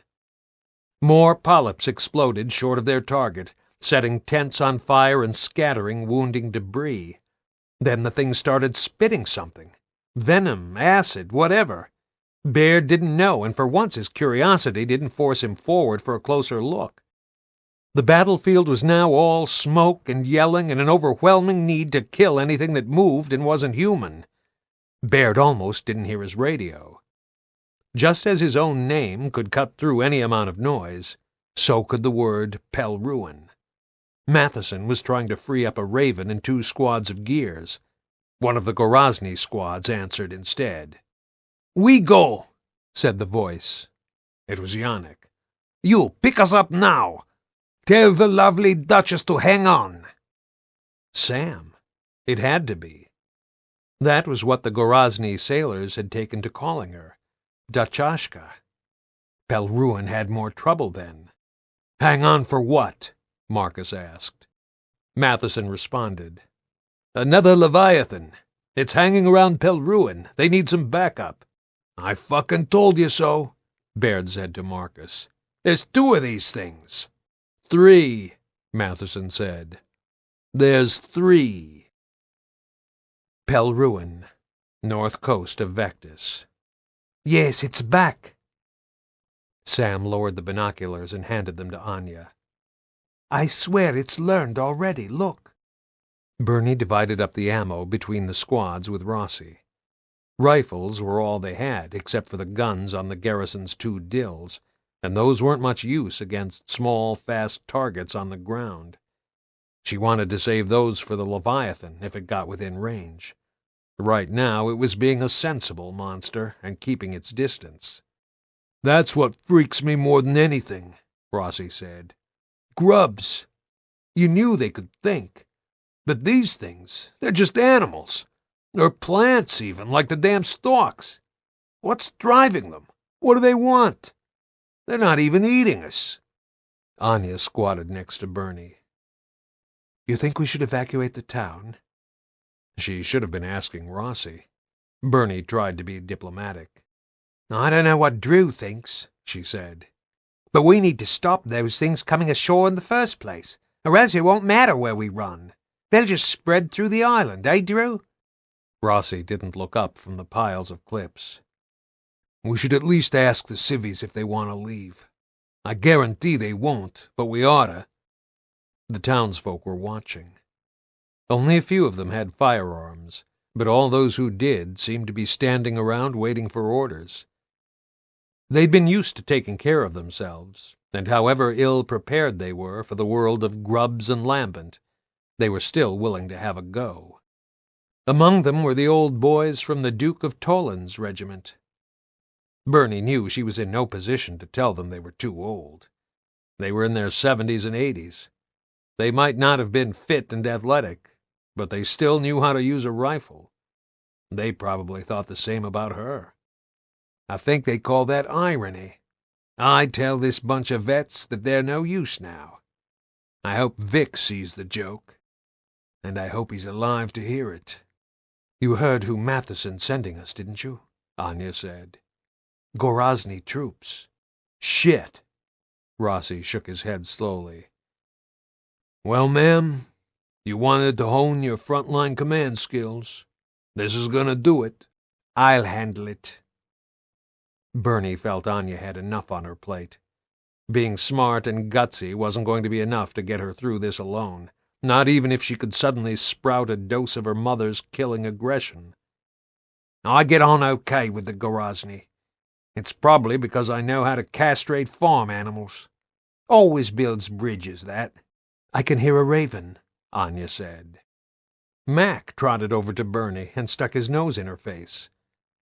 Will Behrens had either let him out on his own, or else he'd been wandering around nearby. Hey, sweetie, go home. You can't tackle polyps. Or go sit in the pack horse. Mac just looked at her with those sad, baffled eyes, as if he was waiting for orders in a language he understood. Bernie beckoned to one of the townspeople. Take him back and lock him up somewhere safe, will you? The raven appeared as a black, flickering shape approaching down the coastline. Mel Sirotki's voice came over the radio net. KR-239 inbound, 3 minutes. Mataki, just tell me you don't have a recipe for these things. Anya had her intense and slightly defocused look on, as if she was running through the academy theory classes in her head. Roger that, 239. Just you? Stroud, we're a one-bird army up here. These Gorozny are hardcore. That's what worries me. First war's first. Kill the current enemy before the previous ones. That's what I hear. One of the Tolan vets walked over to Anya and Drew. He wasn't fast off the mark, but he still had that upright bearing, and he carried an old rifle like it was still part of him. Ma'am. He didn't salute. He came from the era when you didn't salute or return one if you weren't wearing your cap. Corporal Frederick Benton. We still know how to follow orders. And are you still good shots? Anya asked. Yes, and we stand our ground. Partly because we're not so good at the running away bit these days. Good. There wasn't a trace of condescension in Anya's voice. I want you to form a rank behind the Gorozny, so that if anything gets past them, you pick it off. She gestured. 3 of you on that headland, the rest of you in front of the cottages at the top of the slope. Ma'am, Gorozny? If they're prepared to get killed defending this town, they're under my command like everyone else, she said. Benton took it with a grim nod. He went back to his friends, and Bernie watched the news spread among them. Shit, Sam said. Let's hope the old discipline kicks in. Sirotki landed the raven, and the guy they called Yannick jumped out. He trotted up to Sam and bowed extravagantly. My life is yours, Duchashka. Let us hope it doesn't come to that, though. Sam gave him her half-smile, the one where her eyes didn't even flicker. I always wanted a meat shield. Is that it? 8 of you? 8 Gorozny equals 20 cog equals 50 train stranded. We are economical people. Value for money. Bullshit, Sam said, but thanks. And the old boys with the trident badges, the ones giving you the hairy eyeball, they hate your fucking guts. You guys put their guys in death camps. Be tactful. Sam could always cut to the chase. Yannick seemed to appreciate it. Sirotki and Mitchell joined the huddle to discuss tactics. The Leviathan's cruising out there, Mitchell said. It keeps diving when we get close, but we're up for a strafing run if you are. Remember, those things can rear a long way out of the water. Anya signaled to the Pelruan locals to move into position. They had no personal radios, so it was back to last-century soldiering. Don't take chances. Pull back and give us air support here if you don't sink the thing. It'll provoke it into shaking off polyps, probably, Sirotki said. At least that gives us a chance to choose when the attack starts. Bernie put her hand on Anya's shoulder to get her attention. I'll go with the locals, ma'am, she said. That way one at least of us has a radio link to you. Good idea, Bernie. And I think they'll listen to you more than me. It was a shame. Anya was a good gear. She had all the right instincts, but she was a small, pretty, blonde girlie who looked a lot younger than she was, and the old men clearly didn't give a damn that she came from war hero stock, even if they knew that her mother had won the Embry Star. The doubt was all over their faces. "Okay, Mel, poke the beehive," she said. Sirotki had a tough job on his hands. Mitchell was a pretty good door gunner, but they had no idea if a stalk was going to punch out of the water if they ventured too low, or if the Leviathan was going to swat them out of the air with a massive tentacle. The ravens circled over the shallows. All Bernie and the others could do was watch. Mitchell was a small silhouette in the open door. Then he opened fire, raking the water below. The rounds raised a curtain of spray. A few seconds later, a paddle-shaped tentacle like a squid's unfurled from the surface and missed the Raven by 3 meters. Sirotki banked sharply and gained height, coming back to let Mitchell piss the Leviathan off more. Mitchell emptied 2 belts of ammo into the thing, and it did the job. It did the job really well. The next thing Bernie saw was the tentacle vanish as the Raven shot off toward the beach. "Incoming," Sirotki said. "One huge mad thing heading your way, on a line with the slipway." One of Rossi's squad was on lookout up on the high ground on the other side of the harbor. "No, it's past the slipway. It's going to hit this side." "Get out of there!" Rossi yelled. "Get back down here!" Being shelled was bowel-loosening, Bernie recalled. But when the shells that landed had minds of their own and charged after you, it was a whole new level of fear. The Leviathan crashed down onto the shore. Polyps poured ashore in a weird beachhead landing.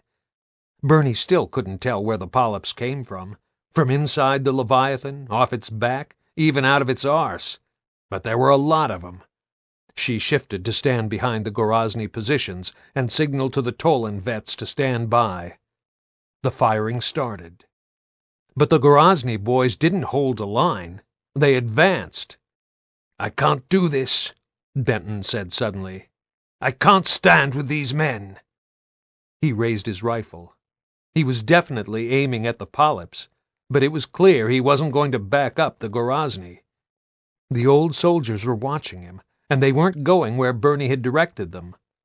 For a second she had to look away from the gears and the other men in front of her. "You'll go where I tell you, Corporal," she yelled. "Now!" "We won't fight alongside them." Benton started backing off to the road to bypass the 8 Gorazny. "I mean it. They can die. We'll do this alone." It was the worst time to lose discipline.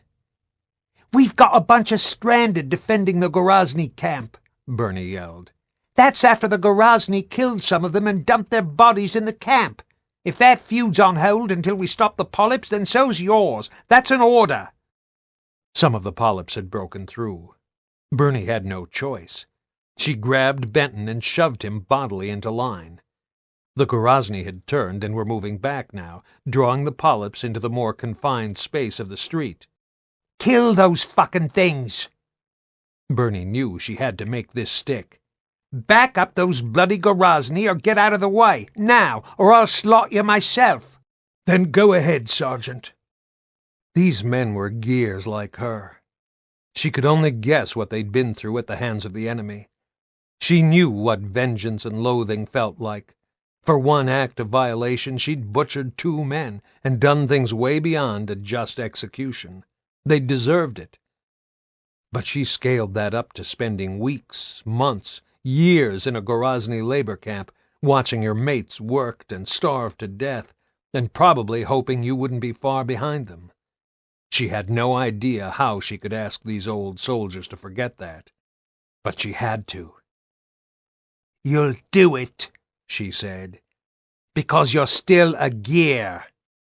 Benton looked at her with a mixture of real pain and absolute disgust.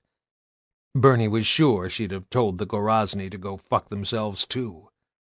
But he stopped, moved back to the Gorazny line, and opened fire.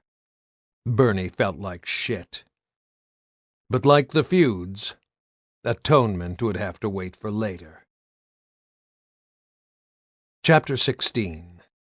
A dog has a military mind. He respects the chain of command. He needs to know who's in charge for the good of the whole pack, and if there's no leader, he'll take the job himself, because somebody has to. The difference between a human and a dog, though, is that the dog doesn't lie awake at night dreaming of having that power. Sergeant Bernadette Mataki, explaining her fondness for dogs. Vectis Naval Base, 3 hours after the initial polyp attack. "You can use one of these, I assume." Hoffman handed Prescott a Lancer and watched him carefully. He took it two-handed and tilted the rifle to inspect it, safety catch uppermost, as if he knew what he was doing. "I was a gear," he said. "But Lancers didn't have chainsaws in my day."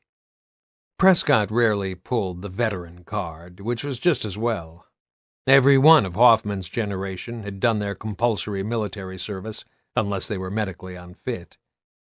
But the chairman was one of those privileged kids who did the 2-year commission so that he didn't look too much like a parasite before his dad whisked him off to groom him for the family firm, the business of politics. "If you need to use the chainsaw," Hoffman said, "the power switch is here. Status indicator here. But I wouldn't recommend getting that close to those things. I have my security team, don't worry." Hoffman wasn't about to. If anything happened to Prescott, he had a team in mind to run the cog, and it didn't include himself. He wondered if Prescott could grasp the idea of someone who didn't want his job. "Casualty update?" Prescott asked. "KIA, 10 gears, 14 stranded, 5 Gorazny. Civilian fatalities, 11 reported, but most civvies are either locked down or they've gone off camp. Wounded, no total yet, but 40 combatants have been through ER. That's not as bad as I'd expected. That's not counting the naval personnel missing from Fenmont. Those things aren't done with us yet, Chairman. They've come back for a second bite at Pelruin, and they'll do the same here." Prescott was fiddling around in his desk drawers, as if he wasn't listening. Hoffman found himself fighting a constant urge to grab the man by his collar, shove him up against the wall, and ask him what in the name of God was so distracting that he wasn't pissing his pants about the current situation. And what about Bernie? What about Anya? And Sam? He owed her father better than this. Everything and everyone he cared about was under threat. It had been that way for years, but this was one crisis too many. "Carry on, Colonel," Prescott said. He finally found what he seemed to be searching for, a small pistol.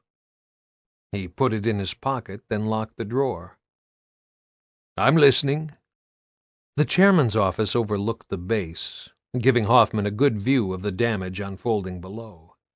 The base and the civilian camps beyond were wreathed in a haze of smoke as the last wave of polyps burned. The creatures were working out how to avoid getting lured into the pits, and everyone with a rifle was back to picking them off individually. The bursts of automatic fire were getting fewer and further between. "If we can't kill the Leviathans before they drop more polyps, the next assault needs to be dealt with differently," said Hoffman. "I'm going to use the hammer." "How? Is that wise?" "That's rich, coming from you, Chairman." Hoffman found it interesting that he didn't seem to object to the unilateral decision. "I know the targeting's getting a lot less accurate, but we need a substantial response. It'll mean a lot of physical damage to the base, but it's that or keep burning through ammo. But we don't know how many more polyps will show up. They could be a daily feature. Then there are the stalks. They've suddenly stopped showing up. When do we know we've reached the appropriate point to apply maximum force?" "We don't," Hoffman said. "I'm just being a goddamn soldier. I'm working out how we kill every hostile and neutralize the threat every time. Beyond that, well, that's all I can do. Then we need to evacuate the civilians further inland. I'll get Charles on it. We're on an island, Chairman. That limits the advantage of running away. If I knew what this lambent thing was, I might stand a better chance of beating it.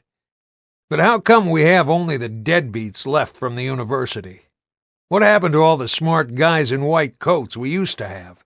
The ones who could do some damn research and find solutions. I'm relying on a handful of intelligent gears to work this shit out. Prescott gave Hoffman a carefully blank look. We didn't get any answers from the scientists before, Victor, which is why we deployed the Hammer of Dawn globally. Remember? Oh, yeah, I remember. I remember trying to locate Margaret, then sending gears out into black ash as thick as a snowstorm, and finding the survivors sheltering in drains. Nothing wrong with my goddamn memory. I'll rely on Baird, then, Hoffman said. He's a very intelligent man. I'd really like him on my staff, much as he seems to enjoy killing anything that moves. Right now, Hoffman said, I need him doing some killing. Some things had a slow burn time. Hoffman often found himself interrupted by realizations about things that had happened minutes or even days before. This time, his mental tap on the shoulder came from a very routine, apparently unthinking action that Prescott had performed a minute before. Hang on. Why does he need to lock his drawers? What the hell is there left to hide? Maybe it was habit. A man didn't change overnight from a culture of secrecy to spilling his guts. Maybe it was time to give him his regular reminder that they were all on the same side. I understand, Prescott said.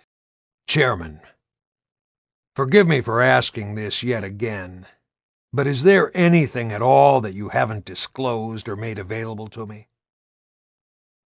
Hoffman hated this verbal sparring. It might not look relevant to you, but if there's any classified data that even you can access, it's the kind of thing I can get Baird to pull apart. You'd have shared everything else with me, of course.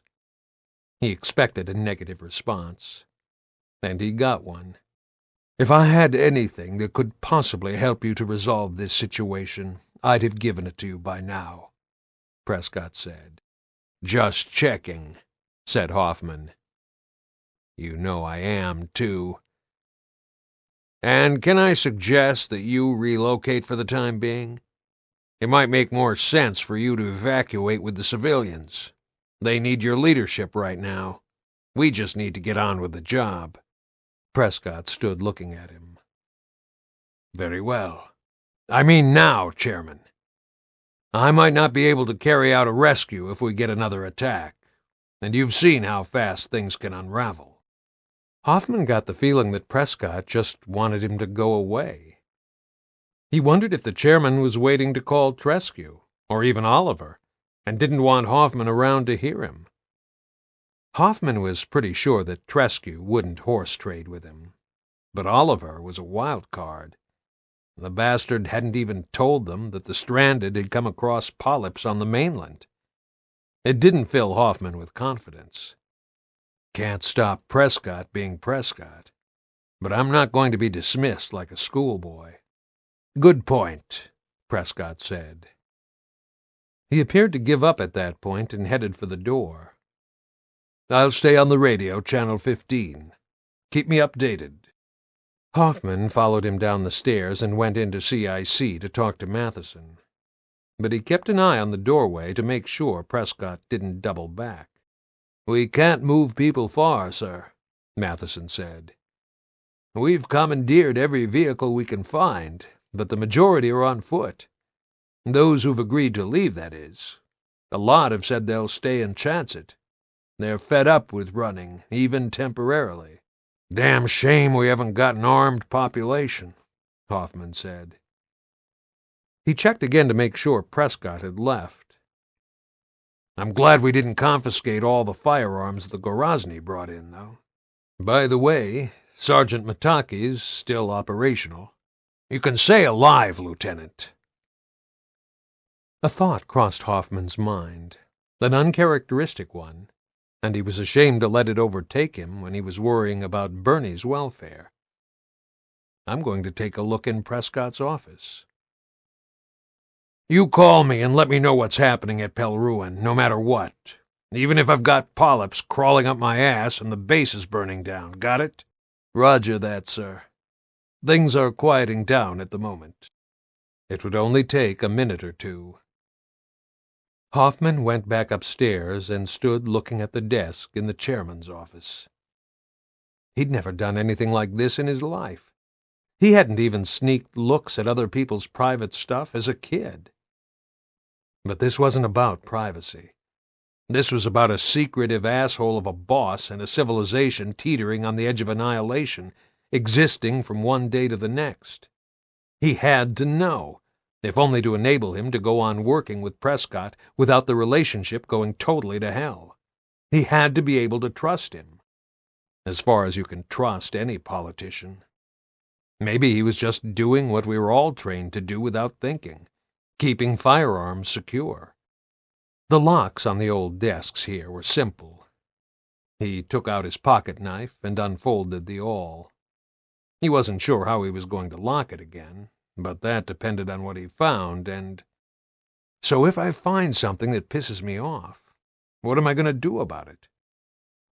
Once I open this, there's no going back. He opened it anyway. The lock yielded. The drawer contained Prescott's gold watch, a file of papers, the signed paperwork invoking the Fortification Act 14 years ago, which was effectively Prescott's crown and scepter, and a computer data disk with a standard sticky label marked A2897.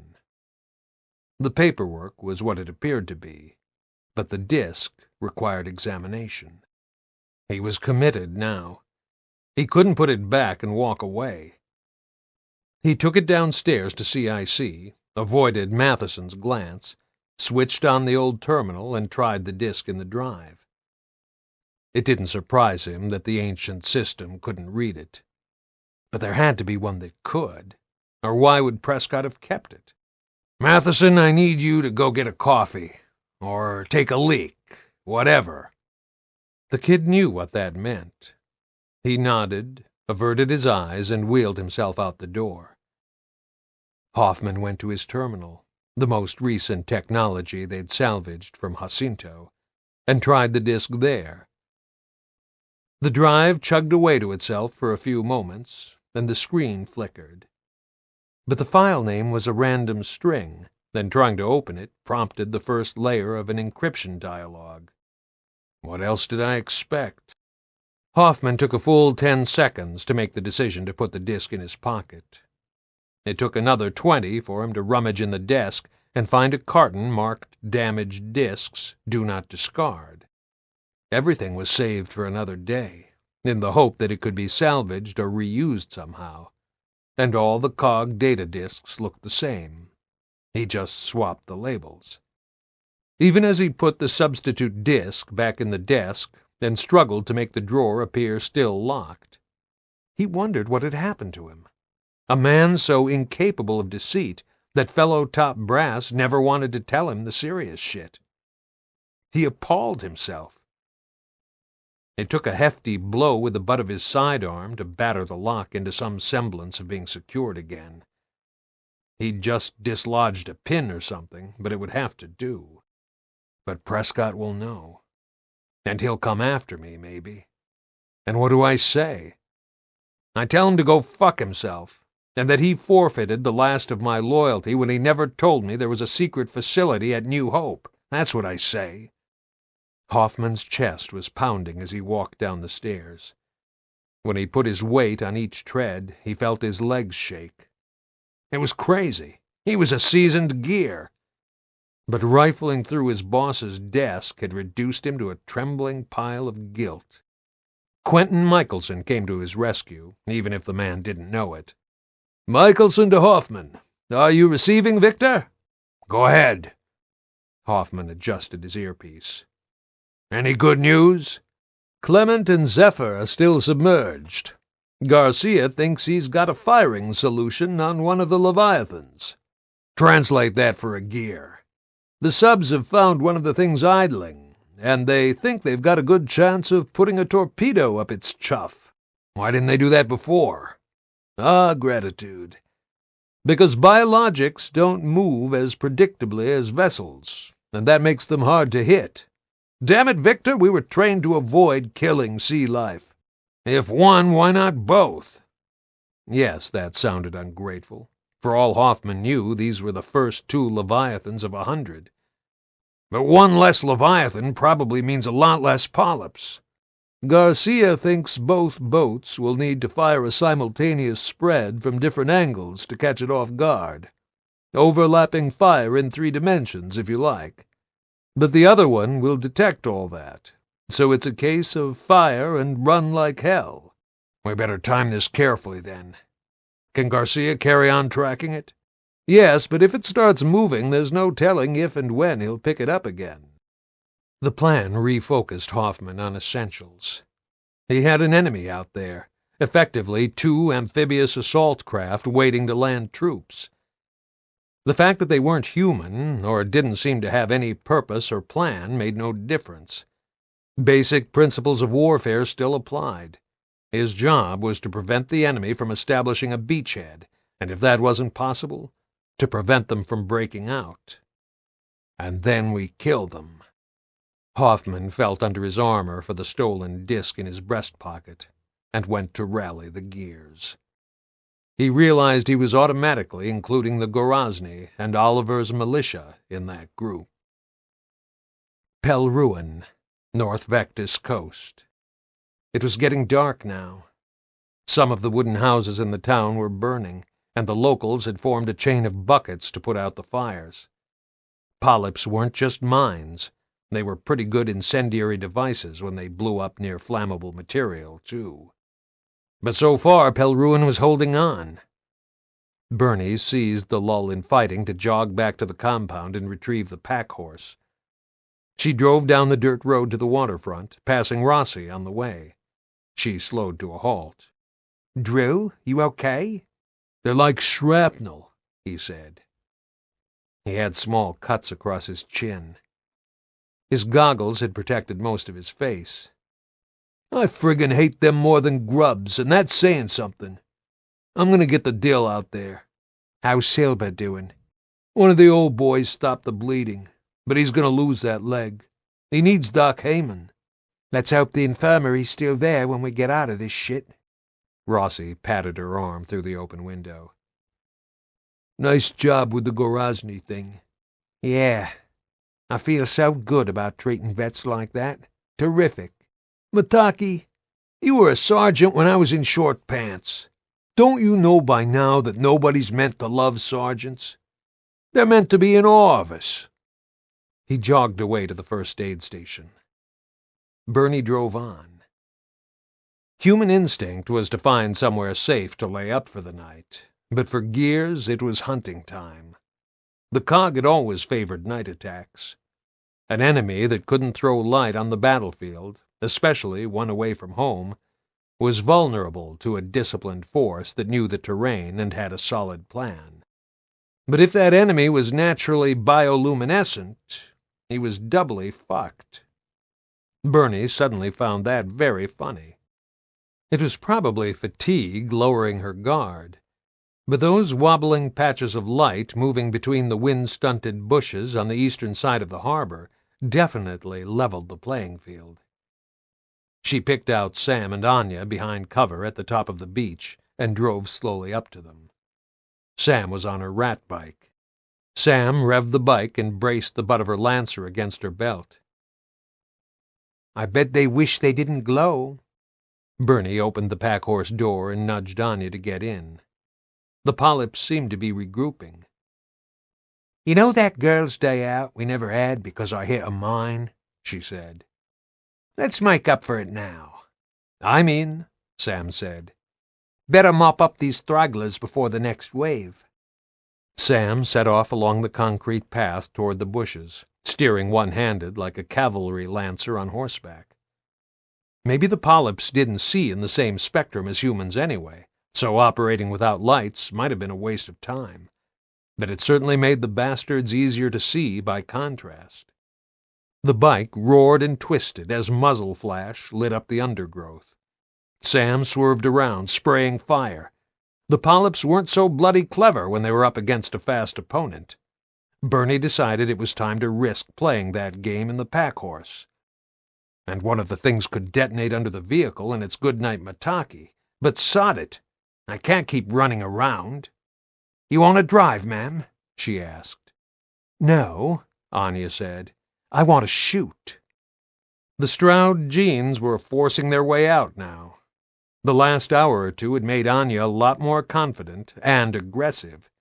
She was psyching herself up for the next attack, just like her mother used to do. "She's doing fine, Major. I promised, remember?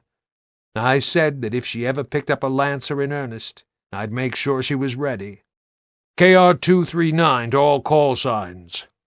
Sirotki was circling overhead without nav or cockpit lights, a wandering noise over Bernie's head. "I can see the Leviathan's lights under the water now." "Stroud here. Are you pursuing it?" "We're going to brass it up as it comes up the beach." "It's moving in again." "Stand by, all call signs," Anya said. "Wait for the Raven." "Yannick, you okay?" Bernie called. A voice drifted out of the gloom.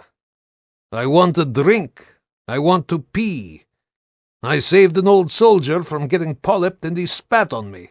Apart from that, life is fabulous." In another life and another time, Bernie would have lived happily among the Gorazny. They had that appealingly grim humor. They were good soldiers, and they would fight to the death. But she would never forget the expression on Frederick Benton's face. She had no right to forgive what she'd never endured. "Glad to hear it, Yannick," she said. The Raven's engine noise told her it was heading inshore fast. Sirotki, usually a one-man comedy act, sounded pumped up on angry adrenaline for a change. "KR-239, following the glowy bastard in. Stand by to repel things." After all the waiting, which had probably only been half an hour, maybe 40 minutes, the next assault unfolded on Pelruin in seconds. The Raven's door gun raked the harbor. It was an instant, short-lived fireworks display, a show of muzzle flash and living lights as the polyps were catapulted ashore from the Leviathan before they scattered for an attack. The Raven hovered, firing into the water. Bernie saw the Leviathan rear and thrash around. Its head was picked out in blue-white points of light. Mitchell was targeting them. She saw the round strike. She couldn't hang on to watch the outcome, though, and turned the pack horse in a screeching tight circle to head for the surreal river of bobbing, scuttling polyp lights. Anya leaned out of the passenger window, Lancer ready. This was going to be harder than Bernie had thought. APCs like the Dill had gun turrets on both sides and a top hatch, but maneuvering a pack horse for a gunner on the opposite side to the driver, that was another matter. "Point and swerve, that's all I can do." Bernie drove right at a column of polyps. They scattered. She yanked the wheel hard right, swinging the vehicle's tail around, and Anya opened fire. Something hit the pack horse's door like clods of mud. "Gotcha!" Anya's voice was a hiss. "Come about, Bernie. They're going left." Bernie had to keep moving. If one of those little glowy shits managed to scramble aboard, she and Anya would be dead. She couldn't see the surface she was driving on. She couldn't avoid mud or deep shingle, and she was now totally disoriented because she'd lost a sense of where everyone else was. She could only drive by instinct, and by the direction of rifle fire. Radios didn't help at all. Anya leaned out further. "Left! Go left!" She fired in short, controlled bursts, just the way she'd been trained. Some of the spent casings flew into the cab. One smacked Bernie in the cheek. "Stop! Back up!" It was like a weird game, except losing it meant dying. Bernie felt the tires bump over something, and she waited for a scream or a detonation, but it never came. Anya reloaded as Bernie spun the wheel. She seemed to have lost all sense of fear and caution. "Ma'am? Keep going, I'm on a roll." Anya laid down a long, sputtering line of fire through some bushes, and wet polyp fragments splattered the windshield. Bernie caught a glimpse of the Dill coming at her broadside just in time to accelerate clear. She let the Dill move in and paused for a moment to work out where she was. Above the harbor, the Raven was still at a steady hover and firing. Sorotki and Mitchell weren't giving up yet. Bernie jumped out of the pack-horse to keep an eye out for stray polyps and looked back on the battlefield, then found she was 100 meters from the harbor wall on the patch of open ground to the west of the town. To her right, she couldn't see far because of the houses, but she could hear the rifle fire. Ahead of her was a mass of overlapping fire from both directions. She was expecting someone to get shot at any moment. Then there was a loud whoop in her ear via the radio. KR-239, the bastard's down. Got him! Mitchell sounded as if he'd caught Sorotki's adrenaline surge. Raven crews were generally flat calm. Headshot. About 5 belts of headshots, actually. He's belly up and floating. Not as big as I thought. Stroud to 239. You sure it's not playing dead? The Raven lifted vertically. Bernie saw its searchlight cast a fierce white pool on the water. Then it crossed her mind what detonating a lambent Brumac had done to Jacinto. But that was a hammer laser. That was different. Oh, I know when they're faking it, Mitchell said. Bernie reached for her binoculars and had just lifted them to her eyes when a brilliant flash of light blinded her. The booming explosion seemed to come several seconds later. She heard Sorotki say, "Shit!" and for a moment she thought the Raven was going down. "Mel!" Anya yelled. But the light died away, and the Raven was still there. It came back to hover again. Bernie could now hear dogs howling and barking from the houses. "Okay, it's definitely not faking," Mitchell said. His voice was shaky. "It just blew up." Sorotki's usual cheeriness was forced this time. "We'll get a little more altitude before we try that again. Anyone need a searchlight?" Anya got on the radio again. "All call signs. The Leviathan's down. No more polyps. Let's clear up what's left." She bent forward to look out the driver's door. "Come on, Bernie, let's go." Bernie got in and started the pack-horse. "You don't want Sam hogging all the big juicy ones, do you?" "No." "Good. This is weird." "You said it." A wobbly cluster of lights was racing head-on toward them. Bernie steadied herself to swing the vehicle around. "Okay, ma'am. As they say in the Navy, 60 rounds rapid. In your own time, go on." Bernie had been through the roller-coaster cycle of fear, adrenaline, anger, and hysterical relief so many times that she knew which stage she was at and when she needed to back off. Fatigue didn't help much. She was definitely at the shaky, giggly stage. But Anya was still absolutely bent on destruction. She emptied 2 magazines before she realized she'd run out of polyps. "Wow," she said. The rifles all seemed to fall silent at the same time.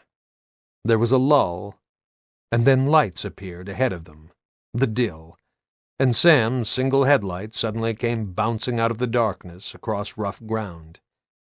The only sounds were the surf, the rumble of various engines, and the dogs going crazy. "You okay?" Bernie asked. "I'll work that out later." Anya was out of breath. Bernie could hear her swallowing hard. "Stroud to all call signs. Are we clear?" "Ma'am, all clear this end." That was Rossi. "Just gonna drive the course and make sure. We glorious sons of the Republic of Gorosnaya have also crushed the enemy, in case anyone gives a damn." "Thanks, Yannick." Anya waited. The only troops left to report in were the few locals with rifles, including the veterans. "Nothing moving," Benton said at last. There was nothing relieved or triumphant in his voice. The poor old bugger just sounded resigned. Permission to stand down now, ma'am." Anya, bless her, always knew the right thing to say. "Stand down, Tollins," she said. "Nice job. Thank you." The Raven spent a few minutes sweeping the town with its searchlight. Bernie waited, engine idling, just in case some stray polyp had escaped. Anya hadn't called in to VNB control yet. "You're not okay, are you, Anya?" "Oh, I'm fine," she said. "That's the scary thing. I want to do it again. I'm not finished. And all this hilarity. I hear it all the time in control, but now I've done it myself. Tell me it's normal. Tell me I've not got some terrible thing in me waiting to get out and kill and joke about it. You're normal. We all do it. It's the animal brain taking over. I wish I'd known this while Mom was alive."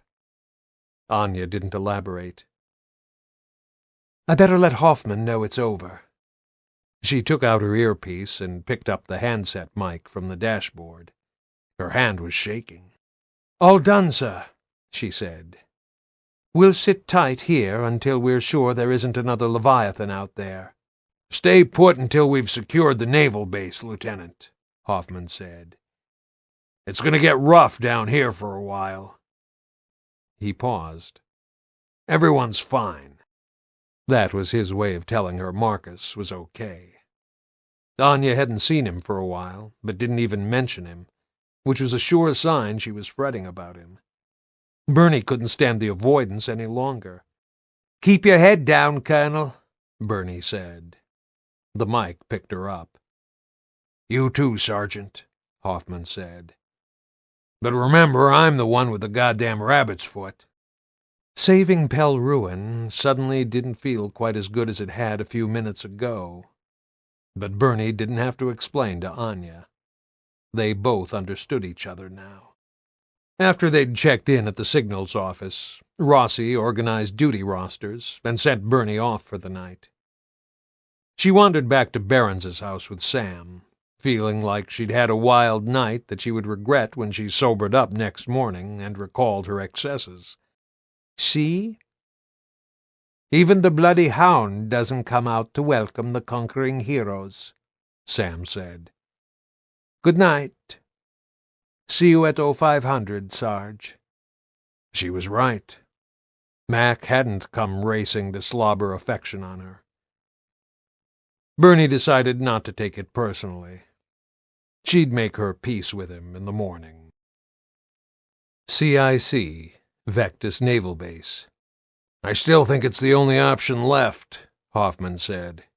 "We fight or run. Then sooner or later we'll run out of ammo and fuel, and then running won't be possible. Let's end it while the hammer is still more or less operational." Dom found it strange to have this kind of meeting without Anya or Prescott around. He knew why they weren't here, but the mood in CIC had shifted. This was a soldiers' gathering. No politics or long-term strategic shit. It was about staying alive for the next 26 hours.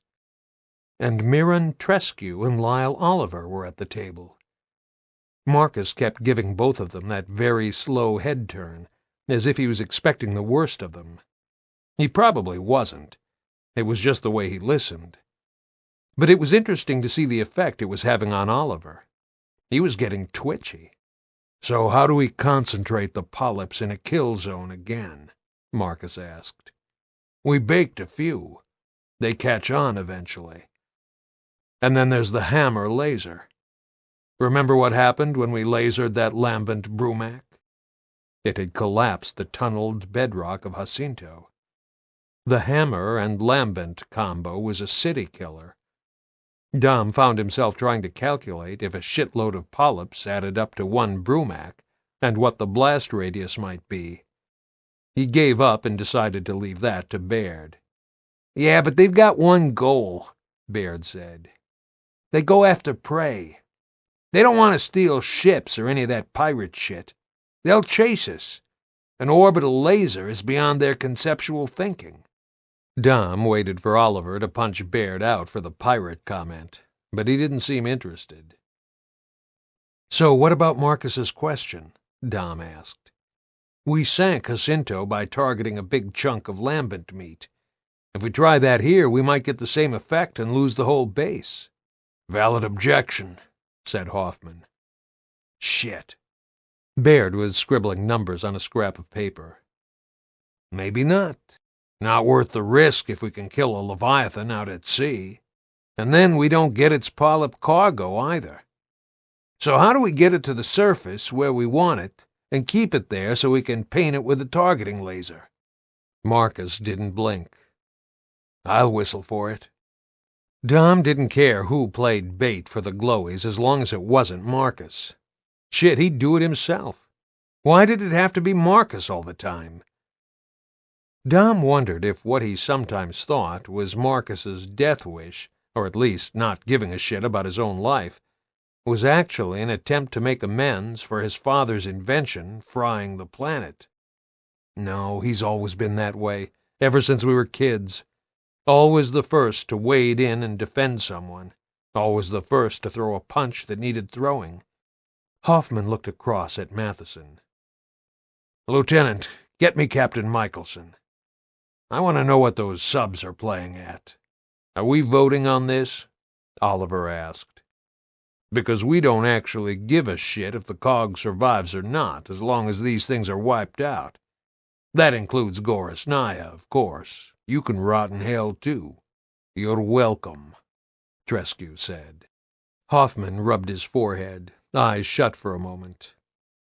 No vote, my decision. I just want ideas. If you don't have any, shut the hell up and follow the plan. Dom gave Cole a discreet glance, and Cole just gave him his why are we here look. Why? Because we do all the weird shit with Lambent. Hoffman thinks we know as much as anyone else, which is slightly more than jack shit, but not much. Okay, Marcus said. I take a patrol boat out and piss off the Leviathan, then slap the targeting laser on it. How I keep it there while the SAT platform locks on is the tricky bit. 10 seconds, Baird said. We'd usually have Lieutenant Stroud to input the targeting coordinates, but she's not here, so Baird could do that. Hey, I'm not being left behind here. Baird looked at Cole just for a fraction of a second. Dom spotted it. I'm the glowy authority, remember? And we can't haul Stroud back just to help us out. Marcus gave Baird his I mean it blank stare. So you'll have to suck it up. Dom thought Baird was probably more worried about not being around to watch Cole's back, but maybe he was making too many assumptions about the man's motive. Just because he looked like he cared didn't mean that he did. He was certainly pissed off, though. Shit! A Raven gunner capped a Leviathan at Pelruin and we can't? Baird made it sound like a disgrace. Come on! Sorotki estimates it was smaller than the ones out there, Marcus said. Mitchell emptied all the ammo they had into its head, but we might not get the head. Hoffman cut in. And it still nearly brought the Raven down. We've already lost one bird that way. Everyone was looking at the clock on the wall. Matheson was sitting with one hand cupped over his headset earpiece, waiting for Michelson to tell them what was happening with the hunting submarines. Got him, sir. Matheson switched the radio to the speakers. He says they're tracking it. Listen. Victor, stand by, Michelson said. Because once we fire torpedoes, even if they don't hit the thing, the other one's probably going to know all about it. Where are they? Clement can only detect one at the moment, so it's going for that. Baird always found the fly in any ointment. Shouldn't we be out there with the laser ready to deploy before they start shooting? Because the first thing that asshole's gonna do when it hears its buddy turn to glowy soup is go for the source of the torp noise or head for us, depending on its IQ. Marcus stood up like the decision was made. Tell Michelson to find a boat he can afford to lose. I'm going to prep the targeting laser. Baird, do your SAT coordinate stuff. Dom jumped up and tapped Cole on the shoulder. You keep saying you want to take up fishing, Coltrane. Let's go. Yeah, if the torps miss, I can always puke it to death. There's a Grozny crew out there as well. Trescu got up and headed for the door. So I take Baird's place. Hoffman looked resigned to the whole thing. It really was the only option left. I always knew a committee could run the cog better, he said wearily. Okay, do it. The fallback position, if the polyps manage to land, is that we channel as many as we can into the storage tunnels, seal them in, and pour fuel down there. And then, Oliver said, hope that there aren't more on the way. Hoffman went red in the face almost immediately. It was like watching a squid change color. Dom took a step back, ready to jump between him and Oliver. We fight until we run out of ammo or men or fuel or all three, Hoffman snarled. There's nothing else we can do, except sit on our asses waiting for the right time to pull out all the stops. I have been there before, you goddamn parasitic bum. These choices do not get any simpler. And we've run out of time for fucking around. Hoffman pushed his chair back and strode out. The squad followed with Trescu. In the passage outside, Marcus blocked Hoffman's path. You should keep Prescott where you can see him, Colonel, he said. Or is this something else? His job is to deal with the civilians. He can do that just fine with Major Reed. Hoffman pushed past Marcus. And in case you forgot, one of our duties is to evacuate the civilian government to a place of safety in an emergency. 10 clicks up the road is the safest we can do for now. I don't think it's a good idea for you to come on this mission. Think I can't hack it, Phoenix? If you get killed, then the top command of the COG will consist of Prescott and Reed. Maybe Michelson will get a look in occasionally if he's a good boy. Trescu just gave Hoffman a knowing look. Dom knew they'd never be best buddies, but the two men definitely had an understanding, even if that was shared contempt for certain things and people. If Dom hadn't known Hoffman for so many years, and his inability to plot and scheme, he'd have suspected a coup was coming. But that wasn't Hoffman's style. Dom didn't know if it was Trescu's, though. He suspected it was. And much as he didn't like Prescott, the man was their own, the legal head of state, and Dom couldn't recall him ever doing something that went against the Army's wishes. Just being an asshole wasn't a disqualifier. He wasn't a dangerous asshole. Yeah, Hoffman said at last. I'm more scared of that than getting my ass shot off. Hoffman will do the right thing. Maybe Prescott's chickened out and is trying to save his own ass. Okay, I can live with that. In the end, all that mattered to Dom was that he kept Marcus alive. His best friend was all he had left. The naval base was now in the grip of a quiet chaos. The evacuation of civvies was still going on, and now non-essential military personnel were leaving.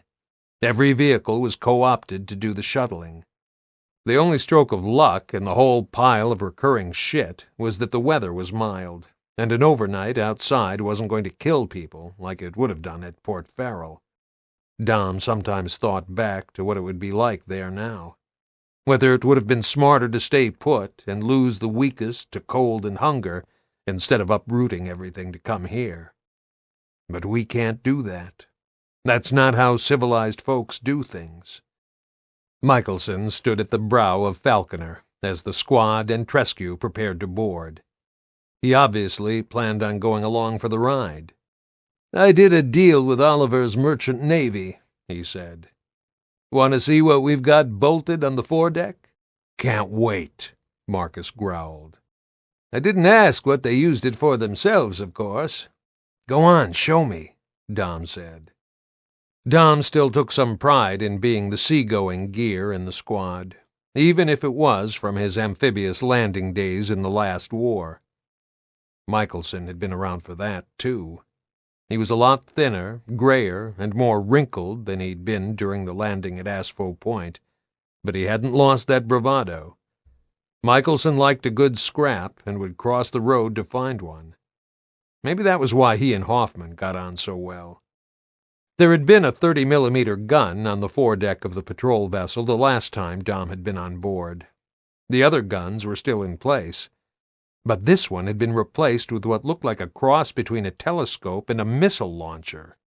"There she blows," Michelson said. Dom took a closer look.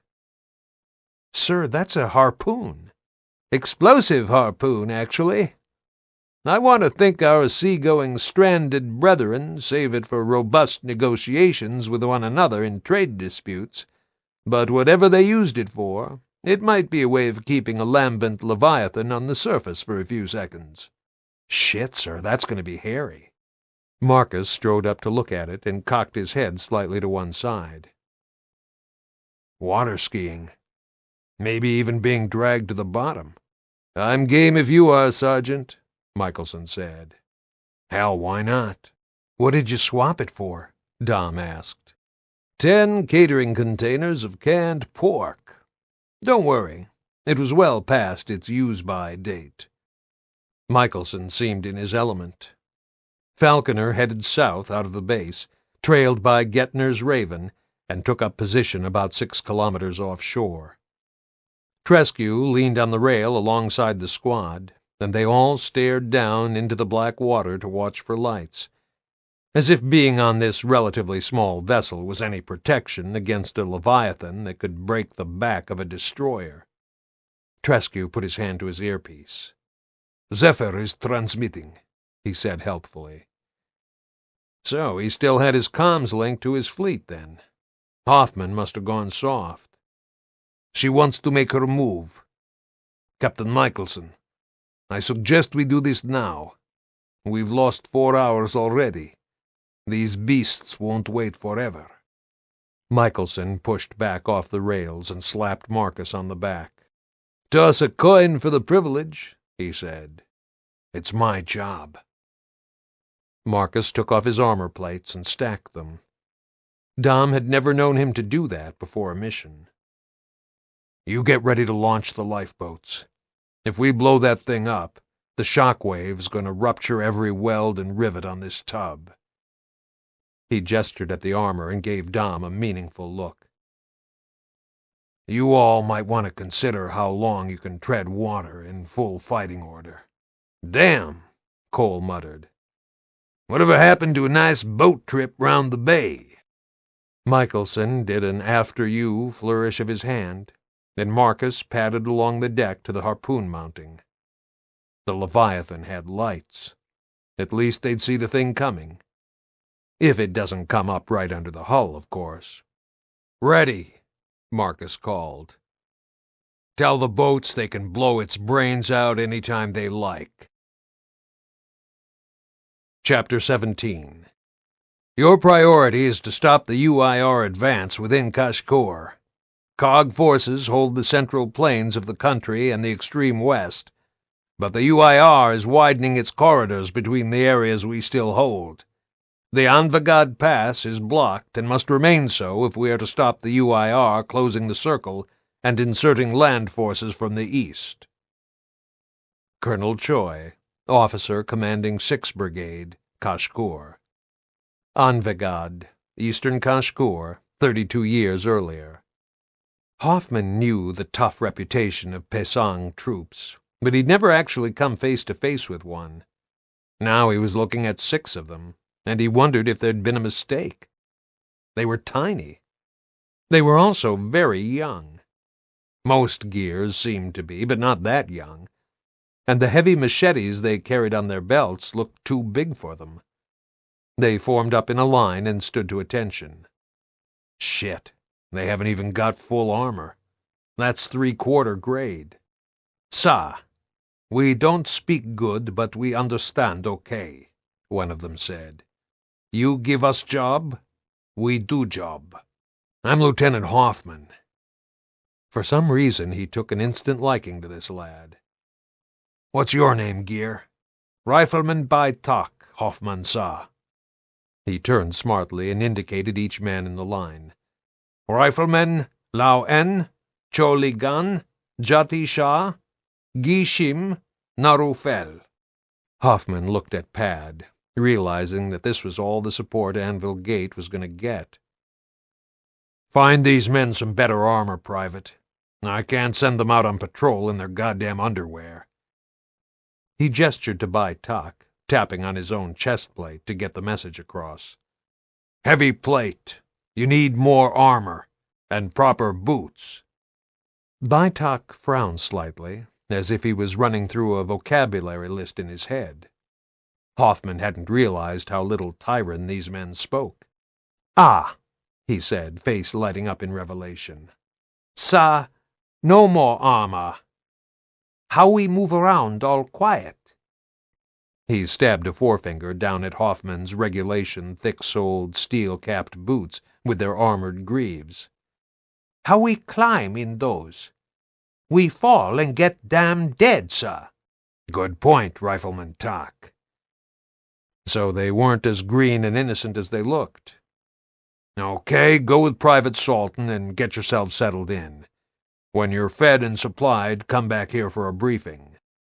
They seemed to grasp things well enough, or at least they all moved fast and gave the impression of purpose. Pad gave Hoffman a knowing look as he followed them. He drew his finger across his throat, clearly delighted. "I hear they're very light on ammo, too, sir." Hoffman didn't care how much ammo they burned through. He just wanted the Indies cleared out of the high ground behind him, because they were the ones who were going to drop mortars into the city, pick off his patrols, and harass any relief sent to the fort. They wouldn't bring down Anvagad, but he didn't want to lose a garrison and half the civvies stuck here just to prove a point about the strategic advantages of a gun battery on a mountain. He hadn't lost anyone yet to the frontal assault. It had all been down to one asshole with a rocket launcher, and that asshole was going to pay for it. The bombardment from the Indy line to the south was sporadic. There was a lot of activity down there, and the gunners responded with the heavy-caliber belt-fed Stomper and the 150 guns, but the main guns only fired twice. That drove the mobile artillery back a few kilometers. Hoffman was still trying to work out what the Indies' game was. They weren't keeping up sustained fire, and the shells were either landing short or striking the cliff beneath. The height of Anvil Gate made it hard for them to drop shots accurately. Hoffman suspected that if they'd inserted troops into the hilly country behind the fort, they wouldn't risk shelling their own positions. They didn't seem to be trying. But there was also the possibility that the commander out there was second-rate, and all they'd been tasked to do was hold the refinery. Does that solve all my problems? How long is this going to go on? Hoffman went up to the gun floor. The place was in almost total darkness, except for faint illumination on the controls, and his eyes took a few seconds to adjust.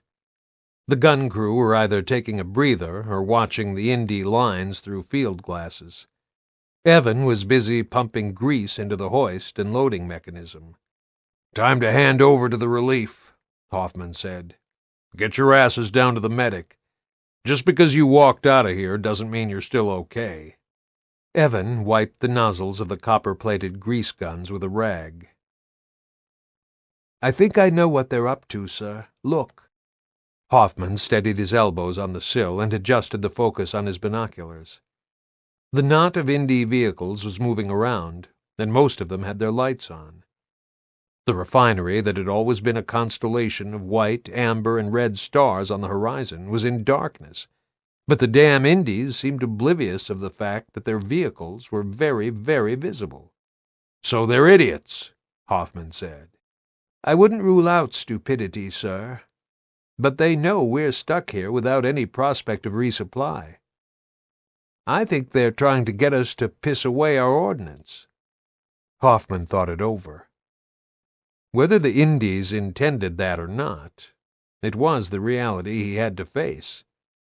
A full magazine and shell store looked comforting until you began an assault, and then it evaporated faster than you ever thought possible. It was early days, but all the supplies would run out. But inviting fire? The Indies had lost vehicles. That meant they'd certainly lost drivers. Suicide troops were always a possibility, but acting as live bait with the near certainty of death, sitting there waiting for it, was something very few sane people would do, even Gears. Hoffman had seen men and women do crazily heroic things in combat, knowing full well that they stood little chance of coming out alive, but it wasn't calculated and long drawn out. They made an instant decision because something had to be done. Smother a grenade with your own body, drag that wounded comrade to safety from open ground, charge that gun position.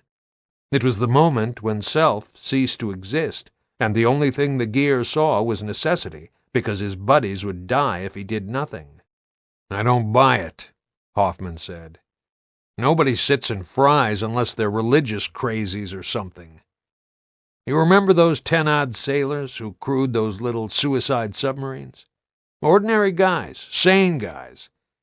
The Indies had to weld the hatches so those poor fuckers couldn't change their minds, because most of them did." "Yeah," said Evan. "I agree. Now watch the lights." Hoffman took a while to work it out. Vehicles seemed to be milling around. No unusual thing in itself, because they were probably ferrying fuel and equipment out of the refinery for their own use. It was a field of moving points of light. At night it was hard to judge depth and work out the relative positions of whatever was carrying the lights. It was just that the movement was odd. It took a few moments to sink in. Hoffman defocused and tried every trick he knew to get his brain to see the movement differently instead of letting it apply the patterns it was used to. Then he saw it, and the whole picture shifted. "They're moving too precisely," he said. "They're following each other at fixed intervals. Now, how many can you see making sharp turns?" "Shit." Hoffman was suddenly fascinated. "They're making big open loops. Hard toe. Decoys." "You're shitting me." Evan chuckled. "I like an officer who talks like I do. Okay, 2 flaws in that theory. 1, the lead vehicle has a live driver, and that's the one we're most likely to hit. 2, the vehicles we destroyed earlier were definitely being driven, separate, under their own power." Evan started pumping the grease again. "You can rig a vehicle to push it as well as hard tow it. We don't always hit the lead vehicle. And the first guys we hit probably just underestimated the range and accuracy of these guns. They got the message fast. It was still mindlessly dangerous, but there was a chance of surviving. That was enough for some. And at night we don't even know those are vehicles. Sappers ring dummy lights to look like any number of installations. It's low-tech and sounds stupid, but at night it works. All the Indies have to do is keep tempting us to fire.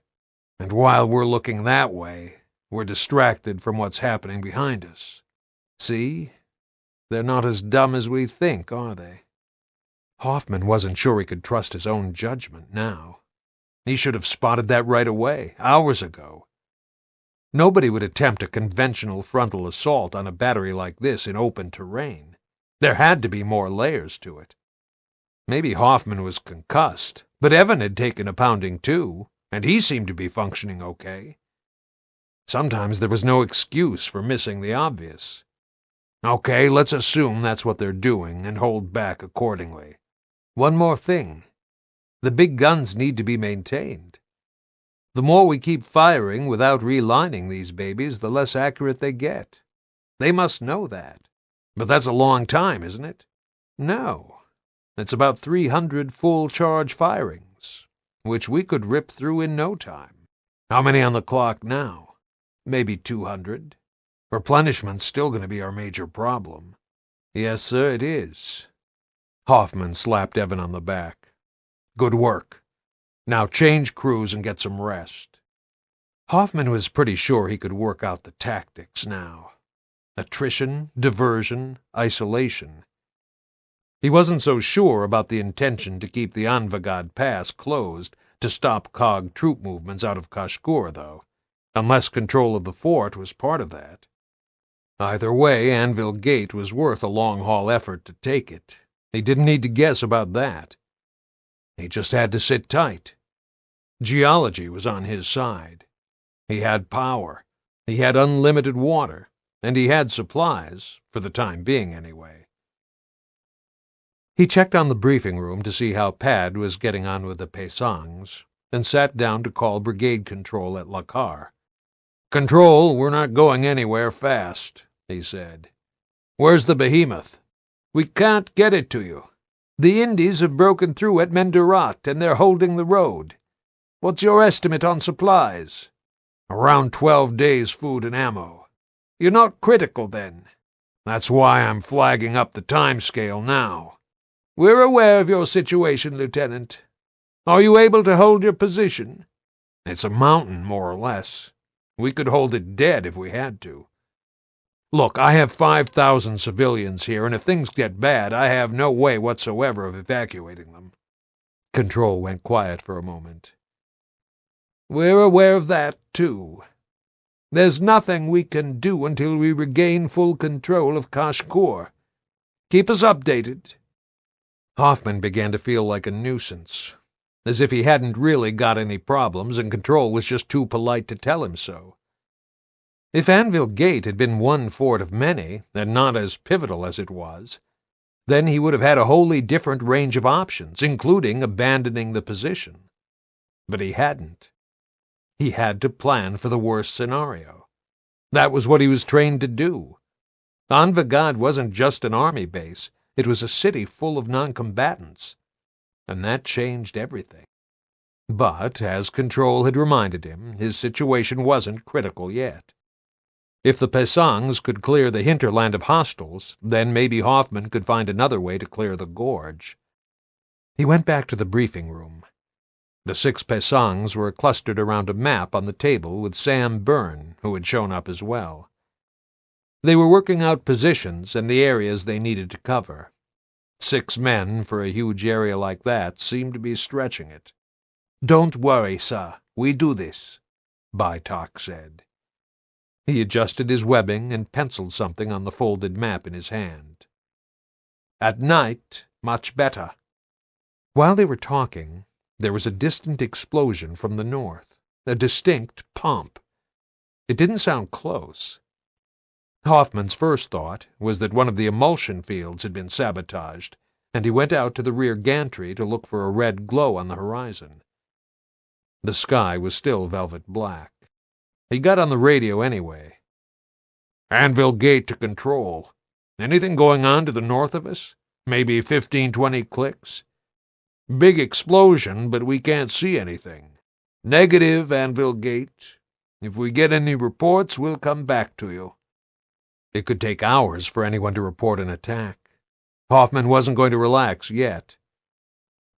He waited on the gantry for a while, wondering if the Indies had developed any night sights yet, and realizing this was going to be a dumbass way to find out, then went back inside. The Paysangs had moved out. He hadn't even heard them leave. It was very hard not to hear things out here in this still air. "The Indies are jerking our chain, sir," Byrne said. Hoffman sat down and took out his notebook to continue with his letter to Margaret. It was rapidly turning from an emotional last letter to be treasured and reread to a detailed record of unfolding events. "Gotta be," Hoffman said. "They can't smash their way in." He listened for gunfire while he wrote, and at one point he simply nodded off with his head on his arm.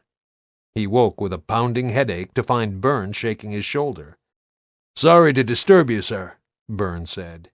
"This might be nothing, but the baker says his water mill's stopped. The flow's down to a trickle. Carlyle's taken a look at the cisterns down below, and they're not filling either."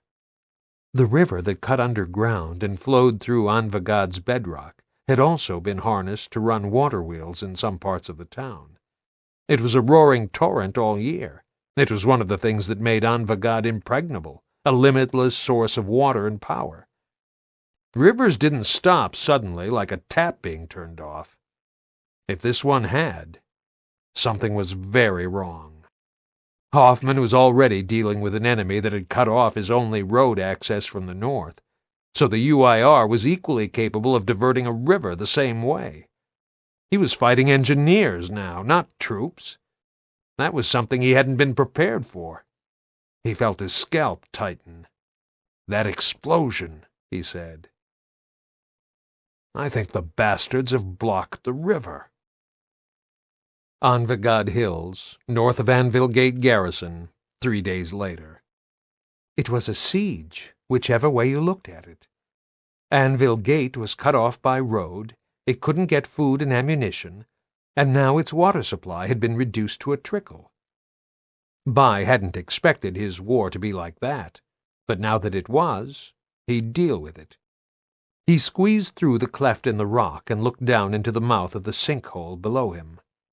There was still water flowing, but he could see from the ferns and eroded rock left high and dry that the level had fallen dramatically. "Not much water, sir." Carlyle, the engineer, scrambled up the rocks behind him. "Shit." He looked genuinely shocked. "That's normally a big waterfall." Well, it wasn't a waterfall now. The river was just a stream that tumbled over the jagged edge and splashed onto smoothly eroded rocks before gurgling into the darkness underground. "So, how much water we got?" Bai asked. "About enough for basic survival." Carlyle was a nice man. He used a lot of technical words in his job, but he obviously tried hard to find easier ones for Bai. "Some water's still getting through, but not enough. Then we've got the water in the big storage tanks underground, the cisterns. We use it faster than they're filling up.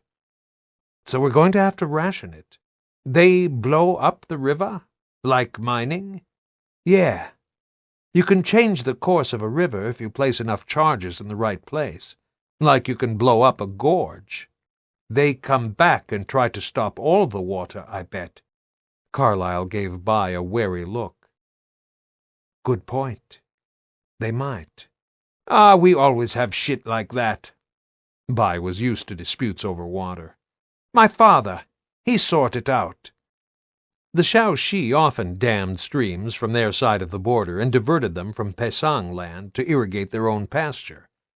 Every so often it ended in a skirmish and even a few deaths, and then everything would calm down again for a few years. With the current drought, there was no water to steal this year. Harwa wouldn't have to worry about that while he was away. Carlyle looked at the machete. "Yeah, I guess your dad was pretty persuasive. We find blocked bit, yes?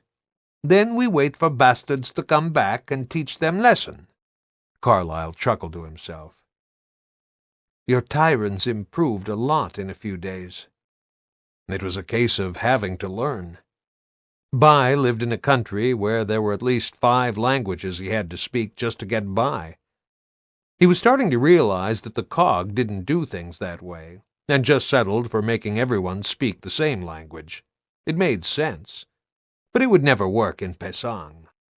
The river was fringed by trees, rare and useful cover up here. Bai assumed that whoever was doing the blasting not only knew the terrain like the back of their hand, but was probably still out there now keeping watch. He set off along the higher ground above the old riverbed, trying to keep the course in sight, but the overhangs jutted out so far that it was easier to climb down to the river itself and just walk north along its bed. He clambered down the slope and dropped the last meter onto the wet gravel that now lined the bank. Carlyle was keeping up with him pretty well for a man in those big gears boots, but he was never going to be able to creep up on anyone making that much noise. When they reached the next rapids, just a pool of foam now, although the eroded rock proved they'd been impressive, Bai stopped to get his bearings. "Listen." He squatted down, rinsed his face, and drank from his cupped hands before filling his water bottle. "You hear?" It was the steady rumble and splash of a big, fast river not too far away, as loud as the trucks on the road through Paro. Carlyle looked blank and shook his head. "River," Bai said. "You cog guys all deaf. Too many loud guns for too many years," Carlyle said. "You'll be like that one day, too." They walked for another 10 minutes, the steep banks getting higher and deeper as they went, then rounded a bend to see a long, sloping hill cutting right across the course of the river. Bai guessed that hadn't been there a few days ago. The rocks were jagged and free of vegetation, even where the water was seeping through them. It looked like someone had blown up an entire cliff to send the rubble plunging into the river. Yeah, that worked really good. Bai climbed up the dam of boulders and peered over the top.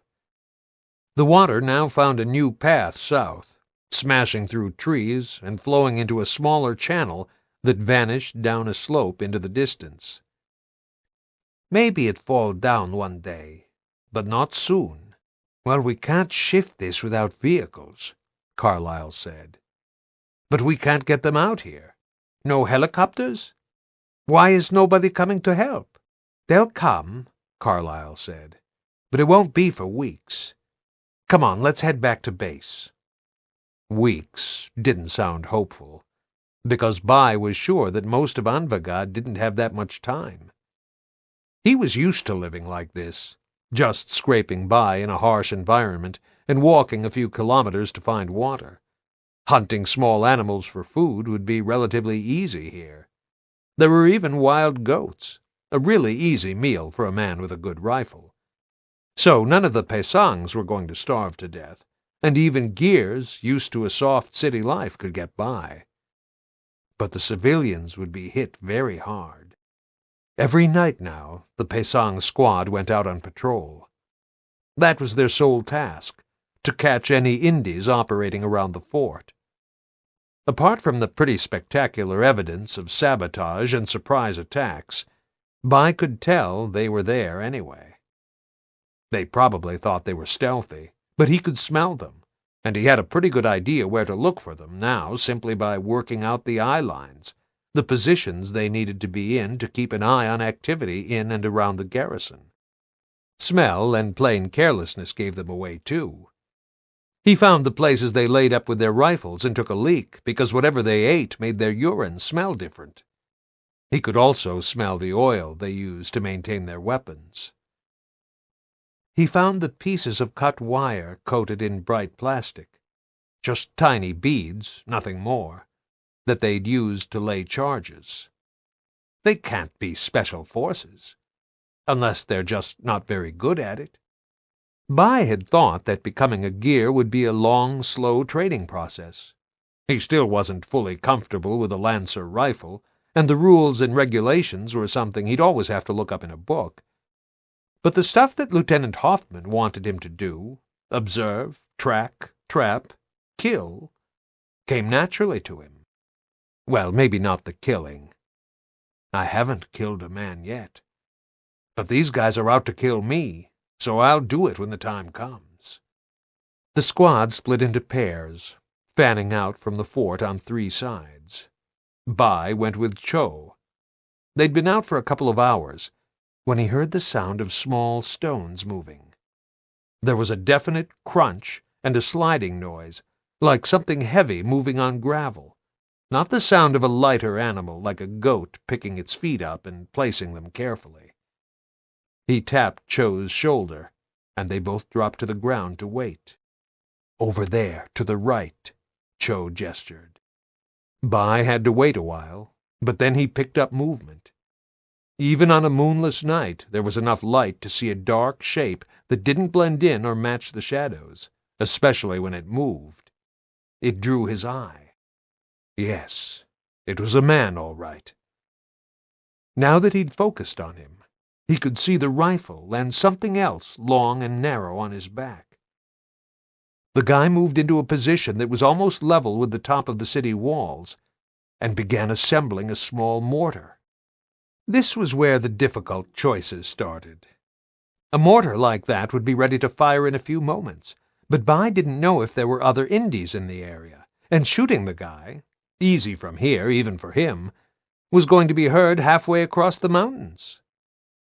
Cho obviously had the same idea. He drew his machete slowly and gestured to Bai to go around one side of the man while he moved to the other. Bai definitely couldn't have crept up on the Indie in regulation Gear's boots. He got to within a couple of meters of the man, and even when the guy scanned slowly from left to right, he looked straight at Bai but didn't seem to see him. It was just a matter of timing. The machete was a heavy blade. Bai thought it was pretty humane if you put some force behind it. None of this messy throat-cutting business, trying to subdue a struggling man. He was used to dispatching an animal quickly, and a good hard blow would stun as well as slice. The guy suddenly looked to his left, probably spotting Cho far too late, and Bai simply reacted. He was on the Indie in a heartbeat and brought his machete down in an arc with his full weight behind it. The thwack noise was louder than he expected. The handle almost jerked out of his hand, because the man fell with no more than a grunt, and the blade stayed embedded in his skull. It was over in a moment. Bai didn't think it would be like that, even though he knew what the blade could do. But now he had to retrieve his weapon. It took a bit of effort, and he was glad he'd done this at night and not in broad daylight. The blood looked jet black. Cho dismantled the mortar, slung it on his back, and took the guy's rifle and ammo clips. There was no point leaving the stuff for the other Indies to use. Everything the enemy had to haul up here slowed them down a little more. And maybe his buddies would find the body. That would say plenty to them. It would tell them who they were dealing with. A corner of the cog that didn't play by their nice city boy rules. "You better clean that elsewhere," Cho whispered. Bai waited until they were some way from the body and in the shelter of a rock before he wiped the blade on a patch of scrubby grass. He rinsed it with a splash of water from his bottle. If he didn't clean off the blood, it would mess up the sheath. For a moment he paused to work out how he felt right then, and although his heart was thumping, he felt quite numb about the whole thing. Was it really that easy? Maybe this was some kind of shock. Either way, he'd done it, and he hadn't lost his nerve. Is it going to be that easy next time? It didn't matter.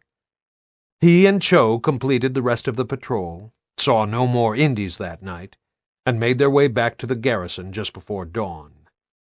The sentry on the gates just stared at them as he let them in. "Wow," he said. "Been shopping?" Cho showed off the Indie rifle and the mortar. It was a sniper rifle, and the guards were so impressed that they went to get Pad Salton.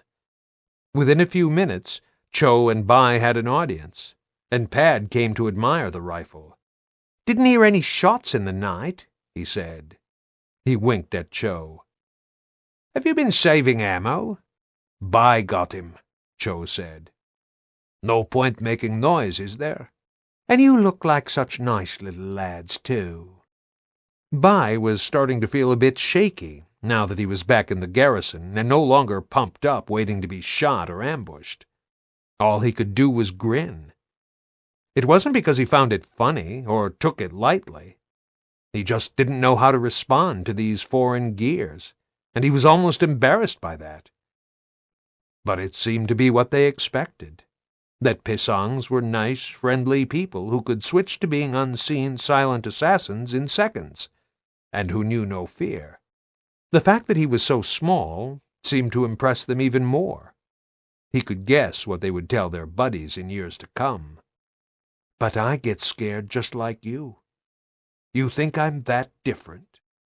But yes, he was generally happy with life, happy to be making a living for once, happy to have stopped some Indie bastard, which he'd first thought was one word from the way Hoffman said it, from launching a mortar into the crowded city.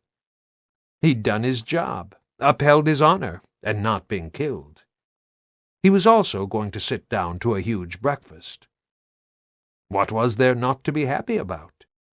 And if that image of the little Pesang who would appear out of nowhere and cut your head off made a few more Indies think twice about attacking the garrison, he was happy with that, too. Anvil Gate Garrison, Day 12 of the siege. As the siege started to bite, Hoffman decided that running a city was a far harder job than fighting a war. Combat was the easy bit. It was anticipating all the little things that made civvies scared, restless, and difficult that took the time. He walked around the center of the city with Alderman Boyal Kasani, driving wasted of precious fuel, and saw all the ways that a community unraveled, even one where the people were used to an isolated life with frequent hardship. And if I hadn't started rationing food early, we'd be eating cardboard now. Water rationing had become a daily routine, too. As soon as the sun came up, queues started to form at the water tanks on the main streets, with lines of grim-faced people clutching plastic containers and buckets. They got 15 liters per person per day for all their cooking, drinking, and bathing. Hoffman had settled on 15 liters on the basis of a desperate call to a refugee agency office in New Temperance. Anvil had no plan for survival water because it hadn't seemed possible that the river would ever run dry. Well, it had. It damn well had. He had to hand it to the Indies. They'd certainly thought this through. It was a very economical siege. They'd gone for the long game and cut the supply chain rather than throw men and munitions at it. If anyone ever told him again that Army engineers were the tail and not the teeth, he'd punch them into next week. These guys didn't just lay tracks and clear mines. They could actually ruin your entire day without even picking up a rifle. Very clever. Very effective. Bastards. And the key to besieging cities was leaning on the civilians. The shelling was sporadic now, clearly more to create uncertainty and fear than to try to destroy the fort itself. Hoffman stopped to watch the water distribution in action. A city official supervised the filling of containers and marked the individual's ID card to say they'd had their allocation for the day. No ID card meant no water, and nobody could come back twice. Hoffman liked the Kashkori, but people were people, and he was wondering when the alderman would discover the first forged card. It wasn't that hard in a low-tech place like this. But it was a small city. Most people knew one another by sight, and that was probably enough to deter wide-scale fraud. I hope. "I'm disappointed that nobody has tried to clear the pass," Kasani said. He was carrying 2 5-liter containers, just like everyone else in the city. "I realize the coalition is heavily committed elsewhere, but I feel we have been abandoned." Hoffman thought it was a good idea not to mention that most sieges he'd studied at Staff College lasted years. Anvil had only been cut off for 12 days. But those long sieges were against cities with porous boundaries, with gates and bridges for people to slip in and out, and even places to grow food. Anvil was effectively an island with 2 weeks' grace at any time. The effects hit home a lot sooner. "Sir, I've made my feelings clear to Colonel Choi," Hoffman said. "But he can't clear the road, and he can't commit a strike force to drive the UIR back. He's more worried about the Indies pushing east within Kashkoor. If that happens, it won't matter a damn if we open the road or not. We'll be surrounded." Hoffman didn't believe that Choi wanted the road cleared at all. The COG probably needed to keep that pass blocked for the time being as much as the Indies did. Hoffman was now wondering when the time would be right to ask the Indies to let the civilians leave. The situation hadn't deteriorated that far yet, but he knew how long these things took to go through neutral diplomatic channels. Then there was the logistics of moving 5,000 people across a wilderness to the nearest town. "People are going to die here," Kasani said. "Disease, dehydration, starvation. We maintain this garrison. The least Cog Command can do is keep us alive. Do you want to evacuate the city?" Hoffman asked. It was as much Hoffman's litmus test of the man's resolve as anything. "Because if that's what you're considering, I'd better get the diplomatic wheels in motion now." "No, we intend to stay," Cassani said. He actually stopped in his tracks and turned to face Hoffman. The street didn't smell of the usual coffee and baking bread today, just sewage. "This is not some observation post we can choose to defend or abandon. This is our home. Would it be beyond your masters to airlift some food?" "I keep asking. It has to come by helicopter. Their range limits the options." It was true. But Hoffman also knew that if the will was there, the goddamn supplies would be here in hours. Turns could land and refuel a few 100 kilometers north. He was making excuses for Choi, or Choi's boss, or Choi's boss's boss, and he knew it. That walked along the thin boundary of lying. It was a path he never wanted to take. 700 calories a day is not enough," Cassani said. "Hungry people become restless and difficult." "But it gives us 3 times as long to hold out," Hoffman said. "And we're only at the 2-week mark." "You know as well as I do, Lieutenant, that this will not be over in weeks." Cassani stopped short of asking how much food the garrison had stashed away as dry rations. Hoffman wasn't going to touch that yet, not for the civilian population. If the garrison was going to fight, and there might come a point where the Indies would try to physically take the fort, then Hoffman needed fit men. He wasn't proud of holding out on the civvies, but they had the option of being inactive. His gears didn't, so they got the food. But the folk here knew that. They'd get resentful sooner or later. Shariah Olensu Byrne wasn't any old civvy, of course, and she ate in the garrison mess. She was staff, goddammit. She was pregnant. Hoffman would apologize to nobody for that concession. He inhaled reluctantly as he walked, aware of the sideways glances that followed him, accusing looks that seemed to say he could perform miracles if he wanted to, but he just wasn't trying. The smell was getting to him. Anvigad had always smelled of sewage, but now the smell was becoming a stench.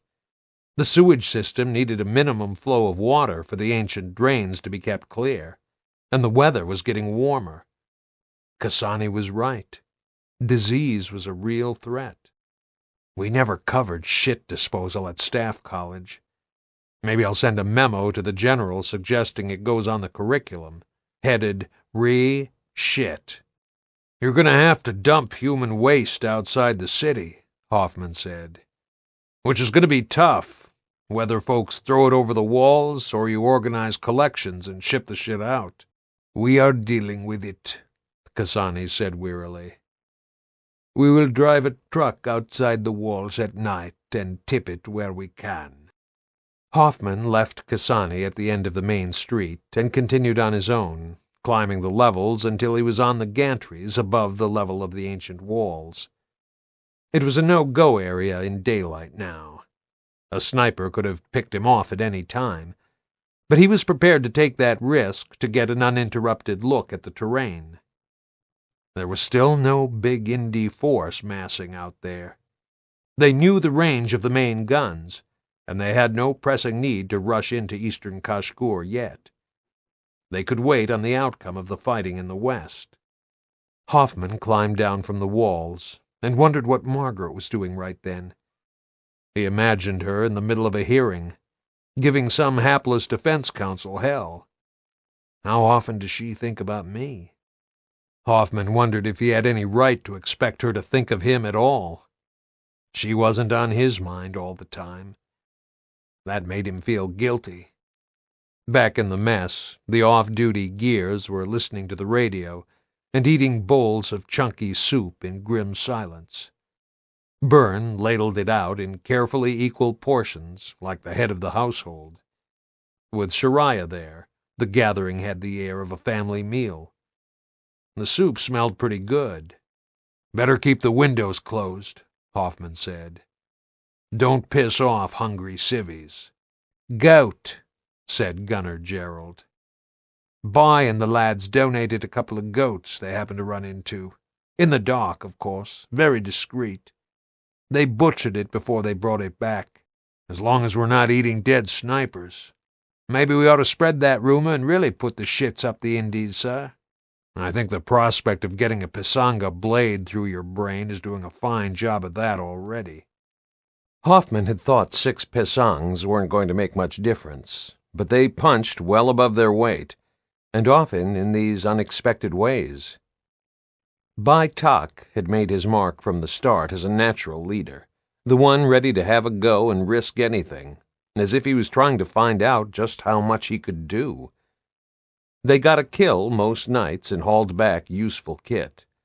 They had to be crimping the Indies' ability to move around out there. "Sir?" Carlyle stuck his head around the door. "Just heard from Brigade. They're sending a corva down from Iberi, mixed cargo of water, medicine, food, and some fuel. But that's right on the limit of its range with a full cargo bay." "Shit, are those old wrecks still flying?" Byrne said. "Well, let's be glad they are.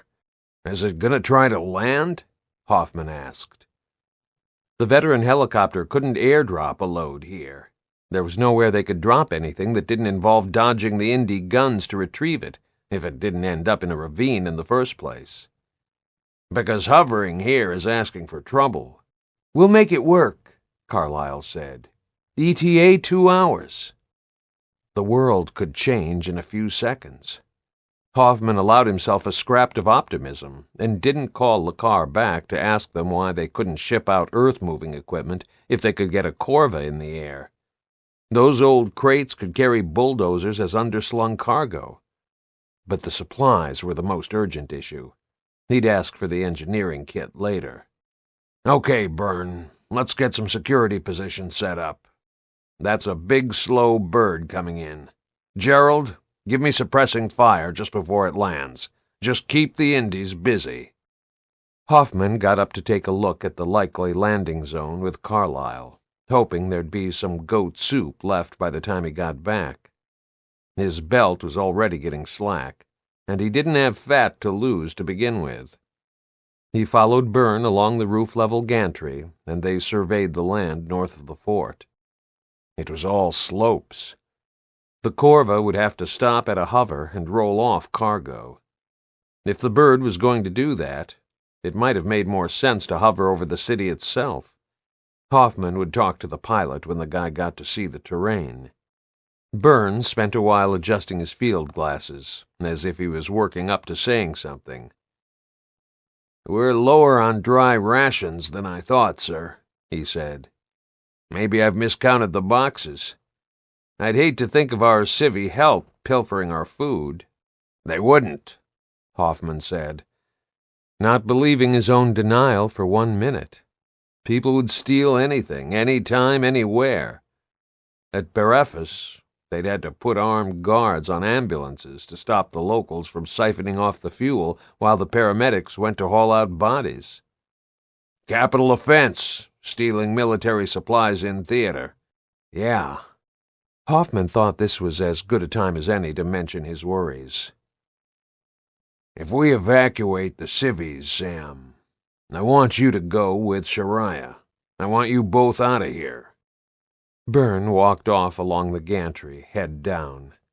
Beneath them, a long line of civilians waited for one of the daily bread handouts.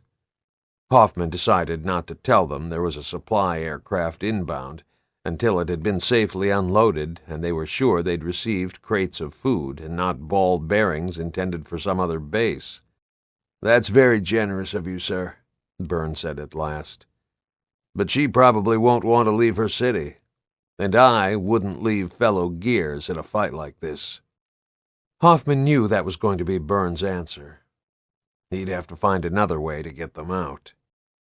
In the end, it wasn't possible to keep the news of the airlift from the people of Anvagad. They could hear the old corva for kilometers, that rising and falling groan that Hoffman hadn't heard for a few years.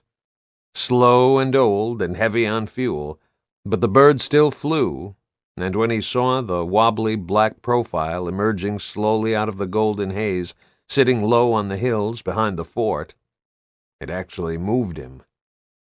It was a striking image.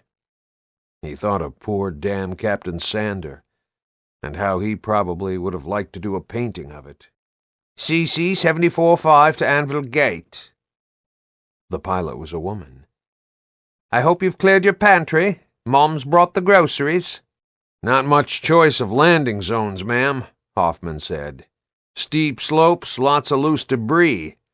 You want to try for the ground at 004830 or hover? I'll land, she said. It's a little breezy around here. You'll hear the Artie boys start up soon. Just keeping our ND visitors busy and out of your hair. Thanks for the heads up, Anvil Gate. I startle easy. The Indies must have heard the Corva, too. Their guns opened up when the helicopter was a few minutes out. It circled over the LZ, kicking up a dust storm, and Hoffman realized it was going to be a pain in the ass getting the crates back into the city. Everything had to go over the walls, a back-breaking task. The best landing the Corva could make turned out to be right on the limit of the slope it could handle. Let's get the fuel out first, the pilot said. I really hate sitting on a firebomb with all this ordnance flying around. Gears and civilians moved in to shift the metal cans and stack them clear of the chopper. Hoffman watched from the gantry, squatting to minimize his outline, and kept checking his watch. The wind was picking up. The pilot was getting impatient. Hey, I'm going to have to turn, she said. That's one hell of a crosswind. Clear the LZ and I'll come in again. The dust billowed as the Corva lifted and climbed slowly to the side. Hoffman was already calculating how much more breathing space the supplies would give them, and how long he would have to eke them out. That's another month's grace at least. He looked up from the manifest that Carlyle had scribbled, just as a streak of light and gas shot from his right-hand field of vision and hit the Corva square in the flank. He stared, frozen and horrified, at a sky of orange flame. He didn't even duck. There wasn't so much as a shout from anyone for a long, slow second, that brief moment of disbelief before the reality kicked in. The rotors and burning airframe tumbled down the steep slope and left a wake of black smoke pluming in the air. The Corva was out of sight before two more explosions sent more smoke climbing. Shit! Shit! Shit! Hoffman brought his fist down on the square-section steel rail and kept punching it until he knew he'd done himself some damage. It was pointless to send in a fire control team. He gave the order anyway. Damage control party, medic, get down there. There was no saving the pilot.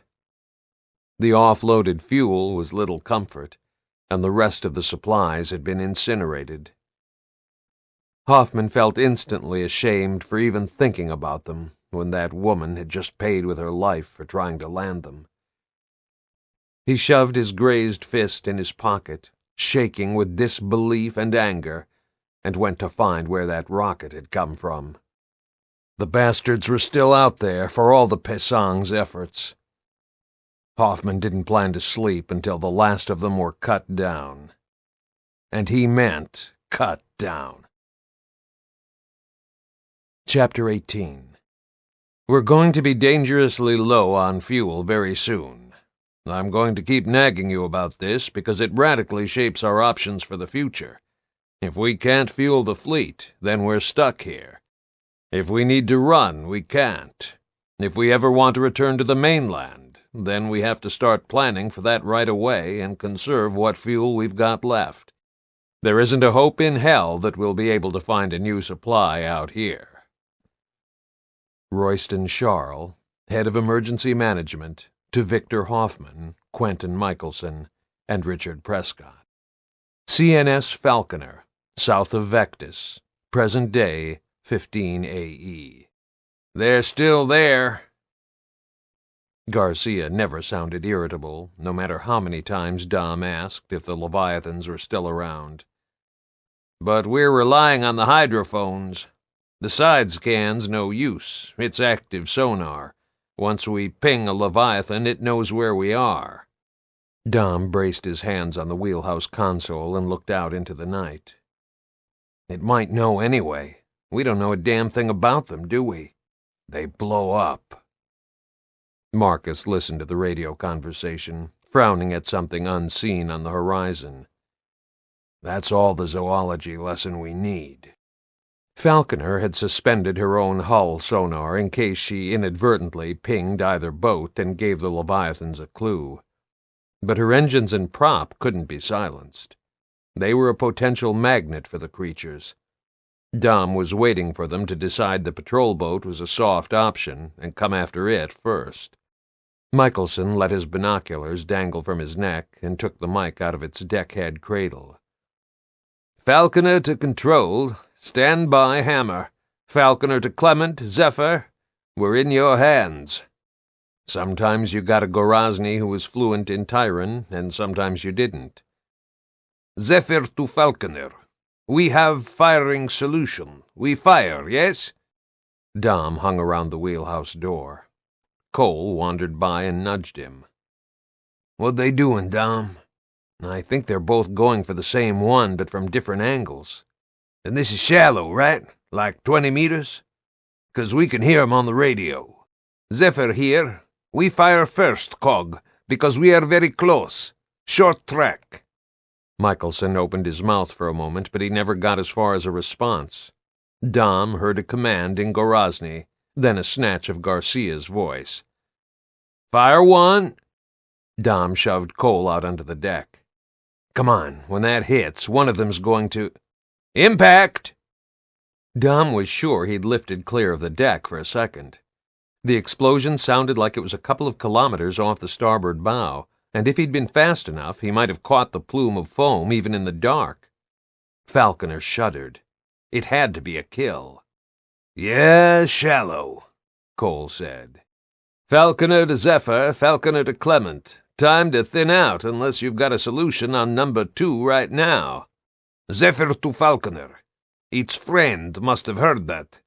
Zephyr to Clement. I hear your tanks. You dive?" Dom didn't hear whether Clement responded.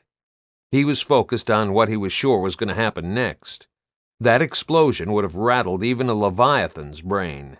It would either go after a sub or surface to go after the noisiest, easiest target to find. Falconer. Dom heard a loud splash, like someone slapping the water, just as he reached Marcus on the harpoon. Marcus didn't always manage to batten down all his reactions.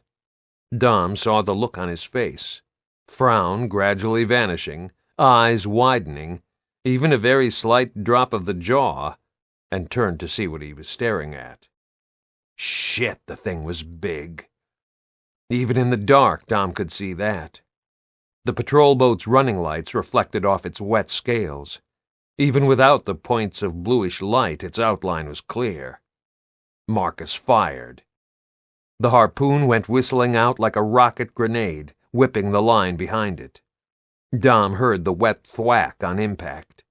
He expected to hear the explosive tip detonate, but there was just a faint, muffled pomp, and the Leviathan spun around and slapped down onto the sea. Water washed over the deck. The line began paying out at speed. "Baby, you caught something," Cole yelled. "Why the hell hasn't the thing blown up?" "No idea," Marcus said. "Maybe we hit it somewhere that doesn't detonate."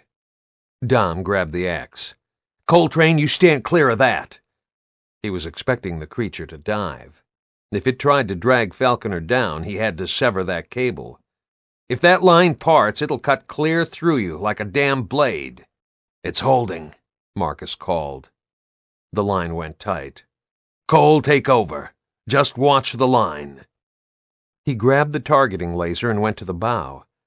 Dom couldn't tell if the Leviathan was dragging the boat or not, but either way it was going to be a tough job for the helmsman. The line paid out to about 800 meters. Dom was pretty sure he recalled that the required safety clearance for mine hunters was 1,000 meters. It was all getting a bit too close. From the slightly elevated bridge, Muller could see more than Dom could from the rising and falling deck. "It's coming about," he said over the radio. "It's turning to starboard, still breaking the surface. I need it closer." Marcus aimed the laser. "Can you get me inside 100 meters?" Nobody seemed to want to repeat the obvious. If Marcus held the laser on it long enough, if Baird could align the hammer, if the Leviathan stayed surfaced for those essential seconds, then if it detonated like the Brumac beneath Jacinto had, Falconer was going to be an instant shower of rusty shrapnel. But the Brumac was underground. Directed blast and all that shit. Yeah, this blast's not confined. No, Dom knew zip about explosives on that kind of scale, and he was going to die. At best, Falconer was going to be lifted clear by the shockwave and smashed down hard again, hard enough to break her back. Life rafts. Okay, don't forget. Rafts. Falconer picked up speed. For a moment it felt as if they were closing the gap on the Leviathan too fast. Dom clung to the rail and tried to look ahead. He was sure he could see the steady, undulating movement as the thing rippled along near the surface, with its back breaking the water. He definitely felt Falconer steering hard to starboard. When he looked back for a moment and the lights caught the water, he could see a U-shaped wake. The boat had turned back toward Vectis. "I'd take a guess that it's trying to beach," Muller said. "Baird, are you ready?" Marcus kept changing position, trying to steady his arm. "You got a lock yet?" The radio crackled. It took a couple of seconds for Baird to respond. "Okay, the Sats have picked up the targeting laser. Can you ask the Glowy to slow down?" "Helm, give us some slack in that line," Marcus said. "Close the gap. Cole, wind the line back on the winch." "How much?" "Until the line goes taut. Then Muller can cut his speed and slow the thing." "That's gonna mean it'll blow friggin' close to us," Muller said. "I mean sinking close." Michelson cut in. "Do it, Helm." The engines roared and the line started to sag. When it draped over the bow rail, Marcus yelled, "Now!" and Cole hit the winch control. The line wound back around the capstan and went taut. Dom felt the shudder. "Never done this on a moving surface," Marcus said. "Shit. You ready?" Baird asked. "Because correcting this thing manually is a bitch." "Yeah, let's swap places." "Come on!" Marcus just grunted. Dom could see the targeting beam hitting a scaly back, but it was bouncing and drifting all over the place. "I'm ready," Baird said. "I mean really ready." "I get it, Baird." Dom could see the naval base clearly now, its jetties and ships picked out by safety lights. At 40 clicks per hour, that 6-kilometer distance would be eaten up in minutes. They were getting too close to the island. The Leviathan plowed on. Dom heard the engines throttle down and the harpoon line creaked alarmingly. Nobody really knew what a Leviathan could do, let alone a lambent one. It might just have been holding back before showing them just how puny the boat was by comparison. Falconer slowed right down. Then her engines roared again, and it felt like she was turning. "Fuck," Muller said. "That's full astern. It's got us. We're going to burn out a motor at this rate." Dom really was ready to part that line. He hefted the axe and positioned himself clear of the arc that the line would whip through when he cut it. Falconer seemed not to be making way at all. Then there was a collective shout. The lookouts, Marcus, Michelson standing at the bridge door, and the Leviathan disappeared. The line plunged down into the sea.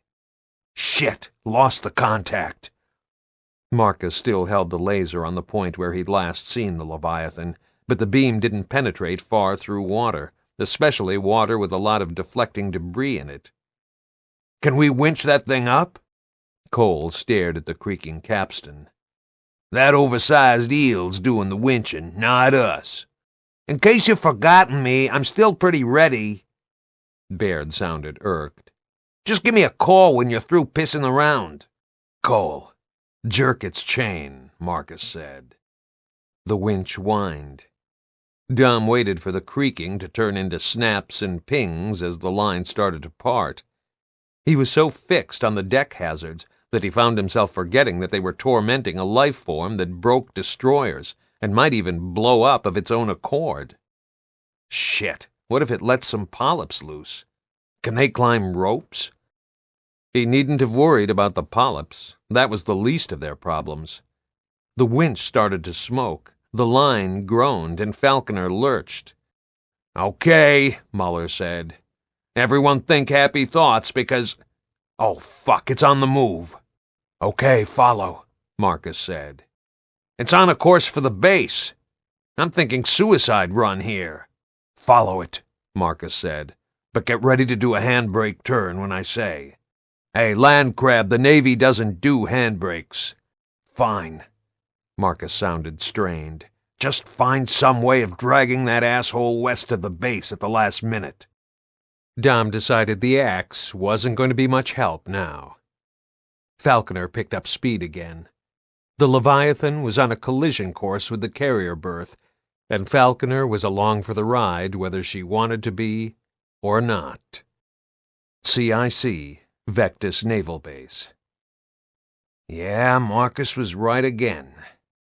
Baird wasn't good just with big oily hardware. He was pretty good with computers, too. He wondered if even Anya could have handled this kind of target on the fly with a satellite network that was failing one satellite at a time. It was going to be all too easy to steam the water either side of the Leviathan and not cook it medium rare. Matheson was watching him intently. He could feel the lieutenant's eyes drilling a hole in him. Baird had to keep resetting the SAT's reference times manually because one of them drifted out of sync every so often. The more SATs he could bring to bear, the more accurate the firing, and with a target that didn't move in a predictable line like a surface ship, that was going to be tough. Oh, and then there was the whole diving thing. That was really starting to piss Baird off. "Baird to Falconer. Try to keep that asshole on the surface, will you? The SAT's laser can't cope." Michelson sounded strained, but still did the gentleman pirate act. "Falconer to Baird. We strive to please. Sergeant Phoenix assures me he has your welfare at heart. Stand by." And he's going to think I'm an asshole if I don't get this right. Just watch Cole's back. Leave the psycho wail to me. It was a kilometer out now, its speed about 20 kph. They must have been burning out some of Falconer's motors trying to put the brakes on that. Baird decided he'd have a lot of repairs to look forward to when this was over. Hoffman came thundering up the stairs again and loomed over him. "If you can't stop that thing," he said, "we're going to have to burn 100,000 liters of fuel cleaning up its polyps." "Yeah, I get it, Colonel," Baird said irritably, not looking away from the display. "I do." "Falconer's picking up speed again, sir." Matheson's attention was back on the radar sweep. "She's maneuvering parallel with it and pulling ahead." Hoffman picked up the mic. "Hoffman to Falconer, what are you doing?" "Falconer to Hoffman. If we can't hold it still, we can try to steer it away from the berths." Baird struggled to keep synchronizing the satellite feeds. 500 meters, Matheson said. "Falconer's steering wide. It's going to make landfall to the west of us, sir." "Baird, smoke that thing," Hoffman said. "Even if you haven't got a lock. Now!" Okay. Primed for a 6-second burn, maximum setting. That should distract it if nothing else." It didn't take much fluctuation to throw a hammer laser off target when it was dependent on a beam from low orbit finding another one from a handheld gun bouncing along in a ship. This was precision stuff. Baird hit the control and watched the numbers cascade down his display. Then he spun around in his seat to look out the window. It was out of his hands now. The hammer was locked on. He waited for the spectacular white-hot beams to light up the night sky. And boy, was it impressive. It was like a slow-motion moment in the middle of a thunderstorm. Unnaturally straight lines of lightning converged on a point beyond the walls. Baird got up and took 4 strides to the window, dumb as that was. But he had to see. Hoffman caught his arm. Maybe he had a better idea of what was going to happen. The old bastard had helped grill the whole planet with the hammer, after all. The next thing Baird knew, Michelson was yelling, "Brace! Brace! Brace!" over the radio, and a ball of light blinded him. He put his arms up instinctively to shield his eyes. The sound came a second later. Baird didn't hear it. He felt it. It was off the scale. He felt like someone had split his head open with a hammer. Then the window shattered and his hands and scalp stung with cold needles. For a few moments he wasn't sure where he was. But he was alive. He knew that because he could taste the blood in his mouth. Fuck. I think that worked. "Matheson? You okay, son?" That was Hoffman's voice, filtered through the cotton wool of Baird's numbed ears. "Shit, what a mess." "Still got power to the system, sir. I'm fine. Better take a look at Baird. He was right in front of the window." Baird focused on the light above him, but it wasn't the room's lighting. The bulbs had blown out along with the window panes. He was looking at the glow from a fire. The radio net went crazy as damage reports flooded in. "It's beached! Sir, it's beached! Landslide! Shit, run! Polyps ashore! Polyps!" Baird could hear rumbling like an avalanche gathering speed. Then the naval base alarm drowned it out. He hauled himself upright on the nearest desk, skidding on shards of glass and papers. Hoffman pushed him out the door. By the time the fresh air hit him, his adrenaline was the only thing keeping him moving. Gears sprinted for the west wall of the base. He reached for the Nasher shotgun slung on his back and went forward automatically toward the sound of Lancer fire. "Where's the wall?" he asked. He was staring at open sea. Little clusters of wobbling white light scuttled from the horizon toward him. "There was a wall there." "Shit," Hoffman said. "It took the cliff out. It took the goddamn cliff out, Corporal." "Hey, don't dock my wages. I just killed a frigging whale-sized glowy. There's bound to be some cleanup." At night, the scale of the damage didn't really sink in. Baird couldn't see enough to be shocked by the instant change in the landscape. He could see the polyps charging at him, though, and that was a lot more urgent.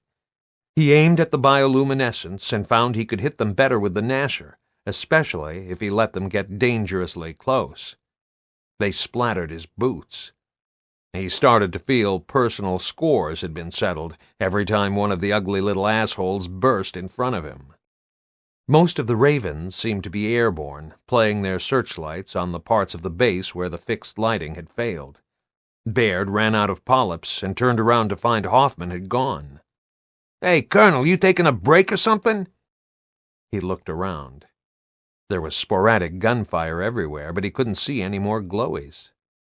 Shit, where's Hoffman? And what's happened to Falconer? Baird started backing away, reloading his Nasher. He tried the radio. "Baird to Falconer. Tell me you didn't sink." It took a while for Marcus to answer. "Nice.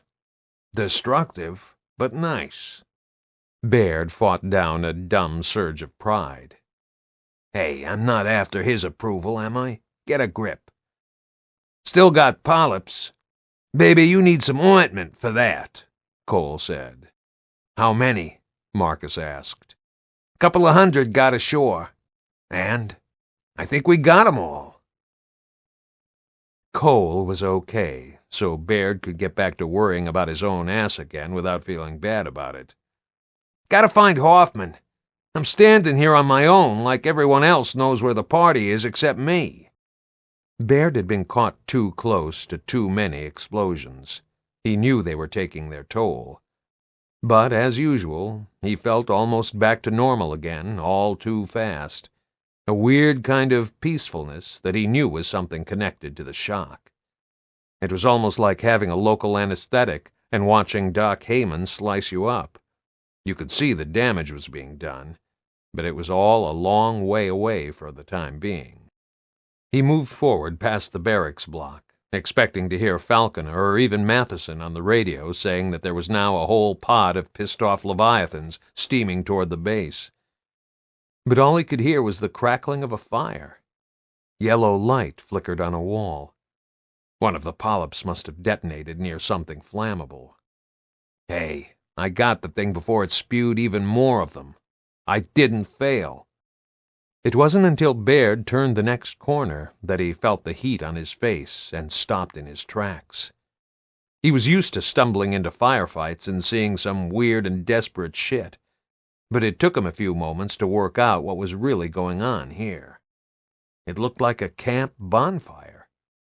A moving carpet of embers sizzled, wheezed, and popped. From time to time, something exploded like an aerosol can. Gears, Stranded, and Gorazny stood around it, most of them holding their weapons in the safety position or even slung over their shoulders. 3 of them were hosing the pile with flamethrowers. Hoffman held out his hand to one of the Gorazny, and the guy passed him his flamethrower. The colonel stood in grim silence and laid down a stream of flame like it was some kind of ritual. Baird wanted to back away quietly and hope nobody had seen him. The bonfire was actually a heap of dead and dying polyps. There hadn't been that many disgorged this time, but this response to them was the kind of overkill Baird had seen when locust stragglers had caught up with the population escaping Jacinto.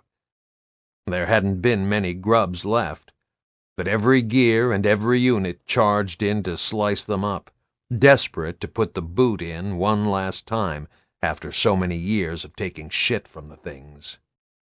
Baird had joined in then, too. A Stranded guy turned down his flamethrower's jet and stepped back to pass it to him. "Be my guest," the man said. "You might not get the chance next time." It was pointless, but Baird did it anyway, if only for the experience of opening up that jet and seeing how far he could shoot it. He wasn't sure if the ritual purged anything in him or not. The naval base siren came to life moments later and sounded the all clear. Hoffman walked up to Baird and slapped him on the back.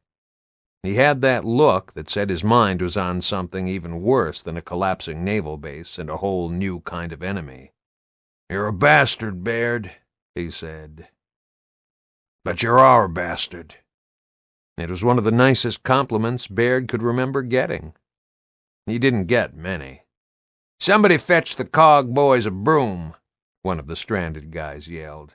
"They're going to be sweeping this place clean for a year, if they live that long. So long, assholes." They were all walking away. The Gorazny stood and watched them sullenly. Maybe they thought the all clear meant it was time to start the feuding again. "You leaving?" Baird said. "And we had so much to talk about." "Yeah, this is the last place we want to be." The guy had a handheld radio, the kind that civilian security guards used to use in the days before the world went to shit. "You're finished, Cog. We're getting clear of you while we still can." He walked away, talking to someone on the radio. Baird heard him say something about 1800, sunset tomorrow, and to get everyone together for the fleet. They were leaving then. That was something. Baird thought that was worth changing the map of the island to achieve. He'd check what that actually looked like in the morning. Vectis, southern coast, next day. One day he'd be dead, and then all this crap would be over. That was something to look forward to, Hoffman decided.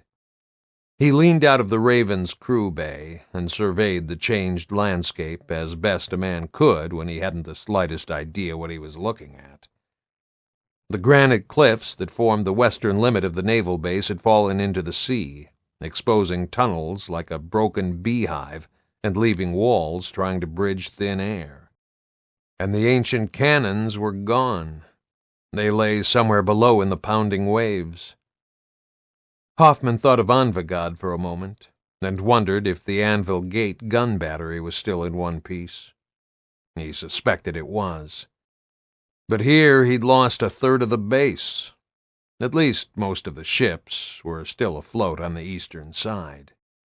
If we ever need to run again, can we? One of the Raven's Nest carriers, Dalyell, looked as dead as the former chairman she had been named for. She was listing to one side and down at the bows. Hoffman watched the activity on her decks as teams of gears and seamen tried to repair her, an emergency pump at her stern spewing water over the side. It was the hectares of tents and wooden huts that made him privately despair, though. Where there had been a growing city, temporary accommodation gradually turning into solid permanent buildings a road at a time, the ground now looked like the aftermath of a hammer strike. I've seen this all before. I don't think I can stomach seeing this again, and again. The road layout was still visible, a neat grid spreading out from the walls of the naval base into what had been open countryside and fields when they'd landed here. Nearly half the new homes had gone. Where there had been roofs, there were now piles of charred wood and ash. But the people survived this time. This isn't a Fira. You can always rebuild the bricks and mortar. Shit, sir. Mitchell stared down from the crew bay with him. How much more of this can they take? Hoffman was trained to say uplifting things and crack down hard on the easily daunted. Morale mattered. It wasn't an illusion. Losing the will to go on was the difference between life and death in extreme crisis. But he just couldn't spout the required lines any longer, because he didn't believe them himself. Admiralty House was a wreck. It hadn't burned, but the roof and windows had been blown out. Paper was still drifting everywhere on the wind. And still people got on with the task at hand. It should have made Hoffman proud to see orderly lines of gears and civilians moving equipment and supplies out of the main building to safe cover. Instead, it just broke his heart. He reminded himself that he was entitled to just 5 minutes of negativity and despair per conflict, and then he had to get back out there and do the job. He had to be seen to be holding it all together. "Gotta walk the course," he said. "Set me down there, Saraki." What happened to the kid and his dad? Mitchell asked. You know, the bombers. There was nothing like a brand-new monster to take your mind off the old ones. "Last time I checked," Hoffman said, "they were in the detention block." Only reason for asking, sir, is that the detention block's now forming a rather decorative breakwater down there. Hoffman had another torn moment like so many. A burst of "serves you right, you bastards," followed almost immediately by imagining what it was like to be locked in a cell and unable to escape as disaster struck. Is that concern for those assholes? He had his doubts. He suspected he was simply reliving his guilt and bewilderment that he had once left Marcus to the grubs as they overran the prison in Ephyra. "Better check," Hoffman said. "But it's not a priority." It was, of course. He wanted as many seeds of future guilt swept out of the way as he could, but it wasn't Mitchell's job to do that. He jumped down from the Raven and made his way from the main gate, through the barracks blocks, and out onto the parade ground. Deep fissures had opened up in the concrete. He expected the paving to subside under him at any moment. New Jacinto had escaped the fate of the old city, though. It got an earthquake-sized shock, but it hadn't sunk. Lucky. Or maybe fate's keeping us around to punish us. No, lucky, definitely lucky. He had to think that. And thinking it made it so, because a man could choose to feel joy or misery by selecting the things he compared his plight with. It was all relative. Pain, hunger, loneliness, joy. The trick was finding the comparator. By the time he got halfway across the open square, he was in a bullish mood again, and ready to start over. I survive. We all survive. And those who don't are out of it anyway, free, oblivious. Margaret, Samuel Byrne, every gear I lost, every Kashkuri who died in Anvil, and everyone on this planet who died when I turned that command key to launch the Hammer of Dawn." Hoffman had never discussed that night with Prescott. It was the kind of soul-searching intimacy and admission of ghosts that you could manage only with the people you trusted, sometimes not even with the ones you loved. But at that moment he was in the right frame of mind to ask Prescott questions that had nothing to do with trusting the man. The chairman should have been back by now. Half the civilians had come back to New Jacinto, even if their homes had gone.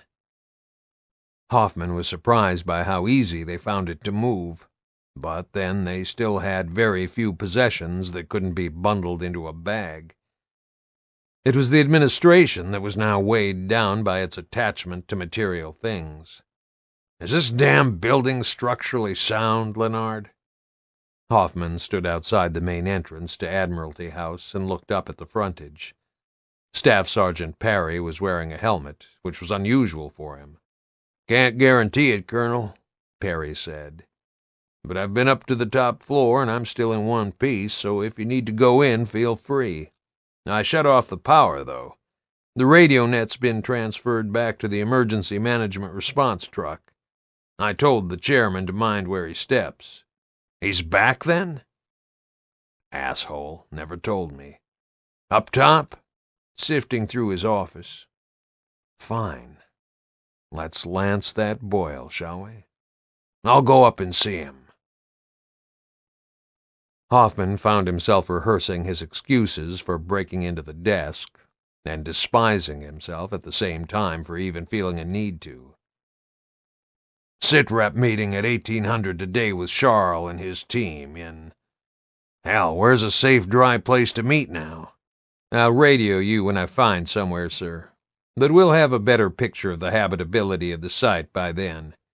We've got water and generators, we've got food, the field latrines are intact, and the weather's good. All in all, it beats having grubs smashing through the sewers and water mains all the time." Hoffman was going to make sure that Parry got a medal. Sappers had kept old Jacinto running for all those impossible, terrible years, and now they were doing the same for the new city. Their never-ending job was slightly easier here. Parry had chosen to be a satisfied man, if not a happy one, living proof of Hoffman's theory. But was Prescott going to be happy? It was time to find out. Hoffman climbed the stairs slowly, crunching on broken glass in the stairwell, partly out of caution, and partly to give Prescott warning that he had company. When he got to the top floor, he could feel the breeze coming through the old sail loft. The roof had been ripped up. Prescott was rolling charts and stacking them carefully in a cardboard box. His two close protection gears, Rivera and Lowe, stood at the broken windows watching the cleanup. Hoffman wondered what Prescott felt he needed protection from at that moment, other than falling plasterboard. "Victor!" Prescott looked up, just a little too slowly to be natural. "So we lick our wounds and return to the fray. It could have been much worse." "That's the spirit, sir." Anything less than a growl was sarcasm, and most people knew that about him by now. "Keep calm and carry on. Corporal, would you and Lowe excuse us for a few minutes?" Prescott knew Hoffman's tone only too well. "Take a meal break while things are quiet." Hoffman waited for the two gears' footsteps to fade on the stairs. "That sounds as if you're expecting trouble," he said. "People are pretty shaken up, but they haven't started lynching COG officials yet." Prescott was still a model of leisurely calm. "We stand at a difficult crossroads. There'll be many questioning my judgment and fitness to lead, for bringing them all this way to face more hardship. Is there something you want to share with me, Chairman? Are you one of them, Victor? Okay, let's get down to it. I'm the one who thought we'd be better off on an island in a more temperate climate, not you. Ah, still taking sole responsibility for our joint decisions. Do you want to be a martyr, Colonel? Or a politician? Cut the bullshit. I get a very strong feeling that you no longer have confidence in me." Hoffman folded his arms. He had no idea why he made sure his hand was tucked loosely under his left elbow so that he could draw his sidearm instantly, but it was. Prescott had a pistol. Hoffman had never known him even to look as if he might use it under any circumstances, but now wasn't the time to test that impression. "I wish it was an easy yes or no," Hoffman said. "There's not one major decision you've made that I would have done differently. I never saw you do anything dumb. I've never known you to even get drunk or screw a woman. But you're a liar, Chairman, and that makes my job too hard. There's no possible reason left for keeping information from your defense staff." Prescott was still salvaging the contents of his office. He didn't even seem to be doing it as distraction. He walked around to his chair and rattled the desk drawer. "This is really rather juvenile, Victor. You feel slighted because I didn't tell you every detail? Like the existence of classified research facilities, like New Hope? That kind of shit isn't detail, it's what I need to know. The Army is the servant of the state. It's not the government, and that's who decides what needs to be known." "True. But you're still a goddamn liar. So why did you do it, Victor?" Prescott could have been fishing for information himself, of course. He had a talent for that. He homed in on faint guilt like a shark following a molecule of blood in the water. Hoffman didn't care what Prescott found out now, but he couldn't stomach the idea of being played again. "Mistrust corrodes," Hoffman said. "Rots the whole working relationship. And this isn't any old job. It's about you and me keeping the human race from extinction." "What the hell? Say it. What can he do to you? What's left to break?" "I want to think that it's just some compromising pictures of you and a sheep. Just sleaze. Dumb, petty shit. I really do." But Prescott wasn't sleazy or greedy or conventionally corrupt. Hoffman knew it, and for a moment that almost made him cave in. Prescott's motive was just salvation. It wasn't malice. No, this shit stops right here. His motive doesn't make any difference to the consequences. I need to know. I need to know all the things he still won't tell me. Hidden things, buried things, encrypted things. Things lurking under the surface waiting to drag him down. Grubs, monsters, secrets. It didn't matter which. Hoffman had had a gutful of them all. He wanted everything out in the open.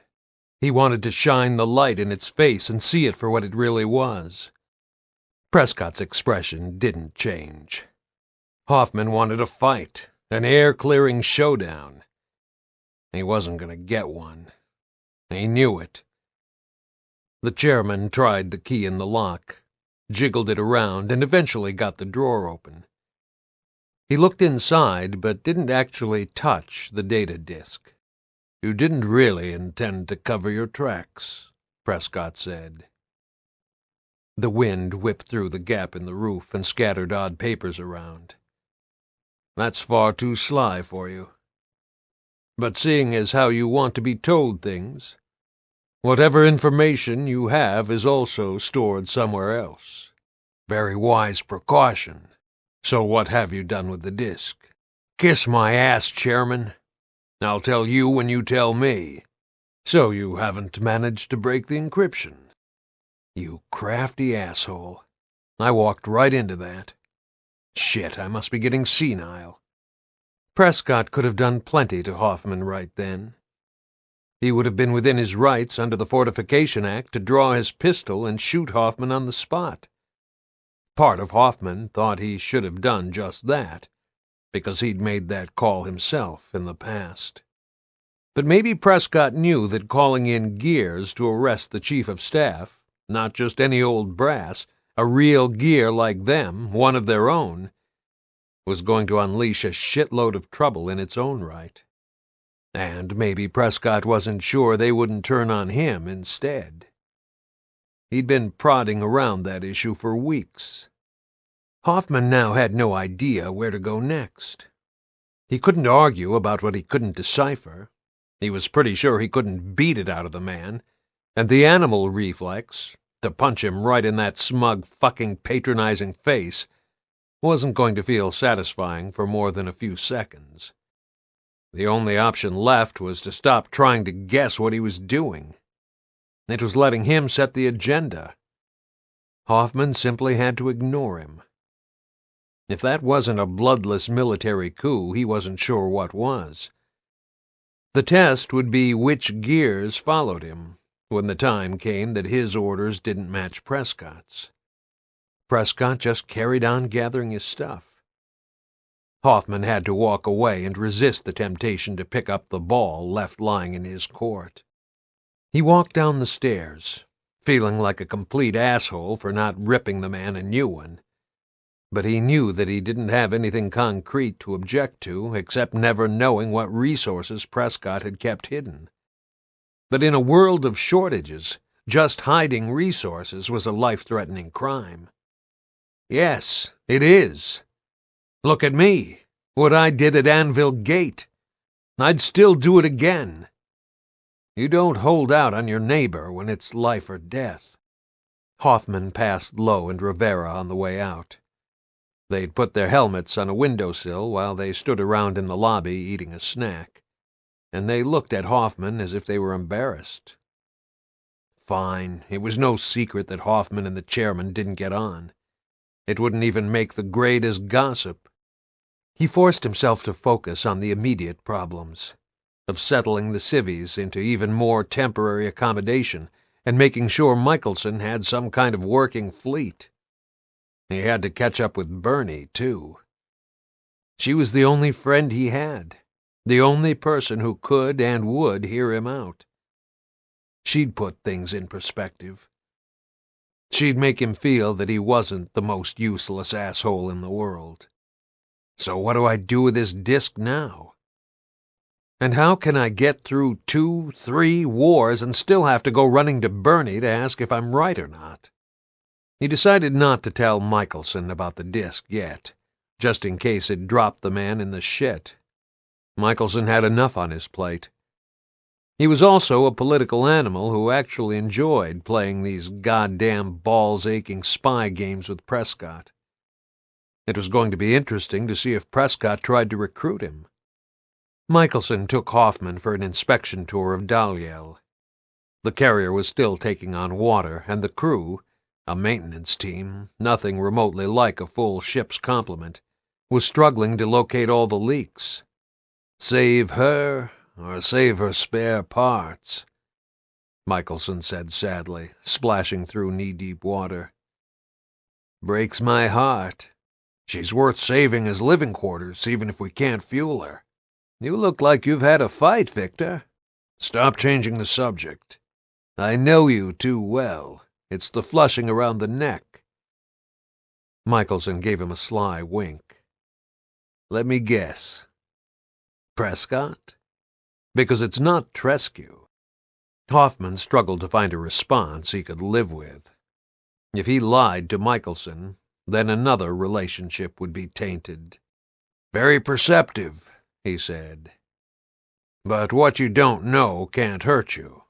Plausible deniability and all that bullshit. Let's just say I've got some research to do first. Just remember he's a politician, Victor. They're not like us little people. Why do you hate his guts? Michelson took a sudden interest in a run of pipework that was sagging from the deckhead. Can't pin it down, really. Not sure I hate him so much as don't trust him. I just don't like the cut of his jib. He shrugged. I prefer the ones whose disastrous lack of judgment I can see and point at. It's his clinging to secrecy when there shouldn't be anything left to conceal. Hoffman realized that Michelson was right on just about every point, as he usually was. Hoffman didn't find Treskew's reticence anywhere near as threatening as Prescott's. Treskew was an Indy, and an Indy who'd seen his entire nation reduced to a few thousand people. He was bound to be wary of telling his old enemy everything. It wasn't the same as someone on your own team shutting you out of everything. "I'm glad it's not just me," Hoffman said. "But who's actually running the cog now, Victor? We are. Nothing can happen without NCOG or gears. We don't have a confident, assertive civilian society. We haven't had one since E-Day, maybe even earlier. Now we have these dangerous, uppity foreign ideas seeping in from Treskew and even the stranded. Prescott knows that, like he knows his own name. Your point? He's probably afraid. Scared politicians usually get very punchy and posture a lot."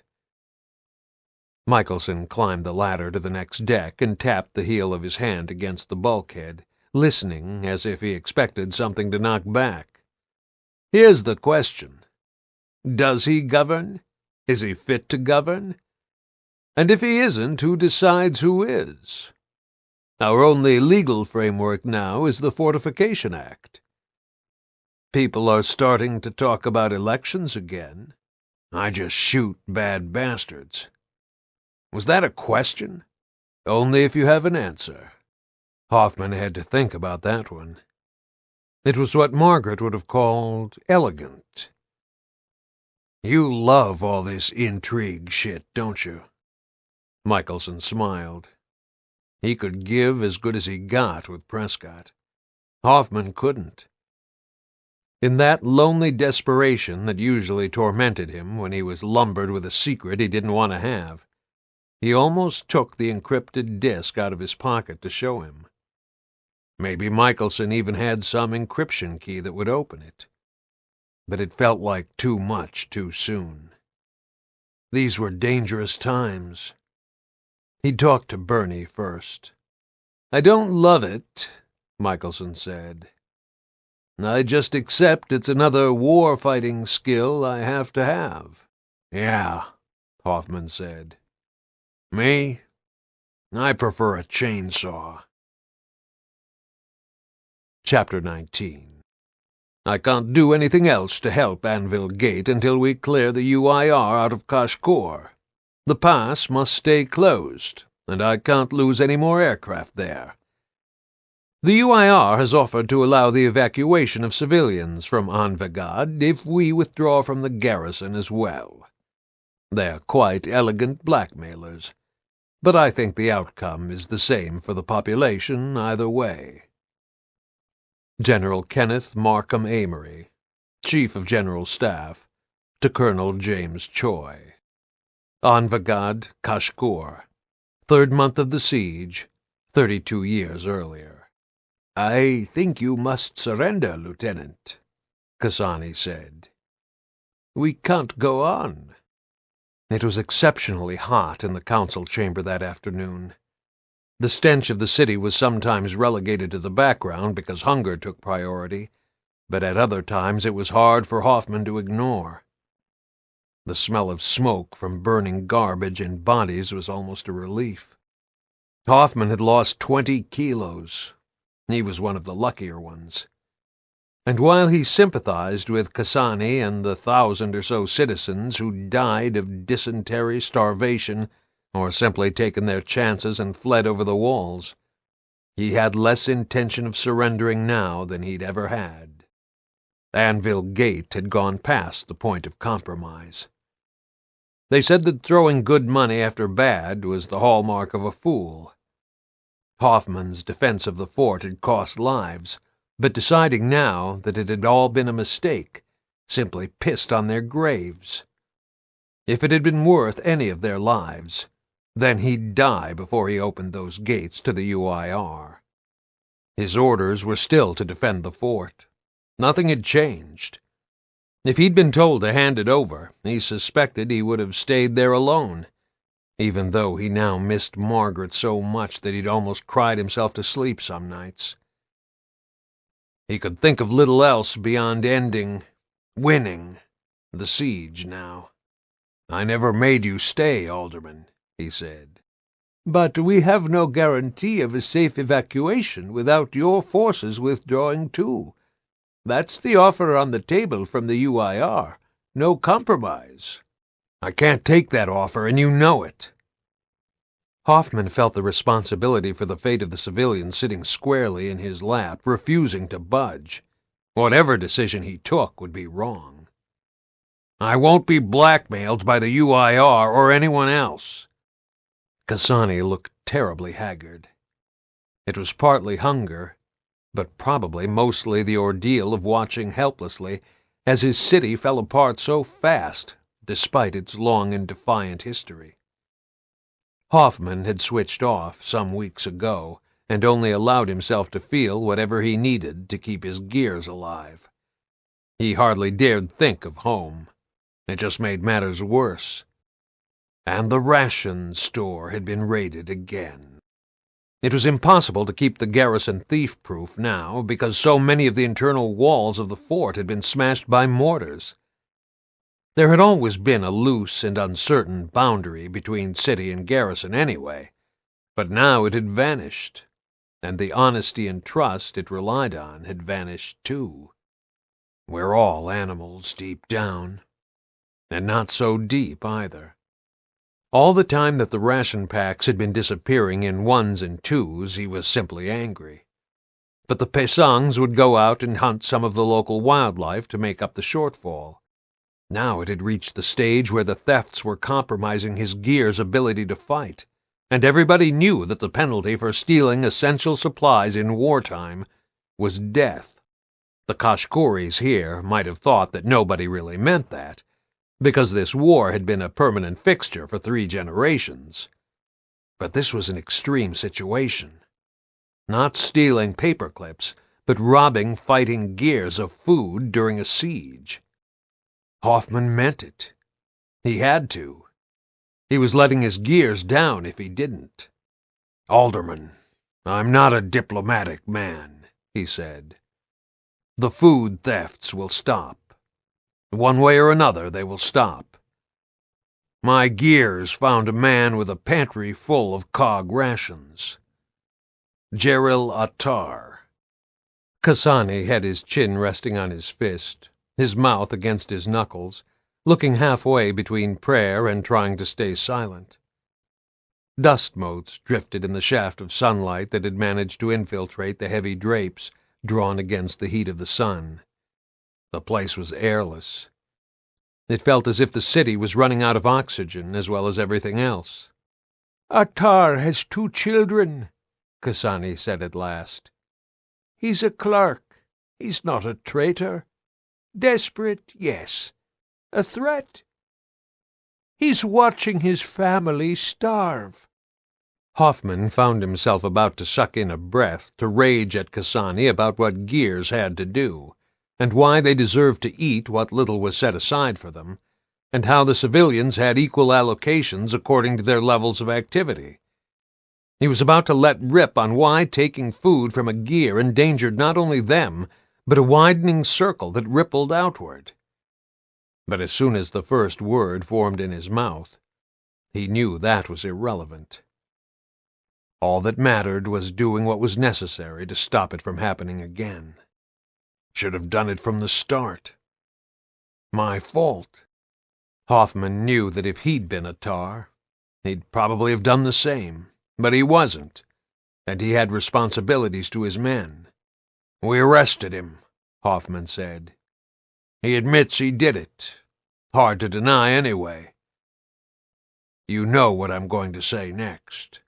"I'm not sure that I do, Lieutenant." "You're the civil leader here. I expect you to carry out the lawful punishment." "Are you serious? Execute a man who's starving to death anyway?" "Your call, Alderman. If you won't do it, I will." As soon as Hoffman said it, he knew he couldn't climb down. The trigger was as good as pulled. Kasani wouldn't take any notice of him again. The thefts would continue, and things would spiral down even further. If anyone was going to come out of this place alive, Hoffman had to keep control. Kasani sat back in his seat and started to argue, more to himself than to Hoffman. "What are we living for if we have no compassion? These are my neighbors, friends. I can't kill one to save others, even if it would achieve that." Hoffman cut him short. "You can take your people out of here. I'll get a message to the Indies to let you go." Hoffman watched the decision materialize in front of him. "If you head north, they'll have a lot of trouble shelling a scattered crowd anyway. Many of you will make it. But if you stay here, you stay under COG law. Do you understand?" Hoffman had simply run out of time and energy. He could only see the objective. He got up and hauled Kasani to his feet, gripping his biceps, and pushed him toward the door. Attar was in a small side room down the corridor, guarded by Baitak. The Pesang didn't look at Hoffman as he pushed Kasani in front of him to the door and opened it. Attar was sitting on a wooden chair with his head in his hands, 30-something, thinning dark hair, still looking tidy despite the privations. An ordinary guy, no more or less. He got up when Kasani entered the room. "I'm sorry," he said. "I had to do it." "I know," Hoffman said. "I'm sorry as well. But you know what the stakes are." It had to be done quickly. Dragging it out was unfair to the man, and this wasn't personal in any way. Maybe that made it worse. Hoffman put the pistol in Kasani's hand. "Do it," he said. "It's the law." "I can't. Not even a hearing? Not even a—" "You don't have a goddamn choice, Alderman." "How can I blame him? How can I say I wouldn't do it myself? He's watching his family die." Hoffman wondered if it was hunger that had cooled him down to this tick-over level. He saw the world very clearly, and it was like this. Without minimum rations, his gears wouldn't be able to fight. They would die one way or another. But they had followed the rules, written and unwritten. This man hadn't, however understandable his desperation. Sam Byrne wouldn't even let me bend the rules to get him and his wife and his unborn kid to safety. That's a gear. That's a man. His life counts. It didn't really matter who pulled the trigger, as long as the civilians understood that theft of food in this siege was a crime that had consequences. Hoffman took the sidearm back from Kasani's hand. Always unsettling, that, touching a hand that wasn't familiar, and checked the chamber again. He motioned Bai-Tak to stand clear. Their eyes met for a moment, and Bai didn't look shocked at all. He understood. This was survival. Hoffman held the muzzle to Attar's head. He wasn't certain of the exact wording of the charge, but he knew it well enough, and there would be no appeal on technicalities. "Gerald Attar." He felt an idiot intoning these legalities. What would a lawyer like Margaret think of his clumsy delivery? "You've admitted to an act of injurious theft as defined by the Military Emergency Measures Act. That by stealing rations intended for coalition soldiers, you endangered them and their ability to defend the COG. The penalty is death, and in the name of the chairman of the Coalition of Ordered Governments, I shall now carry that out." Attar said nothing. Hoffman met his eyes, looked aside, and pulled the trigger. He'd killed at close quarters before, because that was what infantry did. But he'd never been an executioner. It felt strangely anticlimactic. Maybe that was the heat and the hunger, too. He lowered his weapon and tried to take in what he'd done. I must talk to Pad. The thought kept going through Hoffman's mind. Pad understands this. He says snipers do it in the cold of the moment, full awareness of the consequences of not killing the target, not a reaction to threat. He'll explain it to me. Kasani was staring at the body on the floor, sobbing. Hoffman just wanted the civilians to know that the sentence had been carried out. If Kasani wanted to say who did it, that was fine. The rations would be left alone, and his gears would stand a chance of finishing the job here. There were thousands of other gears depending on them doing that. Hoffman knew his conscience would gnaw at him one day, but not half as much as if he hadn't done it. He put the pistol back in his holster, beckoned to Bai, and called a medic to deal with the body. "Tough, sah," Bai said, following him down the corridor and out into the hot, stinking street. "You did right. Right don't always feel good, though." "Thanks, Bai." Hoffman had to blinker himself and simply look at the next objective. It surprised him that he could do that, but it was a detached kind of surprise, more a making of mental notes. What have we got plenty of? What's the one thing we actually have supplies of and haven't used in this heat? Bai shrugged. There was almost nobody out on the street, and it was so quiet that Hoffman thought he could hear gunfire from across the mountains. The few Kashkori sitting on their doorsteps or sweeping their paths just stared listlessly at the two gears. "Fuel?" Bai said. "Got it in one. Get the platoon together and round up the rest of the aldermen." "Sah? You thinking strange things?" Bai looked alarmed. "What are you planning?" "Surrender," Hoffman said. "Open the gates and let the Indy bastards in." Main gun emplacement, Anvil Gate. Lao En and Naru Fel came back from reconnoitering the Indy lines at about 2 in the morning. "Hoffman's waiting," Bai said. "Get a move on." "Has he gone nuts this time?" Lao asked. "Seriously? He's not really going to hand over the fort to them, is he? He's got orders." "Just tell him how many there are down there. He knows what he's doing." Bai herded them into the small room that Hoffman used as a planning office, the one with the dead captain's painting still on the wall. Hoffman, Byrne, Evan, Pad, and Carlyle were huddled around a desk, poring over a street plan of the city. "So," Pad said, "how many for the fry-up? How many Indies?" "About 200, Lao said. "Very young, most." "Okay, we could probably get most of them inside the walls before we kick off." Byrne was marking lines on the street plan. "It's pretty basic, Lao. Most of this city is wood, except the gun emplacement and the structural things we need, so we're going to burn it with them in it. We've got plenty of auto fuel and dry garbage loafing around.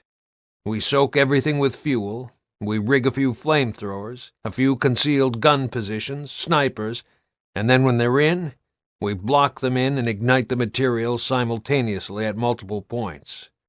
Rare, medium, or well done." Bai knew roughly what Hoffman had planned, but he couldn't quite work out how the gears and the handful of civvies were going to escape being grilled along with the Indies. Lao had obviously pondered this too. "How we get out?" Carlyle showed him on the street map. "If we trap the bulk of 'em in this quarter, we won't have to," he said.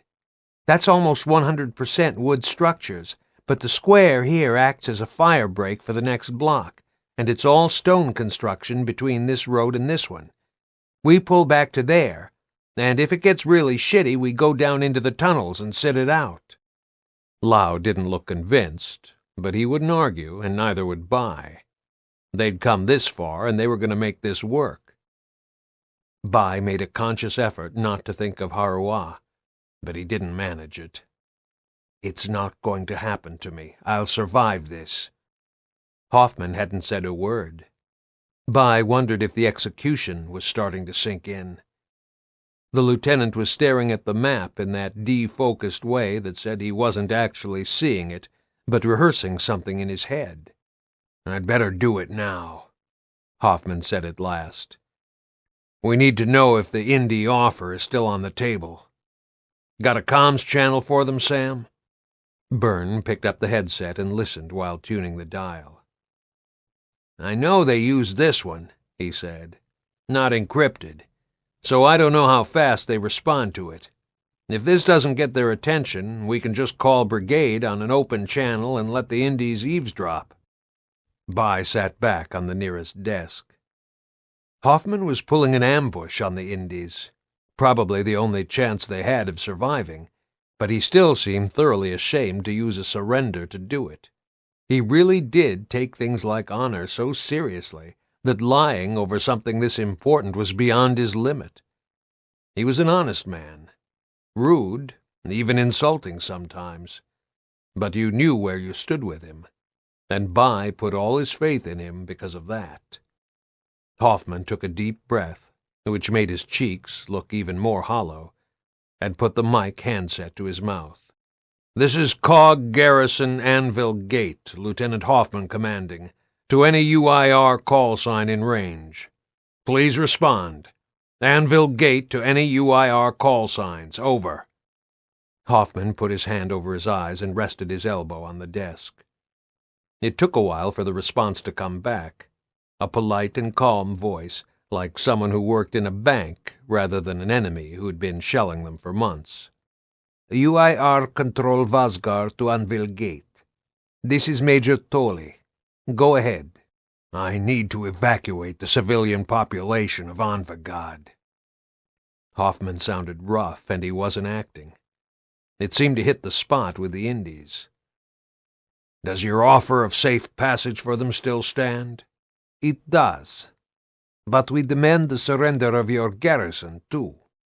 Hoffman waited for a beat of 5, now staring ahead at the captain's painting on the wall in front of him. "I've got no other options left, Major," he said at last. "If you let the civilians leave, I'll open the gates and you can move in. But I won't open them until the civvies are clear of the fort. Is that understood?" "You have my word," said the Major. Bai saw Hoffman wince. "Then I'll start moving them out now. If I see the slightest movement toward them, if I hear one cough that makes me think it's a rifle round, then the deal's off." Hoffman put the radio mic back in its cradle. He turned to Byrne. "You're driving," he said.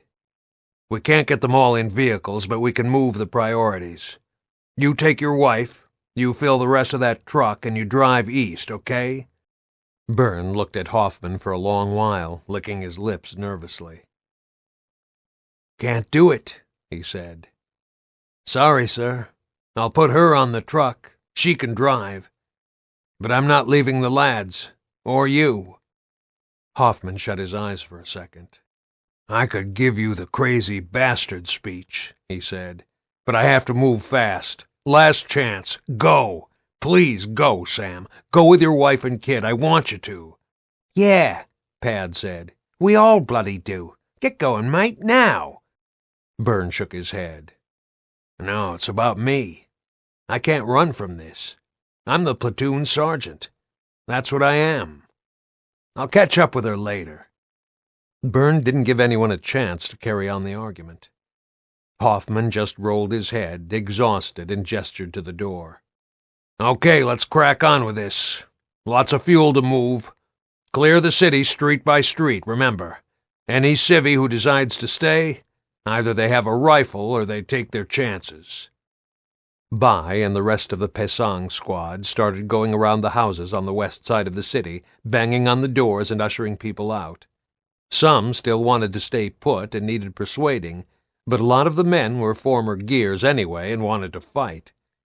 Bai wasn't sure if they understood what would be left of Anvagad after the gates opened, but it was too late to have second thoughts about that now. He moved on, door to door. Cities could always be rebuilt, especially small ones. It took 6 hours for the gears to assemble the population and start loading the trucks and carts. Bai saw Byrne cuddling his wife, patting her pregnant belly and telling her that he'd see her at New Temperance. He helped her clamber up the step into the driver's seat and hung onto her hand through the open window until the last minute. Did he tell her he had the chance to go with her? Maybe some things were better left unsaid. "You come and find us, Samuel," she said. "We'll be waiting." The truck pulled away down the road, turned right, and then its tail lights vanished around the bend. Byrne stood there for a while, staring into the night, maybe waiting to make sure that the Indies didn't break their word and open fire. And then he scratched his head and walked back to the gates. "Okay," he said. "Let's finish the job." Anvil city gates, sunrise. What was it? 70, 80 days? 100? Hoffman had lost track of the length of the siege and the time it took to walk from the garrison compound to the outer gates. Sam Byrne walked beside him. Hoffman didn't need to put on an act to look like the defeated commander whose tragic last stand backfired. He really did feel like shit. But that was because he was willing to fake a surrender. It was like crying rape for no reason. It meant that the next person who really, really meant it would find it hard to make anyone believe them. It would make surrenders more uncertain, the enemy less likely to put on the safety catch, and move into the international laws of decency in treating prisoners humanely. He'd abused an ancient convention of war that was as near as damn it sacred, and for good reason, but that still didn't make it feel right. "Here we go, Sam." He looked up at the iron gates and their archaic but perfectly operational locking system of ratchets and cogs. His Lancer was slung in the low port position, magazine housing visibly empty, safety catch on. "Sorry I dropped you in this shit." "It's okay, Vic," Byrne said.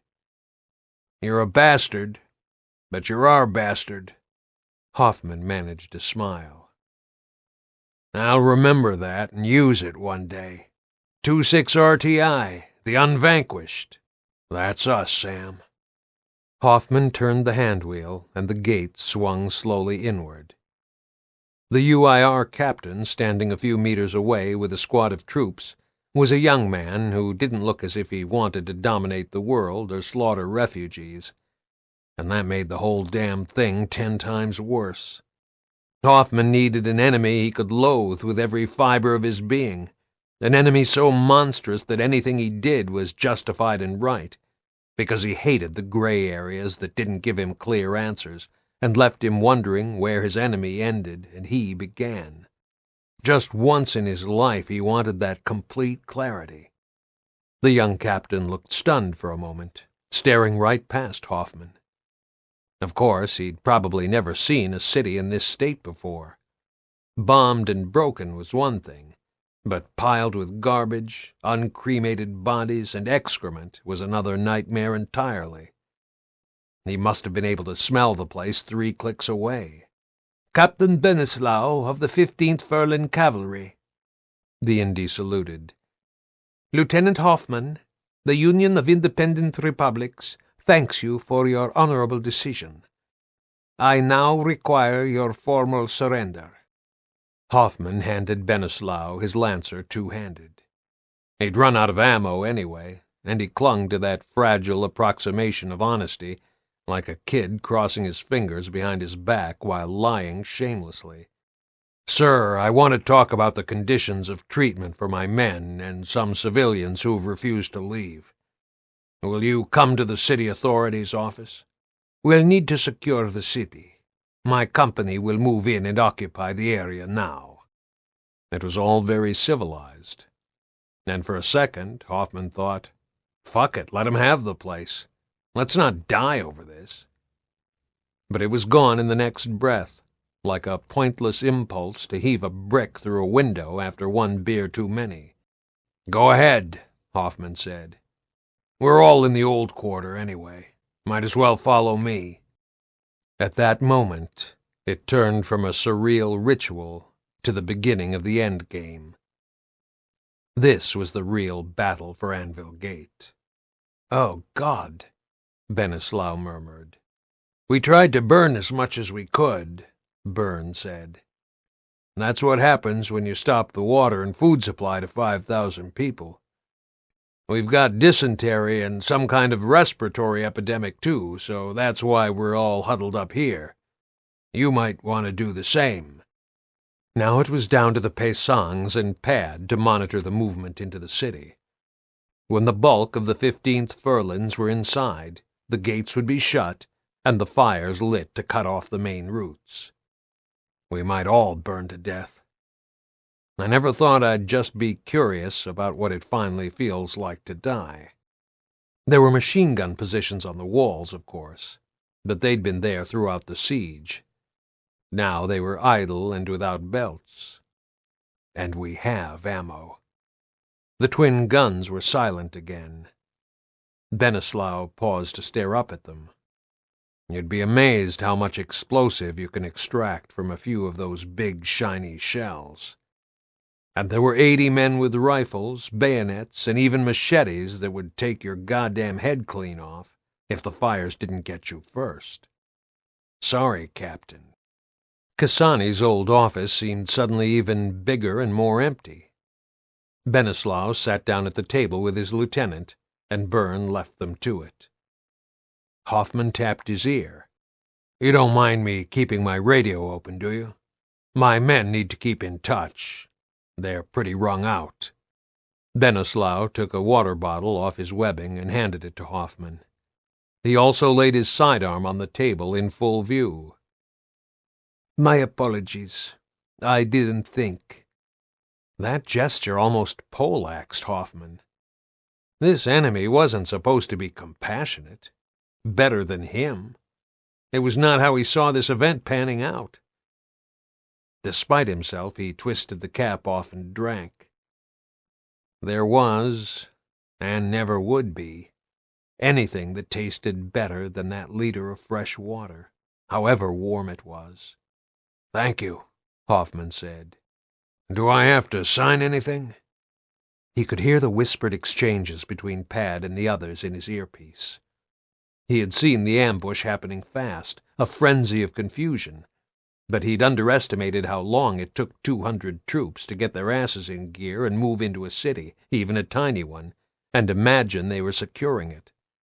The longer this took, the worse he felt. He didn't want to find any common ground with these people now, because it changed nothing, and he still couldn't let Anvil Gate go. The dead are still dead. Do your job. "Yes, there really is a document," Benneslaw said. The lieutenant seemed to be looking for it in his pack. Hoffman handed back the bottle and steeled himself to stop thinking right now. "We have medics, by the way, and if any of your personnel are infected or wounded, we can transfer them to a military hospital rather than a prisoner of war camp." "They're in," Pad's voice said. "Are most of them? Ready to roll?" Hoffman shut his eyes. This response was just a whisper. "Yes. Do it for Sander." "Sorry, I didn't hear you, Lieutenant," Benneslaw said. The first explosion blew out the windows in the office. It must have been a lot closer than Evan and Carlyle had planned. The ceiling caved in but didn't collapse completely. Hoffman ducked under the table to dodge the beams that were creaking and sagging over his head and drew his sidearm. It was pure chaos from that second onward. The dust was as thick as smoke. He had to get out of that room and regroup with the platoon. "But we were talking," Benneslaw said, as if Hoffman's worst crime was breaking his word about that. The man was on the ground, head bleeding, feeling around the floor for something. It might have been his sidearm, or he might have been reaching to check where his lieutenant was. But he wasn't going to find the pistol anyway. He knows that. So do I. Hoffman still fired twice, because that was what he'd been drilled to do. It was muscle memory, hardwired and independent of the voice screaming, "How could you do that? How could you do that to him?" in his brain. He found himself scrambling through the broken door, looking for escape before he'd even started regretting what he did. Out in the street, the fires were taking hold. The Silver-era architecture, the carved wooden frames and gargoyles and plaster made with horsehair, went up like a match. Evan, somewhere, unseen, triggered explosions in a long chain all the way down the street that ran north-south. It cut the city in half, igniting an almost instant blaze down a whole block. The fuel vapor that had wafted from soaked garbage and filled empty spaces started exploding almost at random. Automatic fire rattled from every direction. Hoffman no longer knew what was going to blow next. This was the point to start pulling back to the walls and concentrating fire toward the center. He ran for the stone stairs that led to the first-level gantry and got his first elevated look at Anvil burning. He could already see 3 gears down and couldn't tell who they were, but there were a lot more Indy bodies sprawled in the roads. "Hoffman to all call signs." The radios were still working, so the comms room was still in one piece. "All call signs, fall back to the perimeter. Fire teams, get to the wall positions." He didn't know if they heard him, but he did hear the stomper, the belt-felt grenade gun, and when he reached the end of the gantry, he saw Byrne manning it with Gerald. Gerald spotted him and pointed at the target, taking all the stomper's rounds. "Sir, Indy's in the warehouse over there, about 20. By tucks gone into the alleys with other Pesangs." "I'll find him. I've got to grab a rifle." Hoffman retrieved one from a dead gear, who turned out to be one of the engineers, Hollis. The fires were spreading through this half of the city, but there was nothing Hoffman could do right then to move bodies out of the flame path.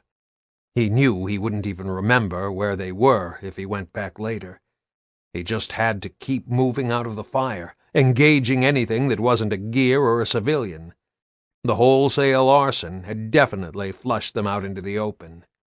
There was nowhere to find safe cover without crossing that square, and that was where Evans' crews had moved the light machine guns. They just sat there, picking off anyone who tried to get out. Hoffman moved back, road by road, heading for the oldest part of the city that was all narrow alleyways and overhanging balconies that no vehicle could get through. This quarter wasn't on fire. Either the charges hadn't gone off, or it was somewhere no fuel had been spread.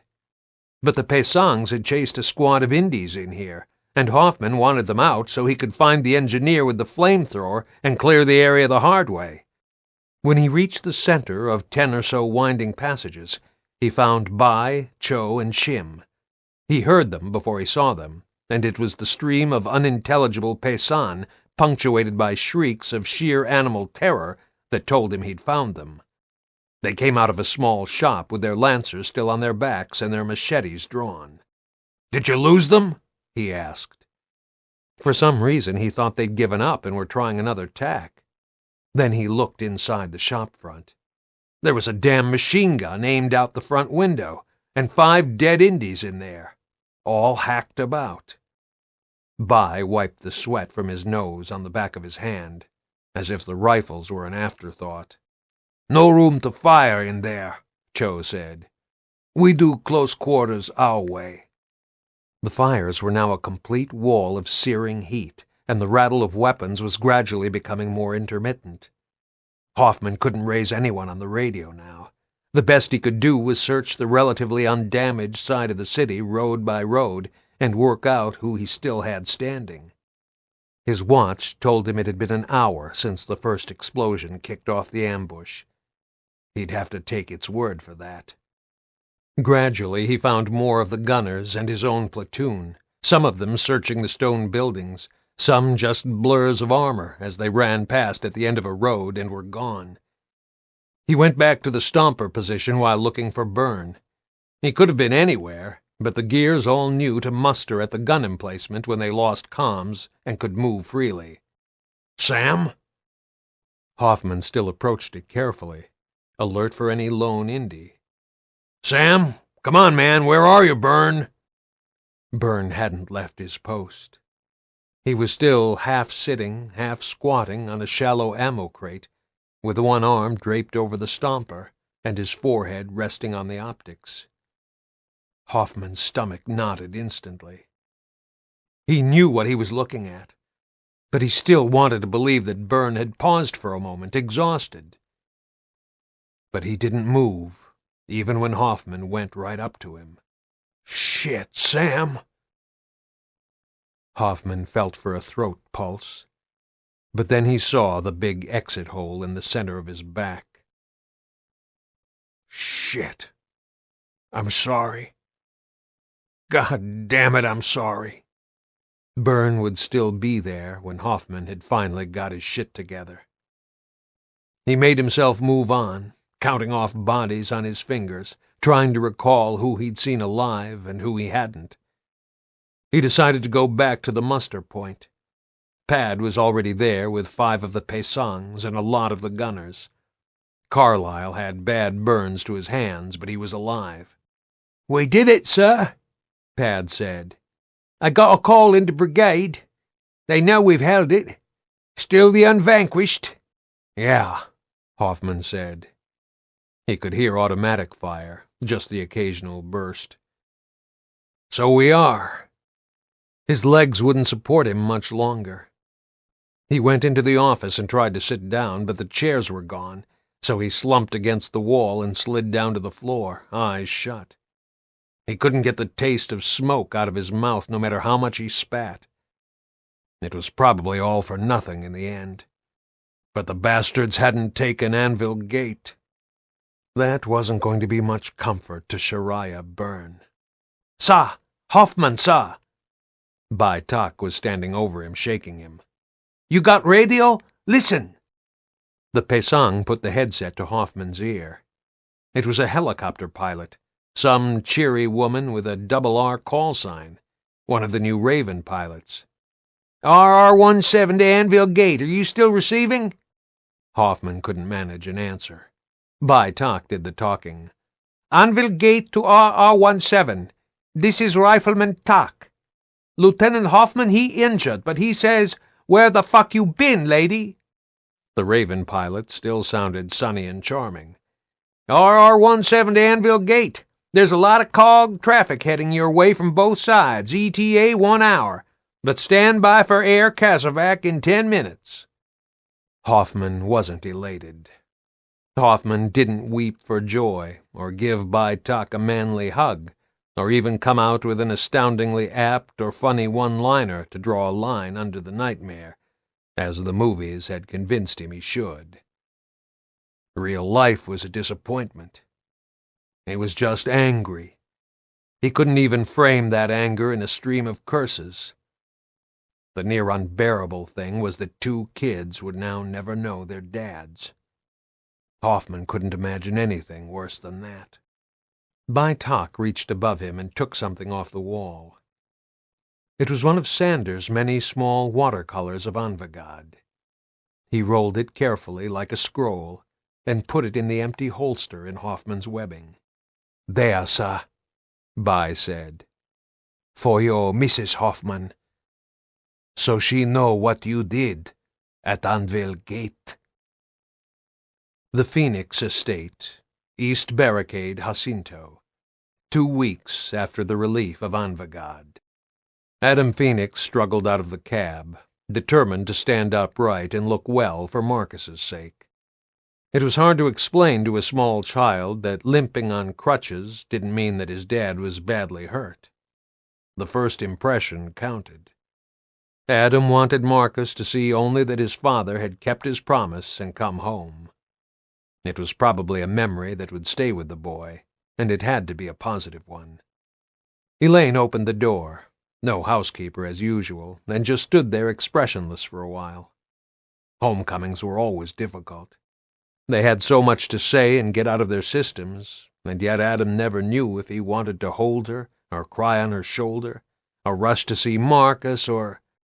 Damn, he wanted to do it all at once, and his father had never shown him how it was meant to be done, only that it wasn't. Paralyzed by the overwhelming relief, yes, he really was home, he wasn't dreaming this, and he would still be at home when he next woke, Adam just walked carefully up the steps and buried his face in her hair. "When the news said that 2-6 was at Anvil Gate," she said at last, "I thought it was you. I thought you were there. I thought there'd been a mistake and you weren't wounded." "I'm okay," he said. "It was Connaught platoon. Poor bastards." "Daddy! Daddy!" Marcus came running across the tiled hall. Adam crouched and opened his arms, ready to scoop him up. This time Adam would damn well not be like his own father. He'd do all the spoiling and indulgently emotional things, all the hugs and love and promises never to go away again. But Marcus suddenly slowed to a dignified walk, as if he'd remembered that he had to behave and be the man of the house. He looked Adam in the eye, the same height at that moment, as if he expected the same decorum of him. "I missed you, Marcus," Adam said, straightening up. He'd lost the moment completely now and settled for ruffling his son's hair. "I really did." "What's wrong with your leg?" Marcus asked. "And did you save anyone?" Adam had lost more than half the gears in his original company. It was the most painful question he'd ever been asked. "No, I didn't save them all," he said. "But I'm going to change things and make sure I save everyone else in the future." Marcus looked up at him. That "I don't believe you" tilt of the head that was probably just bewilderment. Elaine took his hand, and Adam's. "We can do all this on the doorstep," she said, "or be like normal people and go sit down in the kitchen. Marcus, go get the drawing you did at school to show Daddy." Marcus went upstairs, all sensible sobriety, and disappeared along the landing. Elaine squeezed Adam's hand. "He's okay, darling," she said. "He's all very grown up since he started school. But he's got this thing about making sure he knows where I am and that I'm safe. It'll pass now that you're back." She had that look, the one that said she was about to ask something she'd promised not to raise. "I know this isn't the time to ask, but how long are you going to be home?" Adam had made up his mind. He didn't want anyone to misunderstand his motives. He'd had enough of the fighting, but it was a different kind of disgust, one that would change things instead of just turning his back on them while other men and women couldn't. "I don't want anyone to think I'm a coward. I don't want Marcus to think that most of all. This is for him, too, because I'm damned if I'll see him lined up and used as a gear." "I'm not going back," Adam said. He'd rehearsed how he would justify his decision in case Elaine thought he was too scared to fight. "I'm going to take that post at the DRA. Weapons research. Because nobody in this day and age should fight wars by walking infantry into battle, or firing damn 100-year-old cannons, or starving each other to death in sieges. There will be deterrence. There will be weapons that mean politicians stupid enough to carry on this war are going to face the same risk of dying as the men and women they send to fight it. I'm going to create those weapons.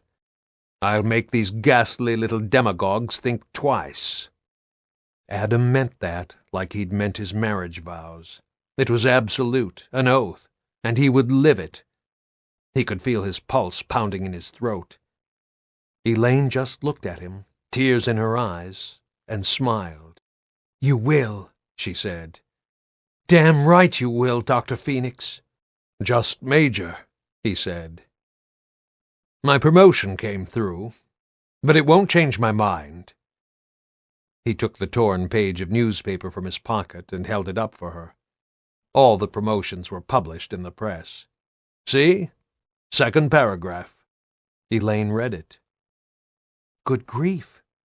So many royal tyrants.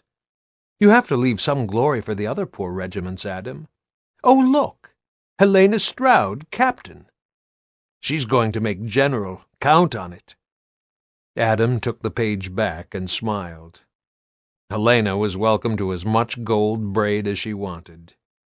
He noted, too, that Lieutenant Victor Hoffman, 26 RTI, had been promoted to captain and decorated with the Sovereign's Medal for his defense of the Anvil Gate garrison. Adam wondered just what that unlucky man had endured for so little reward, and if he'd ever meet him to ask that question. Chapter 20. I did you a favor. I knew you would be torn. The cog took away your natural sense of justice and replaced it with a rule book to deal with people who respect no rules.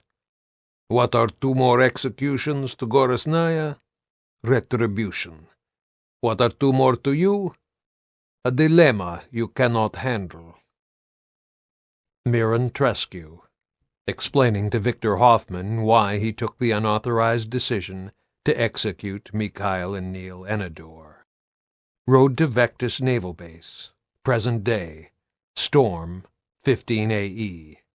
He's probably just gone off somewhere, Anya said. We'd have found the body if he'd been killed. Bernie slowed the pack horse to 10 clicks, because that was the speed limit through the camp, but there was nothing to run down anyway. The devastation shocked her. It looked like the stranded camp on the coast after they'd torched every last hut to stop the cog getting so much as firewood from it. Sorry, ma'am. Bernie tried to concentrate on the mic in her hand. He's not a running-away kind of dog, but you're right. Polyps don't haul off prey and lay up with it, as far as we know. We'll keep looking. Soon as he shows, I'll call. Thanks, ma'am. Mataki out. The world was going to hell again, and yet the thing that worried her most was a lost dog.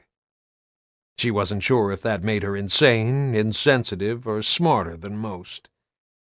But animals were easier to love than humans. The thought of the poor little bugger lying hurt somewhere, or just hiding in terror, upset her. But he's an attack dog. He won't piss himself and run.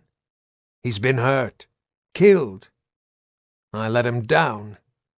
He trusted me, and I wasn't there for him. That's what you get for not securing him yourself, you stupid cow, she said aloud. Never trust anyone else to do the important things for you. She parked the pack horse in the compound and noticed that the rat bike was already there. Sam must have burned through the woods, because she hadn't overtaken Bernie on the way back. There was a sense of urgency everywhere. It was reassuring in some ways, because she'd been certain that another setback like this would kill Morel in New Jacinto stone dead. There were only so many times you could stand looking at ruins and vow to rebuild. Whatever else the bastards say about us, the cog doesn't give up easy. But there were no bastards left, not unless you counted the stranded, now scattered to the 4 winds. The world she lived in was now wholly cog. Even Gorisnaya had settled grudgingly into it, like some argumentative but ultimately reliable ally. To the west side of the base, there was a brand-new sea view and a lot less dry land. It was a big, vulnerable gap in the defenses. Bernie worked her way across the parade ground, skirting the cordoned-off crevasses and subsidence, and tried to take in a new coastline. Bricks from one of the broken buildings clinging to the cliff were still toppling into the sea as she watched. The massive guns were gone. But it was nothing new. The Fira had been ripped up and demolished on a daily basis, too. She'd just started to think that it was all slowly improving. She should have known better. The barracks blocks were heaving with displaced civvies. Her quarters were taken, but she couldn't work up enough energy to be pissed off about it. Everything she owned was in her backpack anyway, so she was suddenly plunged back into the nomadic state she'd existed in for years on her long journey back to Jacinto. There was a vague comfort to it, the knowledge that she could just get up and go if she really had to. She could even sail out of here. But I can't do that to Vic. Not now.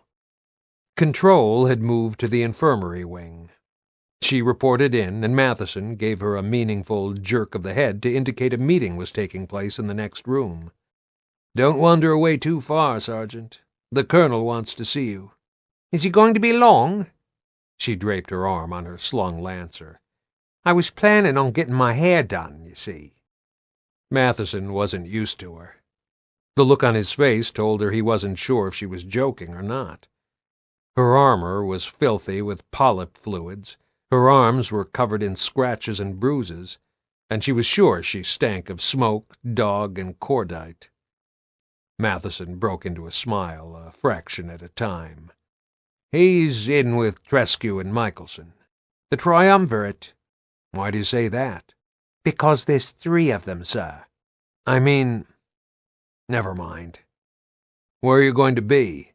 "Sergeant's mess. Unless you've got new tasking for me." "No. Go get yourself a coffee and clean up. I've lost track of who needs an extra pair of hands until Major Reed gets back." The mess, a couple of basement rooms, one of which had been an ice store, was deserted, and there wasn't any coffee. She poured herself a glass of the rum that the locals made from sugar beets and settled at the bar, chin resting on her hand. Eventually she heard Hoffman's boots approaching at his usual fierce pace and wondered how to open the conversation this time. He just stared at her for a moment. "Shit, woman. You look like death warmed up." "You always did know how to make a girl feel special, Vic." He gave her a pat on the back, typically awkward, and then relented and put his arms around her. It went beyond affection. It felt more like he hadn't expected to see her alive again. A really desperate, crushing hug. "Okay, what's wrong?" He tried to force a laugh, very un-Hoffman. "What isn't?" "Tell me you've not assassinated Prescott." She was joking, or at least she thought she was. "Look, there's something I've got to show you," Hoffman said. "There's nobody else I can talk to about this." "You're scaring me now, Vic." Hoffman perched onto the bar stool next to her and slid something out of his breastplate. It was a data disk. He held it up between his forefinger and middle finger for her inspection like it was a cigar he was about to light. "Tell me what this is." "Not the payroll details, judging by your face." "I don't know what the hell's on it. All I know is that it's encrypted. None of the COG command keys can open it, and Prescott didn't want me to see it." "Where did you get it?" "I broke into his desk." "Well, bugger me. Honest Vic joins the fallible human race." "What's so secret now that he couldn't tell me when we were going down for the 3rd time?" "He's the kind of man who thinks the time of day is classified information. It could be anything." Hoffman gazed at the disk as if it was going to combust if he stared at it long enough. "I really need to find out what's on here." "Ask him. Go on, have it out with him once and for all. I'll back you up. I'm bloody sure Marcus will, too." "Had the chance." Hoffman drummed his fingers on the bar for a moment. "Failed." Hoffman folded his arms on the bar and rested his forehead on them for a moment. It was a rare lapse for him, a naked moment of weary vulnerability. Bernie struggled to think what Prescott might be up to. There were no secrets left in the world worth keeping, unless the chairman had discovered a secret stash of coffee he was hoarding for himself. All the things that governments fretted about were beyond irrelevance now. "Give it to Blondie," she said. She hated to see him ground down like this. "He'll be into that in no time. But just ask yourself what you'll do when you find out what he's hiding. You might not want to know." "Whatever else I screw up, I always know how to pick a sensible woman." "I'll do now, will I?" It just slipped out. She wanted him to understand that he'd hurt her all those years ago, and that while she might have forgiven, she hadn't completely forgotten. "Last game in town?" "Look, I'm not proud of how I treated you, but I've grown up. I'm sorry." "We're 60 years old, Vic. It's about bloody time." She regretted it as soon as she said it, and knew she'd made her point. "And talking of secrets, are you ever going to finish telling me about Anvil Gate? Or do I have to wait for your memoirs?" Bernie had tried patience and sympathy. She'd dragged the story out of him a line at a time, but been interrupted or thwarted so often in the last few weeks that she wondered if she was meant to know the truth.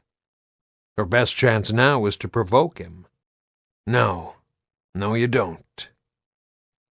Hoffman reached for her glass, and she thought he was going to drink what she'd left, but instead he pushed it away to the far end of the bar. Let's finish that story right now. Every last damn word of it. Vectis Naval Base Workshops. Next day. It was definitely a day for telling the truth. Hoffman felt as if a few years and a ton or two had lifted from him as he walked through the workshops in search of Baird. He'd never been sure if Bernie would stare at him in disgust when he told her the full story of Anvil, but she'd nodded, said she would have done the same to the Indy officer, and agreed that the Kashkori guy had got what was coming. For some reason, she didn't seem to understand that it was the Indy officer who haunted him, not the Kashkori. She'd also asked him if Sam knew her father had turned down the chance to escape with her mother. Bernie cared about those things. She'd been the one who finally told Dom how his brother Carlos had died. She knew what a tough call it was to decide whether to burden someone with the truth about a loved one, good or bad. No, I never told Shariah, so Sam probably doesn't know either. And Pad didn't tell her because he told me so. And where the hell did he go? Is he still alive? Samuel Burns' decision was one of those things that would either be too painful to bear knowing or a precious revelation, and Hoffman had never known which. It was time he found out. He was the last man around who knew the sacrifice Byrne had made. That was something to be remembered and honored, not some dirty secret to be taken to the grave. There were dirty secrets, but he wasn't going to bury those either. He held Prescott's data disk gripped tightly in his fist. The workshops were big, echoing spaces that smelled of old oil and burning rubber, and today they were busy, full of people trying to salvage or repair what they could from various ships and vehicles. The hammering and drilling of metal hurt his ears. He tried to avert his eyes from the searing white welding arcs. "You'll go deaf if you keep doing that," he yelled. Baird's blond head popped up from the engine compartment of a pack horse. He wasn't wearing ear defenders. Cole was. He winked conspiratorially and took them off. Baird straightened up and wiped his hands on a rag. "If it's a bunch of limo, Colonel, it's going to take me some weeks to get around to emptying the ashtray." "God damn it," Hoffman muttered. He liked Baird's acid side as long as he followed orders. "You'll just have to do something else to avert my wrath then, Corporal. Okay? My staggering range of skills is all yours." Hoffman debated whether to involve Cole in this. Knowledge put pressure on everyone. Baird would have to do a mucky job and keep it quiet from his best buddy, and Hoffman felt he owed Delta more than that. He couldn't bitch about Prescott's lack of candor if he didn't practice what he preached. But he was also compromising these men by even mentioning the disk to them. "You can say no to this, Baird. If you're trying to psych me up to say yes, I've got an encrypted disk that none of the COG codes can open. And I shouldn't have it." Baird got a look in his eye, just like that damn dog did when Bernie said seek. He loved this shit. He didn't just enjoy solving puzzles. He needed to solve them before anyone else could. He took comfort and identity from being the smartest kid in the class. "Well, that narrows it down," he said. "Prescott knows I've got it." Hoffman dropped his voice as far as he could in the pounding, scraping, drilling cacophony around them. "That's why you can walk away from this without any stain on your technical manhood. You too, Cole. You don't have to get involved in this shit." Baird laid down the wrench. "Nice psyops, Colonel. You've got my undivided attention. Hand it over." "What's Prescott gonna do about it?" Cole picked up the discarded wrench and continued working where Baird had left off. "Bust you down to private?" "Better wash my hands," Baird said. Don't want to leave any fingerprints." Hoffman shoved the disc into Baird's belt. "I don't know if it's urgent or not. Might just be embarrassing pictures from his wild youth, if he had one. I'll be in my executive suite," said Baird, and strode off. Hoffman paused for a moment to look for a reaction on Cole's face. Cole just raised an eyebrow and went on tinkering with the battered pack-horse. "I'll let Marcus and Dom know what's going on," Hoffman assured him. "But I don't want everyone knowing that the Chief of Staff's been reduced to stealing data from the chairman. Not good for morale. We've got to at least look as if it's a united front. Understood?" Cole frowned at the pack-horse, as if he was changing the subject. "Baird makes this shit look easy. Damn if I know what's wrong with this thing. The man's gifted. Don't know what we'd do without him. You ever tell him that? He'd appreciate it, sir, even if he gives you a load of bullshit about how he don't care what anyone thinks." That was typical Cole. Hoffman gave him a slap on the shoulder. "Yeah, just for you, Cole. I'll give him half an hour before I go find him. He'll have it cracked by then, and I can tell him what a smart boy he is." Walking around for a while was a good thing to do right now. People needed to see the top brass out and about, doing something useful, or at least looking like they were. It also gave Hoffman quiet thinking time. By the time he'd covered the distance from the workshops to the edge of the Gorozny camp, he'd worked out that he was going to offer to tell Sam about her father and give her the choice of whether to hear it. It was all too much like Dom's situation. There was no painless way to tell someone their dead loved one had done something heroic and sacrificial. It would always be bittersweet. The Gorozny refugees paused in their cleanup operation to watch Hoffman for a few moments, more curious than suspicious now, as if Trescu had put out the word that the cog bastard wasn't wholly bad and didn't need to be shot on sight. It was progress of a kind. Yannick waved to him as he went by. It seemed churlish not to acknowledge the man. "Has she found her dog?" Yannick called. It could only mean Bernie. "Not yet," Hoffman called back. "It's a lovely day, yes? The Garayazi have gone. No more stranded. I can save many bullets now." Yannick walked on, grinning. He didn't fret about shooting anyone, and he probably wouldn't have lost a second's sleep over stealing classified data, Hoffman knew. We've all done things we're not proud of just to survive, or because we think it serves a greater good. Maybe I don't have the right to judge Prescott. But that was bullshit, and he knew it. If Prescott had a secret this late in the game, then it was big. And Hoffman's duty wasn't to a single politician, but to use any means necessary to maximize the chances of humankind making it through the next few years. Hoffman carried on walking, checking his watch every few minutes. "Half an hour," I said. Baird's probably cracked the encryption and found a way to turn the data disk into a perpetual motion machine by now.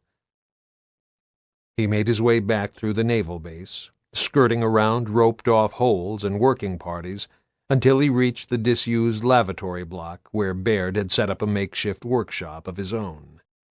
The corporal was sitting on one of the toilets in a cubicle whose door had long vanished.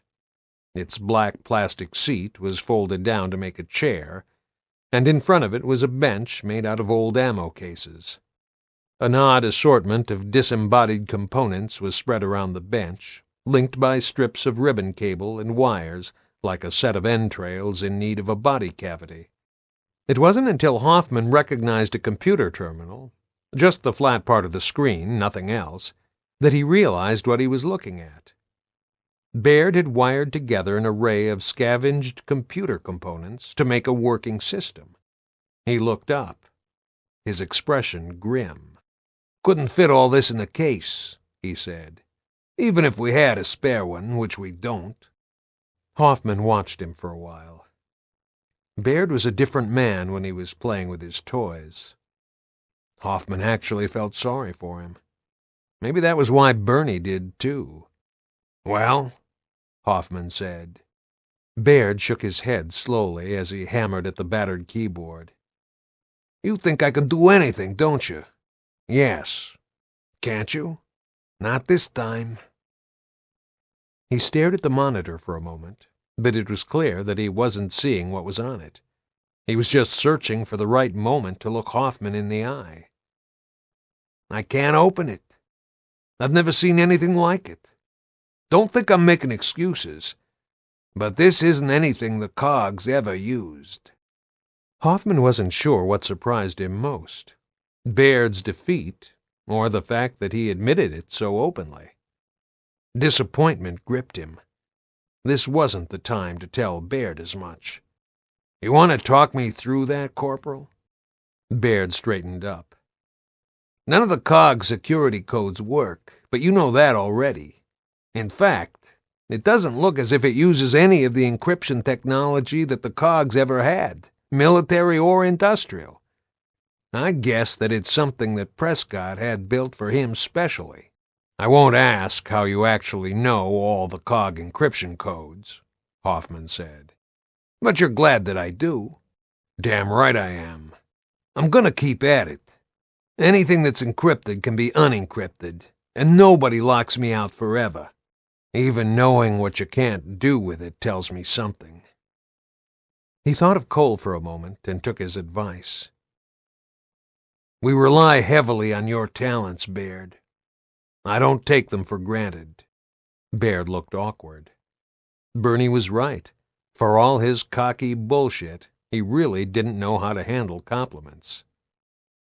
"I mean, how unknown can an encryption key be? It's not like Prescott has a whole bunch of scientists holed up somewhere working on cutting-edge tech just for him, is it? It's got to be based on something we already know and use." "No." Did Prescott think they had a chance of cracking it? He hadn't seemed panicked, but then he never did, not even when he was about to press the button and incinerate most of Sarah with the hammer of dawn. "Do what you can, Corporal. Let me know if there's anything you need." Baird took the disk out of the computer's disembodied guts. "You trust me to hang on to this?" he asked, half offering it back to Hoffman. "You know damn well I do," Hoffman said. "Make sure you don't lose it." He knew Baird would now guard it with his life. It was a matter of pride as well as obsession.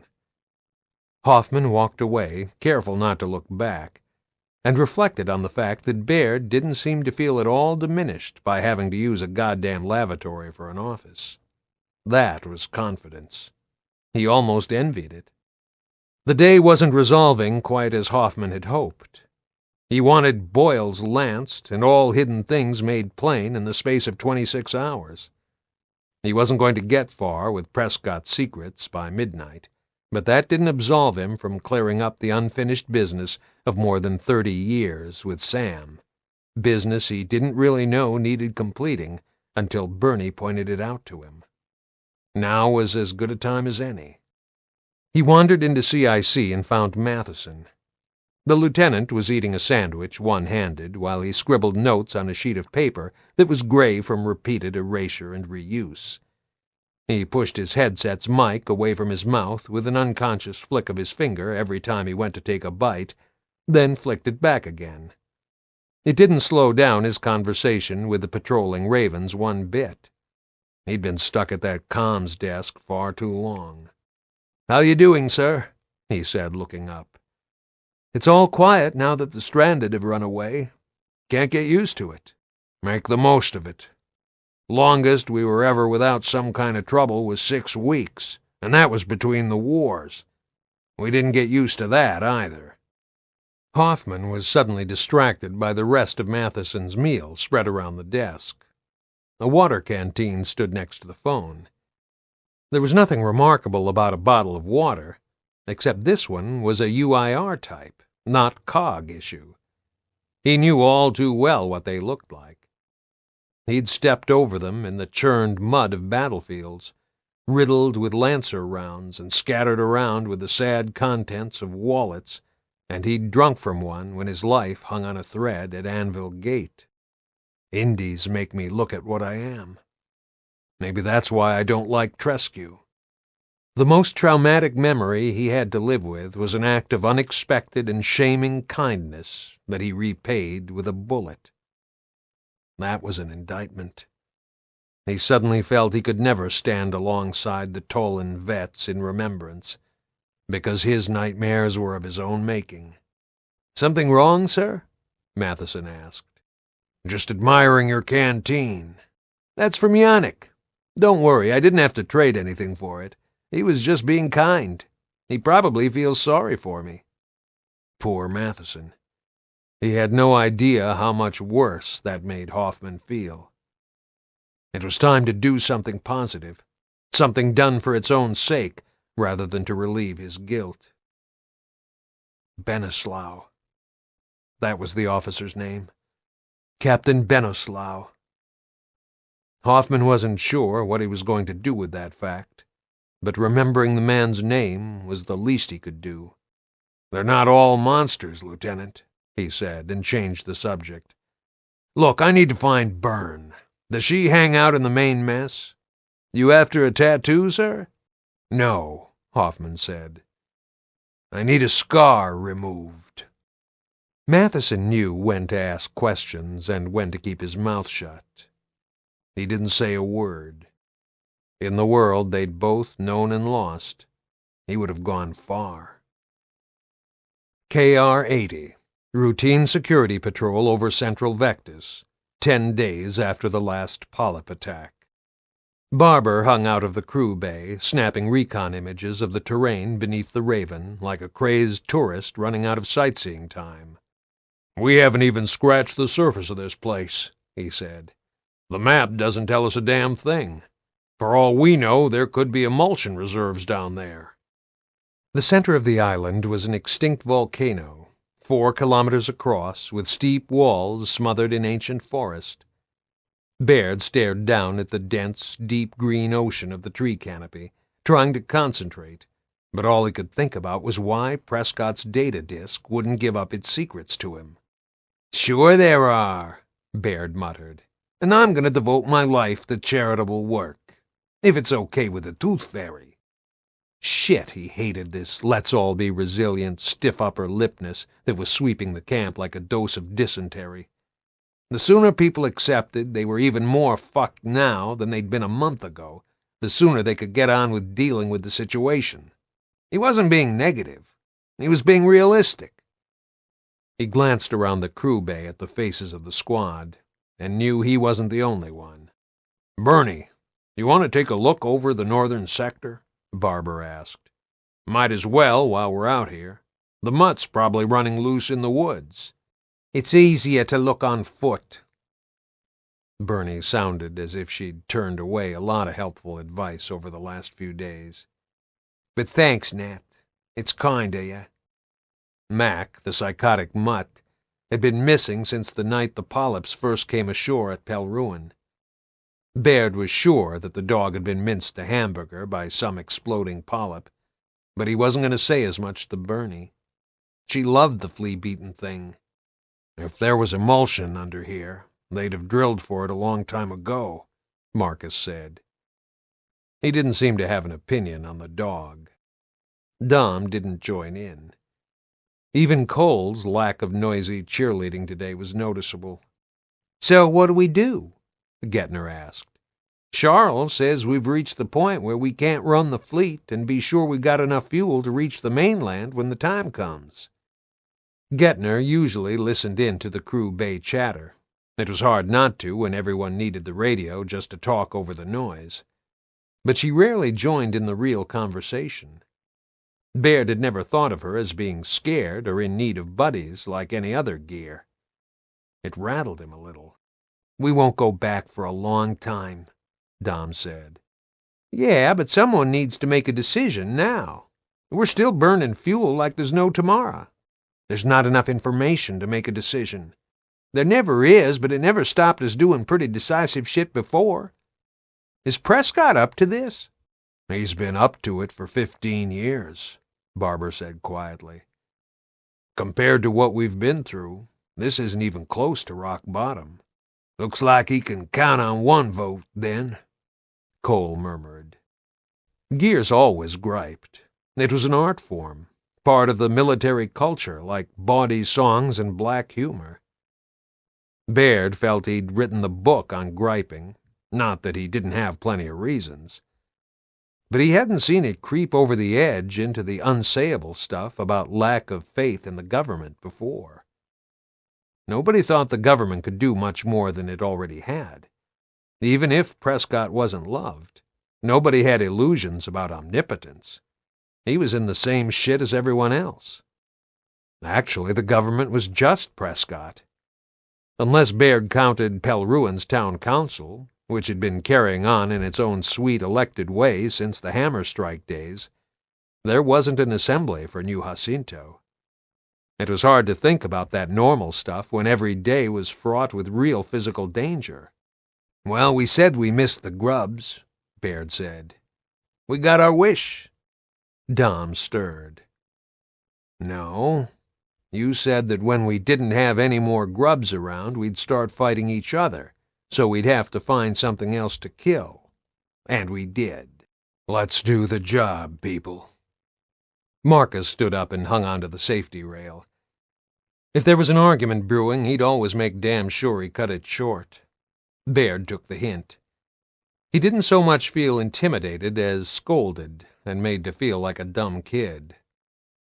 "Lots of island out there." The Raven banked and headed northwest, skimming over forest slopes that fell away into hills, and then gentler plains, farm country. The signs that Vectis had once been a much busier island were still there in the just visible boundaries of overgrown fields. Baird sat eavesdropping on the submarine net for a few minutes, bored shitless by a landscape that could only have been of interest to someone who liked spending their day knee-deep in cowpats. He could hear the voice traffic between the two boats as they tested Clement's damaged systems. It was all very chummy now, with Zephyr's crew fussing over Clement's repairs and trying to help. Clement had taken a pounding when she blew up the first Leviathan. With Dalyell still struggling to stay afloat and Fenmont out of action, the fleet was shrinking fast. And that was what they'd need if they were going to get back to the mainland one day. Lots of ships, and plenty of fuel to run them. Baird managed to forget Prescott's disk for a few moments to crunch some numbers. A raven's nest slurped through 500,000 liters of fuel a day at full speed. Unless somebody came up with an alternative fuel source fast, the carrier wasn't going to be sailing much further than the 5-click limit. "Nice and peaceful since the Stranded banged out," Gettner went on chatting. Barber looked at Baird and raised his eyebrows theatrically. No, this sociability wasn't like the old harpy at all. "What's the world coming to when we have recruitment and retention problems with parasites?" "The Gorazni are still our best buddies, though," Barber said. "Which beats the alternative." "Not in Pelruin. Hey, look at the forest cover down there. And the waterfall. Yeah, scenic." Baird squinted at the picture postcard scene. Prescott's data disk superimposed itself on the image uninvited. "At least we'll always have lumber and power." "You can build boilers for the ships," Bernie said. "They didn't always run on emulsion." Yes, he definitely oversold his skills. "I'm not so good with the miracles these days." "That's defeatist talk. Have I missed something?" Gettner asked. She had a finely tuned radar for the little things. "What miracles?" Bernie, arms folded on her chest, looked tired and distracted. "Nothing, ma'am. Baird's trying to develop a human personality because he admires our species, just like in the movies." Baird didn't manage to bite straight back with a withering response. He needed to learn to play off Bernie's lines a little better to maintain the illusion that nothing weird was going on. He recovered a couple of seconds too late. "Did they have movies when you were a girl, Granny? Didn't you just daub paintings on cave walls and tell each other stories about them?" "I dunno," Bernie muttered. "Maybe I ought to ask your girlfriend in stores, the one you keep making eyes at. You obviously prefer mature women. Hey, I'm only nice to her because I need her supply of 10mm bolts." Barber laughed. Maybe that was enough to divert him and Gettner from paying too much attention in the future. Baird went back to fretting about Prescott's data, wondering if the man had ever been a straight-up guy before he got a dose of power. That's how it starts. You keep a secret from your buddies, the people you rely on to save your ass. It's for a good reason. It isn't even about not trusting them. You don't want to drag them into it. Then it gets to be a habit. And the next thing you know, you're hiding the really big shit, and you turn into Prescott. Was that how politicians started? Did little Richard Prescott lie once to his mom about who took the cookies, found that it worked, and then never stopped? "Okay, let's take a look at Pell Ruin," Gettner said. "We're gonna have to cut back on these patrols, you know." As they passed over Pell Ruin, Baird could see some of Rossi's detachment walking the perimeter. One of them stopped to watch the Raven and raise his hand in acknowledgement before the chopper turned away and headed south again. They were just above the trees, about 10 clicks along the path of a stream, when Dom reacted to something below. "Dogs," he said. "Look!" Bernie twisted in her seat. It was the Pell Ruin pack. The townspeople let them run loose to keep the stranded away, but even now that the bums were gone, the dogs still had their routine. "See Mac down there?" Dom asked. Bernie shook her head. "If he was still with the pack, Lewis would know by now." Gettner turned the Raven and headed down the next valley where the stream flowed into the river. "Damn it, Mataki, we're going to find that dog. Doesn't he come when called?" Baird asked. "I mean, don't you have some kind of whistle?" Bernie leaned back in the seat. "No need to humor me, Blondie. He's gone, poor little sod. He'd have shown up by now." Gettner didn't take any notice. She followed the river, dipping over every patch of open grassland. It was a waste of fuel. Baird didn't want to be the one to say so, not in front of Bernie anyway.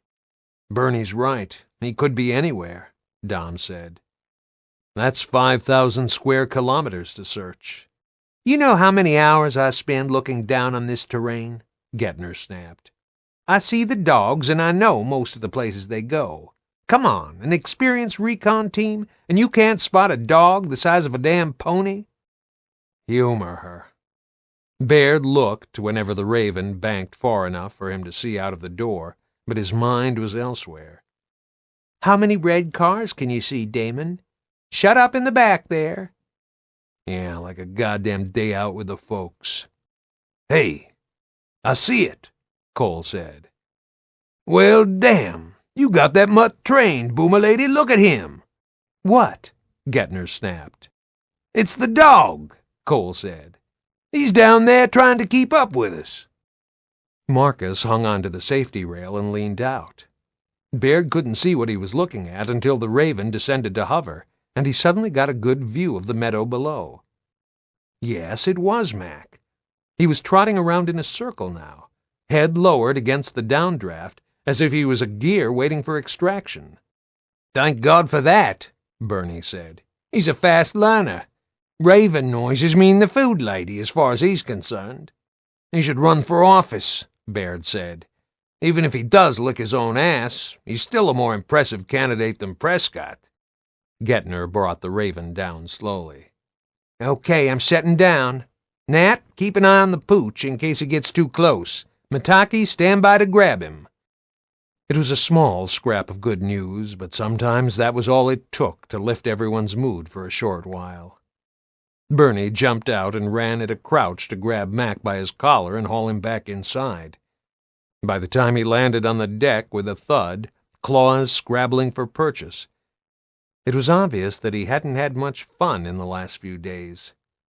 He looked pathetic, in fact, with patches of matted fur.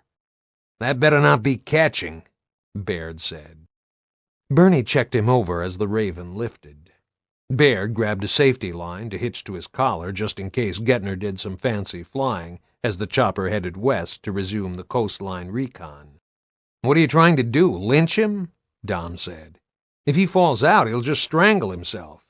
Okay, so I'll make him a proper harness. You want to hold him? Hey, cool it. Bernie tried to examine Mac in a forest of boots. There was very little deck space in the crew bay with 6 personnel embarked. We've got him now. Thanks, everybody. Cole frowned. Looks like he's been welding. He's covered in burns. Polyps. Baird risked parting Mac's fur to check the injuries. The matted patches revealed raw skin. I bet he's been hit by an exploding polyp. Bernie cuddled the dog. Oh, brave boy. You took on the polyps? Good Mac. We'll get the nice doctor to take a look at you. Yeah, Doc Heyman's gonna love veterinary practice, Baird said. The burns were starting to worry him. They looked new. How long does it take a burn to heal? Just checking. Depends. Marcus turned his head. Why? These burns are fresh, as in not a week old, which was when we last saw a friggin' polyp land ashore. Marcus shut his eyes for a second. Then we've still got polyps on the loose. Better find 'em fast. The deck tilted as Gettner swung the Raven around again. No way of telling how far a dog's traveled, is there, Mataki? No, Bernie said. He could cover half the island in a day or two. Okay, then we head back to his last position and center a search on that. Gettner took a breath, and her radio clicked as she opened a channel to CIC. Control, this is KR-80. Possible lambent contact north of the island. No visual yet, but signs of a recent attack. We might have more polyps on the loose. Matheson's voice snapped back instantly. Roger that, 80. I'll alert all call signs. Make sure you pass it on to the civvies, too. No telling where those things might be. The Raven skimmed low over the trees, following a square search pattern from the point where they'd found the dog. Barber peered down the sights of the door gun, looking for scuttling movement beneath the branches. Do they breed? Baird asked. Polyps, I mean. You want the pick of the litter? Dom said. Ha, very funny. Just wondering how much we have to worry about glowies being on the loose. Just hyperventilate a little, or totally shit our pants. There was still nothing out of the ordinary to be seen, but then polyps were small targets to spot from the air, even without trees and vegetation obscuring the view. A herd of cattle suddenly scattered and ran across the field below the Raven. Hey, Major, Dom said. You're spooking the cows. Gettner sounded puzzled rather than indignant at being warned for low flying. They don't normally bolt like that.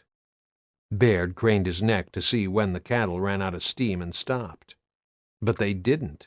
They kept running. One actually cleared a low hedge like a horse jumping a fence. Shit, did you see that? What? Show jumping cow. Wow, I'm waiting for the complaints from the farmers to start flooding in, Gettner. And then Baird saw what had scared the herd. The trees shook violently. For a moment he thought it was a sudden gust of wind, but then the green pasture below split open like an earthquake had hit it, exposing dark soil and roots.